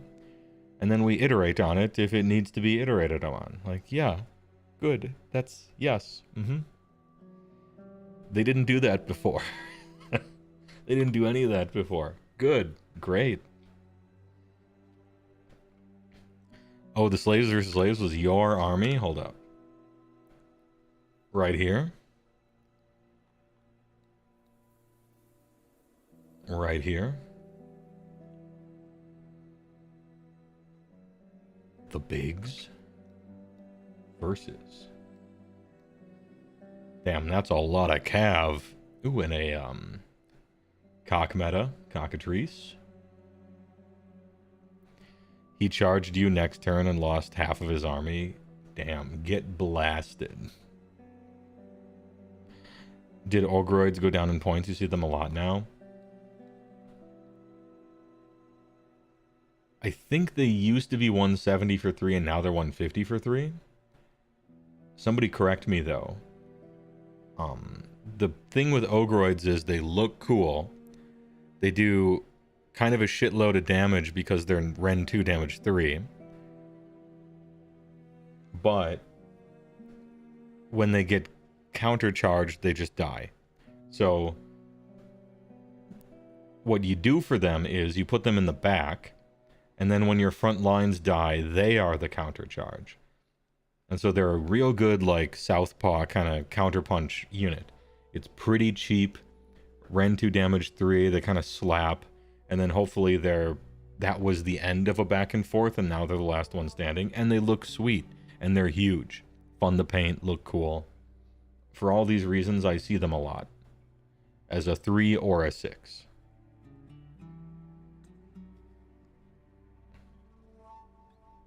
You can also run them behind a unit of 25 mil base Marauders and just hit over the screen. Yeah, you can do the Iron Guts over the Noblars thing, yeah. If you're not concerned about them hitting the front lines and just also reaching over and killing yours before you can, if you're not concerned about that, then yeah, you can. Just depends. Oh, double biggies. Double crushies. Maw Crusher and a million pigs. Damn, it's like it's really 2nd edition again. Oh, and the Wayback Machine. The pin strat. I remember it. Versus Luminath.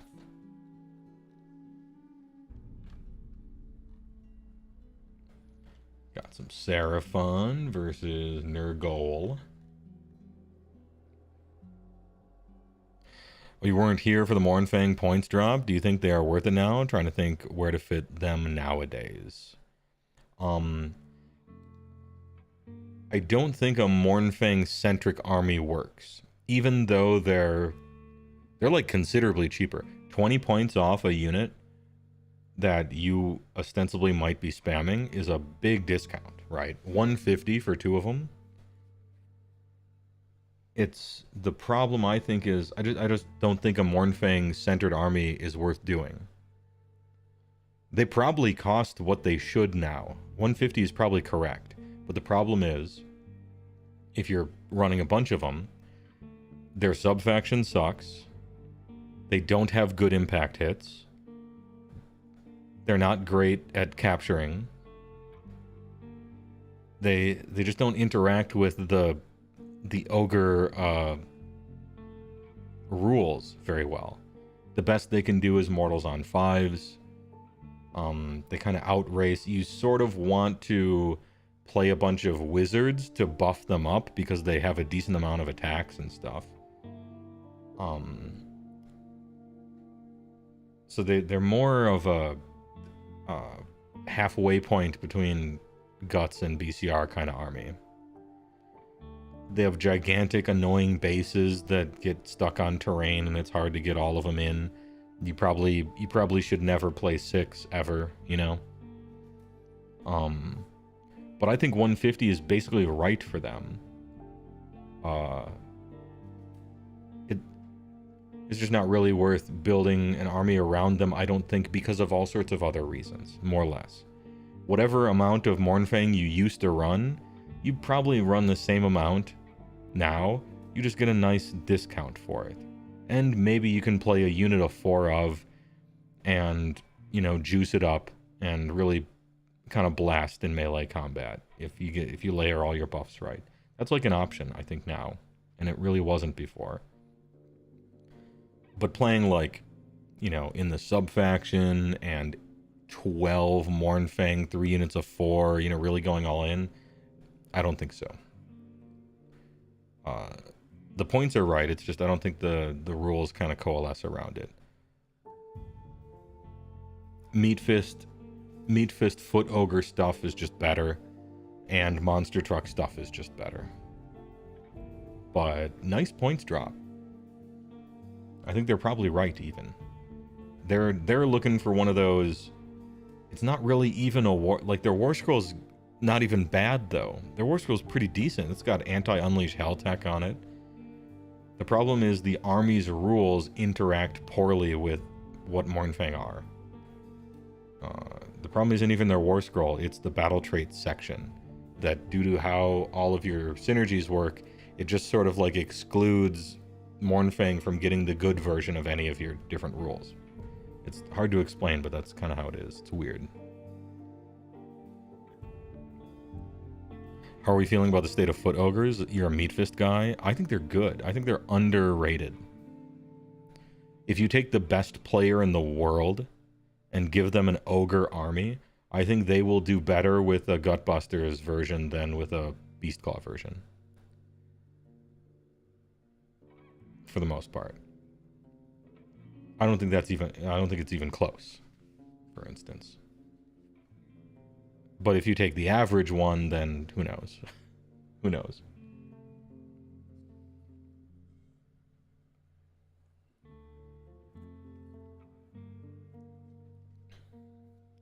Your buddy took Kragnos and Gutbusters. It's actually sick.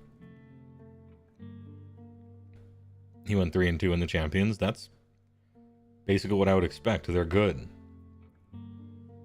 Gutbusters in Meat Fist is scary with a Kragnos rolling around in the middle of it. Those little tyrants with their mortals on 3-ups. Oof. You know? Kind of nice. Sigma Viewer. Nice. Thanks for the first time chat.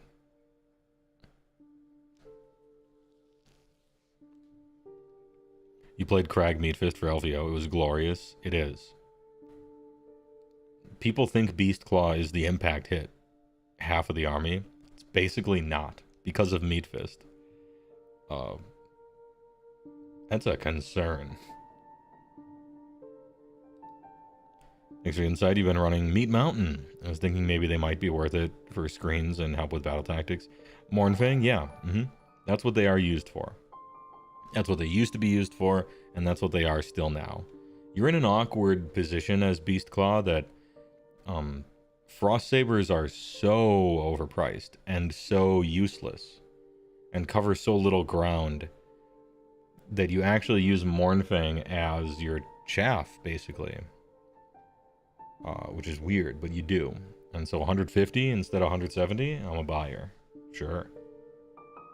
Thanks for the follow. Do what thou will. Hey, there is a Fire Slayer. Somebody asked me before, was there a Fire Slayers? I couldn't remember. The answer is yes.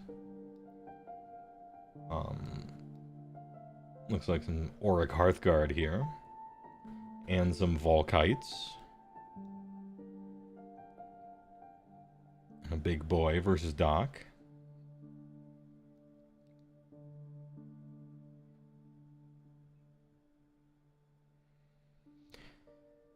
$150 points for chaff, you guess, but the price for the beef. I mean, the thing is, their battle line, that's their battle line, which is a big thing. You use them like chaff, but they can kind of fight sometimes, and they have a lot of wounds. And they have an anti-unleash health thing. Yeah, 150 is too much for chaff that only protects against like this much real space, but it's better than it used to be, I guess. How common are movement trays? You've seen a few in your pictures.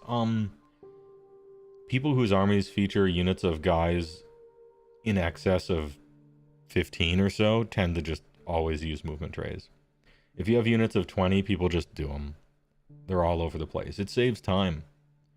You save your own time, you save your opponent's time. I mean, eventually you end up taking them off, but anything to save time, right? Big lore question. Is there a real reason Gutbusters need to be their own thing? Their lore seems thinner than Beastclaw. Can't the fat guys also be running from winter? I mean, I guess they could be. When you say need to be their own thing, now we're talking about rewriting stuff. And so I could say something like, well, Beastclaw have their whole thing, their whole lore.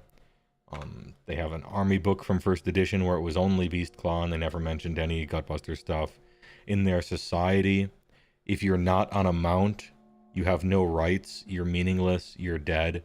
If you fall off your mount, it's like the fucking dudes from Game of Thrones, like that's it, you're too old, you're dead, you know, just stuff like that. It'd be weird to just shove a bunch of foot ogres in there willy-nilly. They're very different thematically and story-wise. You could change all of that since we're kind of talking about it, but I would prefer them to be their own thing. In fact, so far, their own thing that they're out of the book, like how it used to be. But that's never happening. In fact, it's going the opposite direction. So I think in the future, the two halves will get more and more implemented with each other, and eventually it'll just be all ogres again. To my chagrin.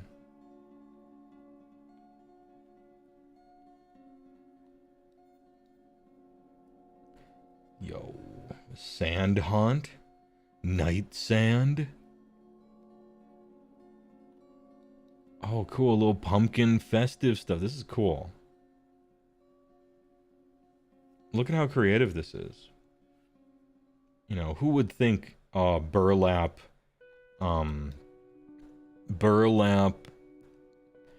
pumpkin October kind of, but it works. It really works, I think. Yeah, Over the Garden Wall is what I was reminded of. That exact thing. I just forgot its name. How cool. And then Snow Steedy. Slaves to Weather. Oh, speaking of excellent chaff, we got a wall of goblins, actual maw being used, big shoots, big boys. Let's go. Versus SBGL.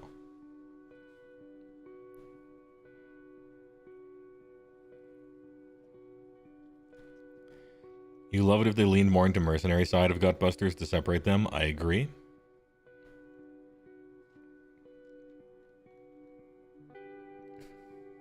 Yeah, I in general agree.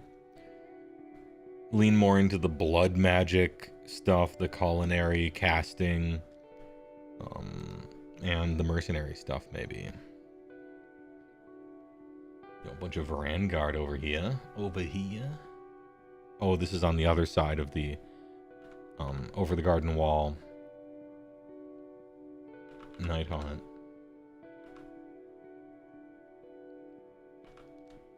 I'm gonna click away from that one because it had someone's phone on it. I don't wanna. 4 big guys. Oh wait, actually 5 big guys. King Broad detected. His movement phase takes 12 seconds versus Lumineth. Nice. Big. Oh. Super yellow picture. I guess the lighting was weird here. But nice little danger noodle stripes. Checkerboard pattern all over Maw Crusher.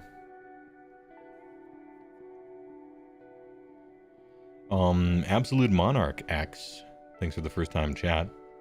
A 40k player here, coming over to Age of Sigmar for the first time when 4th drops. Do you think Sylvaneth would be a good starting army? I've read they've had a rough time in 3rd, but maybe they'll be decent in 4th. Damn, you know, it's really hard for me to say what GW will randomly, quality-wise, make for an army when a new edition comes out. Because we're, you might know, we're getting indexes like 40k got.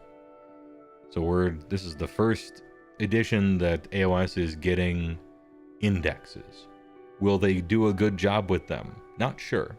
Will they do a good job specifically with Sylvaneths? Not sure.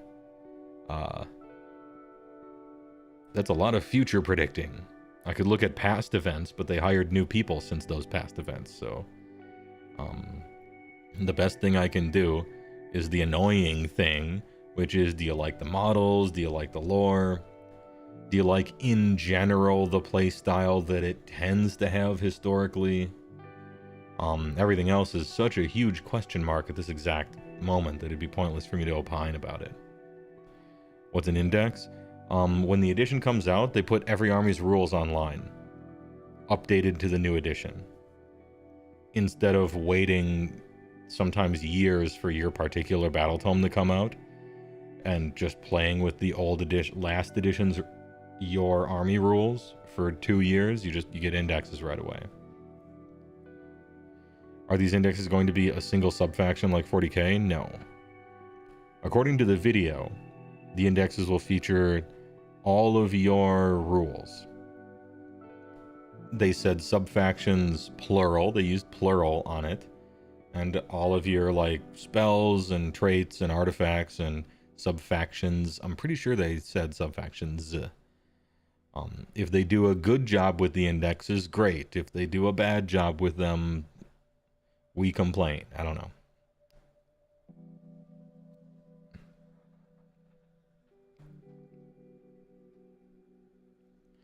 So yeah, this is kind of an unsatisfactory answer, Absolute Monarch. If you like the lore, you like the models, you like in general the playstyle, and by like the models, I mean you like more than just like one thing, you like most of them, or the battle line or something. After that, geez, it's hard to predict what Games Workshop is going to randomly do, so I can't say whether they'll be good or fun, or... if I made predictions like that, I'd be out of a job, because the GW is hard to call the shots for. They'll just, they do what they do.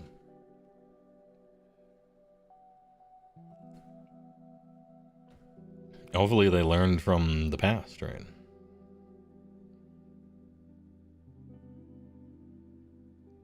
Based on the last Meta Watch, there is a pretty tight band in terms of win rate. Yeah, they finally wrangled the game to be virtually every army is in that 45% to 55%. Or was it 40 to 50, I think, is what they... Almost everyone is hovering around 50 somewhere. At least in the broad aggregate kind of thing. So... I mean, it's highly unlikely your army will be trash. We had trash armies in 1st edition. We had some trash armies in 2nd edition. The worst armies in 3rd edition were like twice as good as the worst armies in 1st and 2nd. If that makes anyone feel better, which it may or may not. And the best armies in 1st edition were so good that they weren't even playing Age of Sigmar anymore. They were playing some other game. In 2nd edition, everyone was mostly at least playing AOS. And in 3rd, it's like, damn, this army's overpowered. It has a 60% win rate. Oh, okay, so not 75 like in 2nd edition? Okay.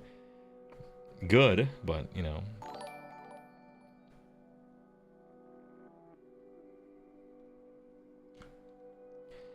Oh, this guy, his friend tracked me down, and he's like, go to table 3. This guy was hoping that you would be here and wanted to track you down. He made a gut plate. His very own gut plate with a foot for eating, you know, have some on the ride home. Plays ogres, a tipping over maw pot, a lot of custom, tons of customization, pirate stuff, cannons all over everything. And cosplaying as an ogre with a gut plate. Big.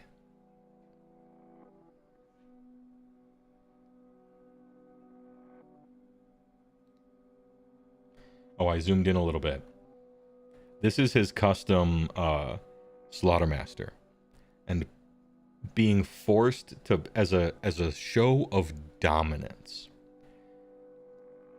the ogres are forcing a Chaos Warrior and a Liberator to work together to pull the Maw Pot. Which I thought was funny. It's just good. You two have to work together to pull this shit. That's how dominated you are. Also, Nurglings having a bath in the tipping over maw pot. Bunch of cannons and pirate stuff all over the place. Arms and legs.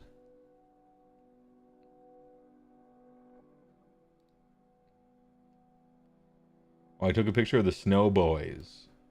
Because it was a nice little moon picture. Nice little moon scene here. Bunch of disgusting, grotesque, square bases. Taking you out of it. But there are still some on circle bases. So we'll call it a halfway. Good work, though. It snowed. It snowed at the convention center. Here's an outside picture. Here's the thumbnail I was going to use for something. And then now we're down to this.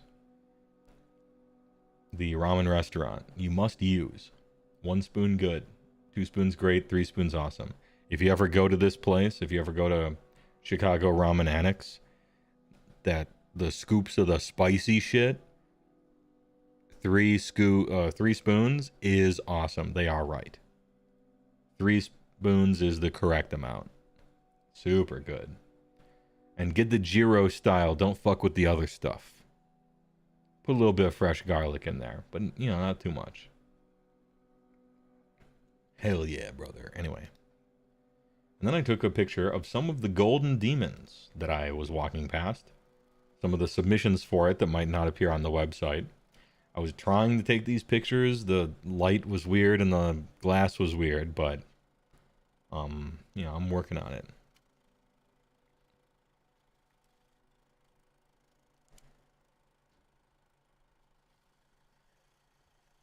You hope if Beastclaw ever gets new models, they make them look less like generic ogres and more their own thing. I agree. I would go one further, though. I think if Gutbusters ever get new models, they should look less like generic ogres. Because the whole point of Age of Sigmar is not to be generic Lord of the Rings ripoffs. Finally. We're moving a little more away from that. Everything's got to be more interesting or weirder or have more things pulled in for it. Just Lord of the Rings dwarves, nah, we're giving them, you know, sky ships and mohawks and all this stuff. Just high elves, no, they're gonna have Avatar, The Last Airbender, mountain spirits, and put some anime in there and all that. Just undead, no, we're gonna make them wolf vampires and have a blah blah blah, right? And so I think if you're going to refresh the line, which I'm hoping they do, they got to get Gutbusters something besides just an ogre lol, right? Just it's an ogre, it's a fat guy. I don't know. Pull something else in there, make them interesting. AOSify them up, in other words.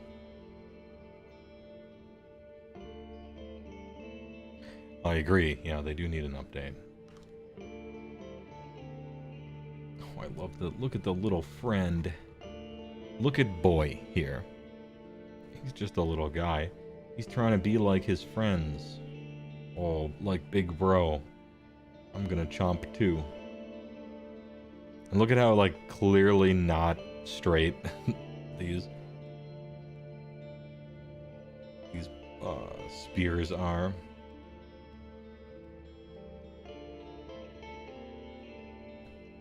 Notable entrant. He's just a little guy.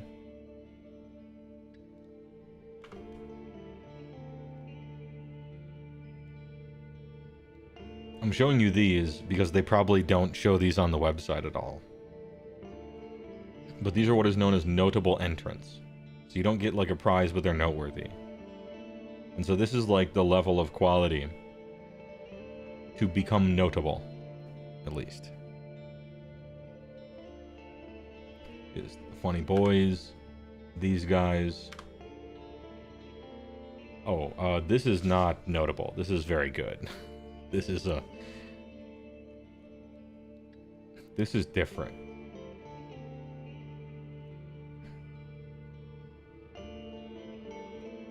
You've probably seen this one before. Yeah, they get a pin. That shit's hot. That underlighting.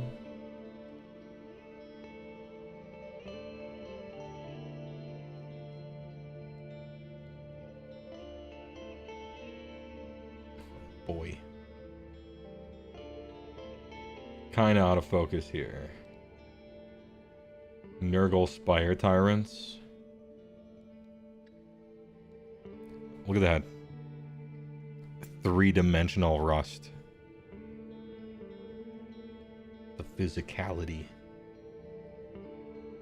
That hung out slime. The little tiny Bobeewuls. The shield.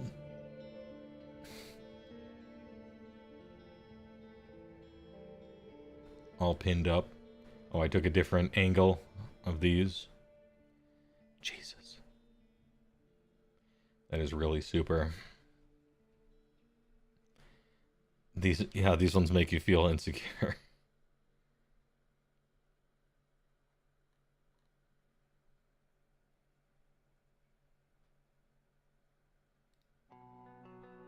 Notable entrant. Boy. Little orange and blue dynamic. Purple kind of rough with that. Working on OSL.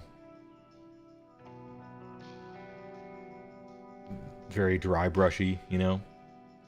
But starting to work on it, getting details.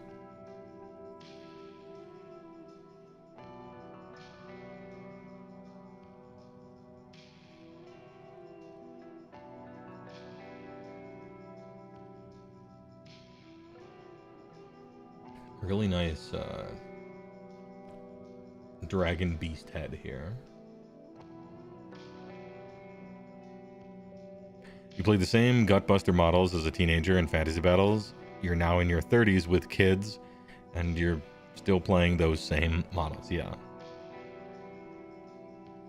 Posing is weird on this one. I don't think this is a custom pose. I think this is the pose, maybe. This model is just weird, man. This sculpt. I found the sculpt to be strange. This giant weird codpiece to be stupid. I don't know. I have a lot of problems with Slaanesh sculpts, I guess. Maybe it's me. Oh, it is custom? Okay, never mind. I was wrong. He's trying to do like a cocky pose, I guess. Hey, anybody like freehand banners? What do you like this one? Some Invader Zim ass freehand background.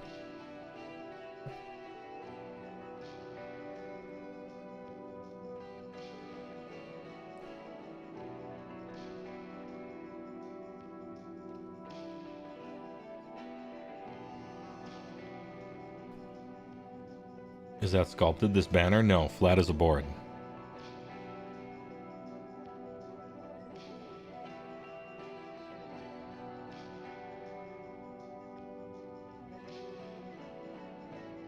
Not bad. Very nice. You can see a few more that I just couldn't get pictures of, but we got a little night scene. Moonlight, hence the blue. Nice shadow here. Subtle but nice. A little bit of that firelight flickering, but not too much, not overdone. It probably would be a lot more than that, I think, but it's easy to make it look like too much, so.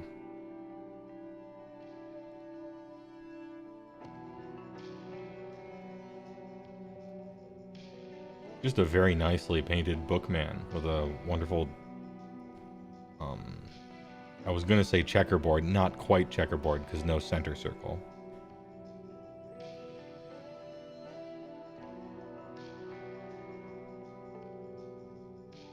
You only use Twitch once in a blue moon. Will there be a VOD of this live to check your thoughts on Abraxas? Yes.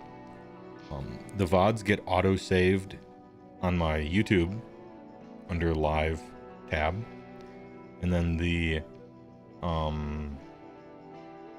what should I say? Like clips and stuff, like, this is this section. I talk about this for half an hour. I talk about this for 10 minutes. That stuff goes on HeyWoah Plus. So like edited VOD kind of stuff, HeyWoah Plus. Straight VODs, main channel under live.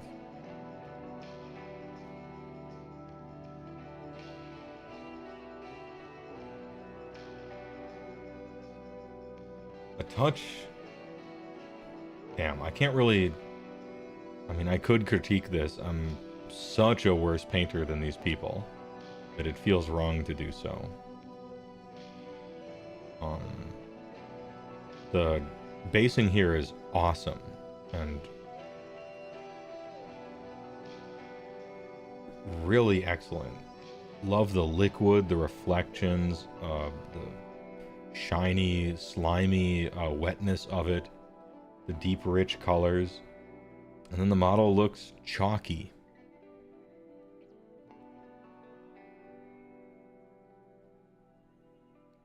Person's a better painter than I'll ever be, but hey. Let's critique anyway. You have to subscribe to that channel though for 18 big flats a month. You do not. I put them up for free.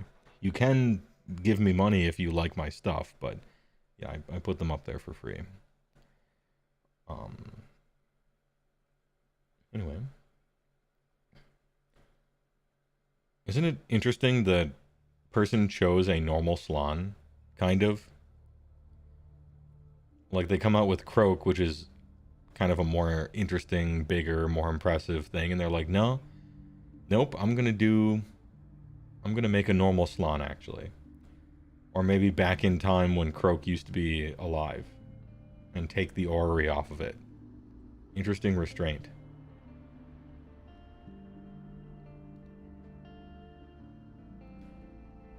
Bunch of notable entries in the background. Huge.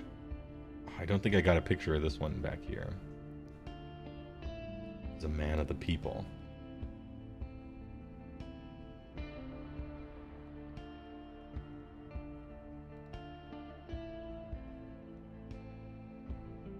Gorefather. The Wonderful Death Dealer homage.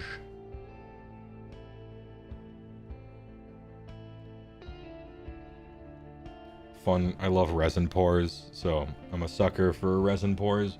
If you do one, I'm gonna like it. You. And then here, you got the two pointing in different directions. You want to see Ninjan's piece? What was Ninjan's piece? Every year, someone has to do it. Someone has to make Slambo, the classic. He just defeated a Stormcast Liberator.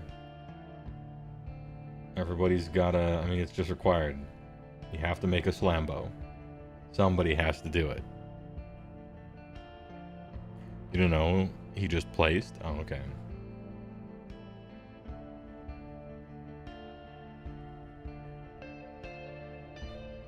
He got bronze for a cities unit. I wonder if I accidentally took a picture of it. This one's looking good. Yo, stripy pants though. A basket of mushrooms.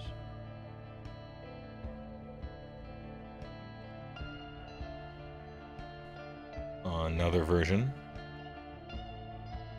This one has a little more character to it, I think. Bam. Look at this. Look at this shading.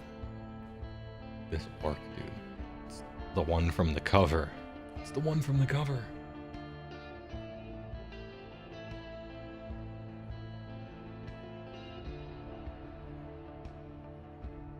Impressive. Very nice. A crazy boy. Oh, bone splitters represent. And one bone splitter. A boingy swirly boy in funny colors.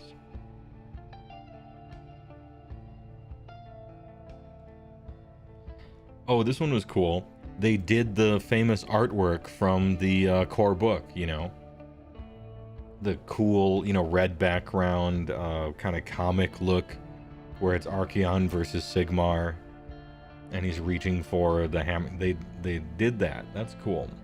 I think I like it more conceptually because of that than the end product. I think the clear stuff looks weird, but still, I think it's cool. It's a cool idea.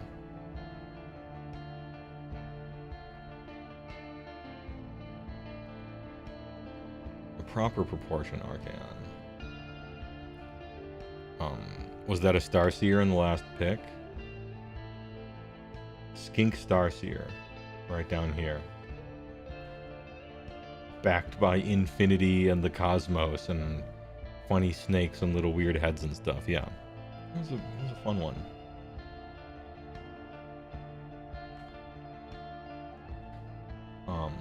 Ladies.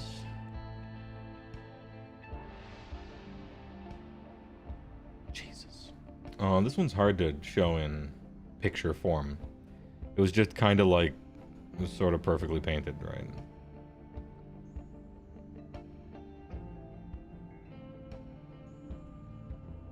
Looking kind of good.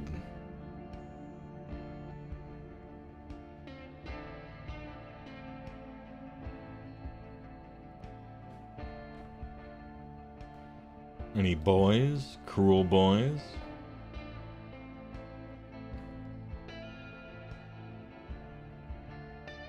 Going for the glowing up from the stuff you're stepping in art. Yeah, those are some good merchy Yamamania. You want to see if anyone did the new IDK warband or the Soul Scryer from the Black Talons? I don't know if I took a picture of it. Did they all get a notable entry slip? The ones that they showed, yeah. Obviously, they don't show everybody's. They just show the noteworthy stuff up. Where did they get these cool display things? A plinth. Well, this is just a box, but these are plinths. You can get them from various places. They're common. And then sometimes they do, like an entire scene. I'm trying to find one that did an entire scene, and I can't. Most of these are just on plinths. It's a funny word to say. But yeah, some people just do whole scenes as well, and then do freehand in the background.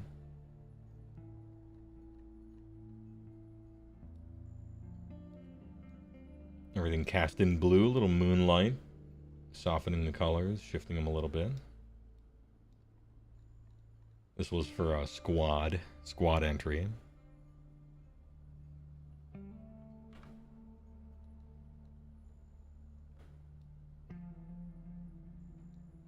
Commended entry.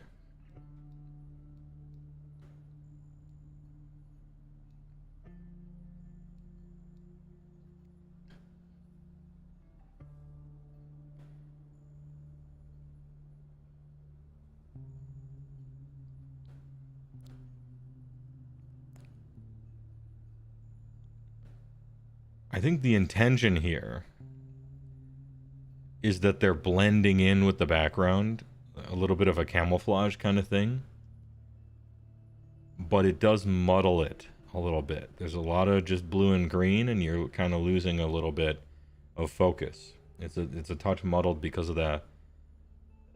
The scheme is so I think that's their intent, probably, to show that they blend into the forest. It is a little bit of a complaint. Like, I zoom out here, what's happening? You can see some shields and stuff, but otherwise it's kind of getting lost in a TLC, a blue and green. It's like incredibly good work, obviously. Oh yeah, and then this one, the clear, obvious winner. This is a mirrored reflection in a pond, right here. Vampire, but in a mirror, in a reflection, you don't see the vampire, right? Because they don't show up in mirrors. You see the ghost. Eyes up here, no eyes down here. The spirit trying to escape. What a wonderful scene. What a cool idea, isn't it? And on top of it, they had the audacity not only to have the best idea ever, but also to paint the damn thing perfectly. Ridiculous.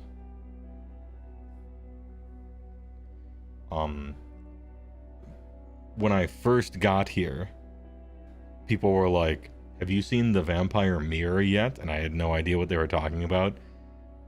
People just looked at these and they're like, yep, that's the winner.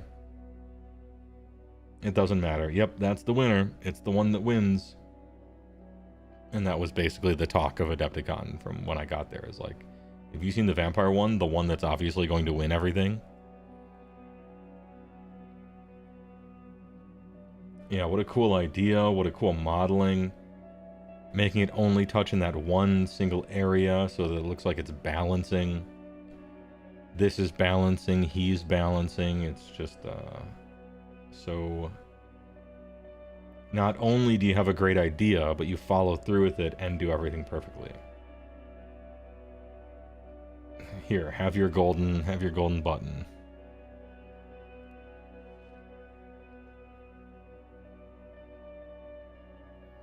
And that's it. That's the final picture.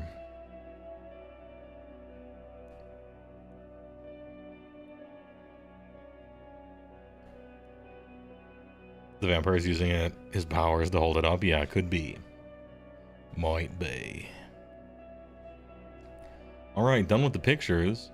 Damn, we went over the 4th edition stuff, Adepticon stuff. I probably still have more stories from Adepticon, but I'll trickle those out, just like they trickle out battle tomes. However, now we got indexes, so I guess it's fine. 5-hour stream, not bad. Hey, thanks for sticking around. I'm surprised so many people stuck around for a longer stream. Appreciate it. Expect a vid and a streams in the future as we move forward. Am I supposed to raid someone? Are we being a raider? Who else is streaming right now?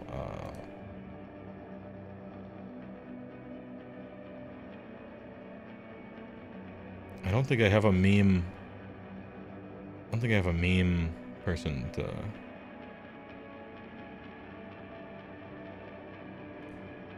to raid. Anyway, hey, thanks for watching. You can raid on YouTube? I'm not sure, Bahamut Bard. Can you raid on YouTube? Is that a thing? Is that a function that YouTube has? Maybe it does. I need to look into that. I should know, right? Damn. Hey, I'll look that up in the future. I wonder if that's a thing. Ahem. Anyway, thanks for watching. I appreciate it. Thanks for the subs and the bits and the primes. I'll see you later this week for more Twitch streams, where I will, I don't know, produce content. Dude, thanks for liking my stuff. Please enjoy my outro. It has credits in it to thank people for donoing. Join my Discord. TY.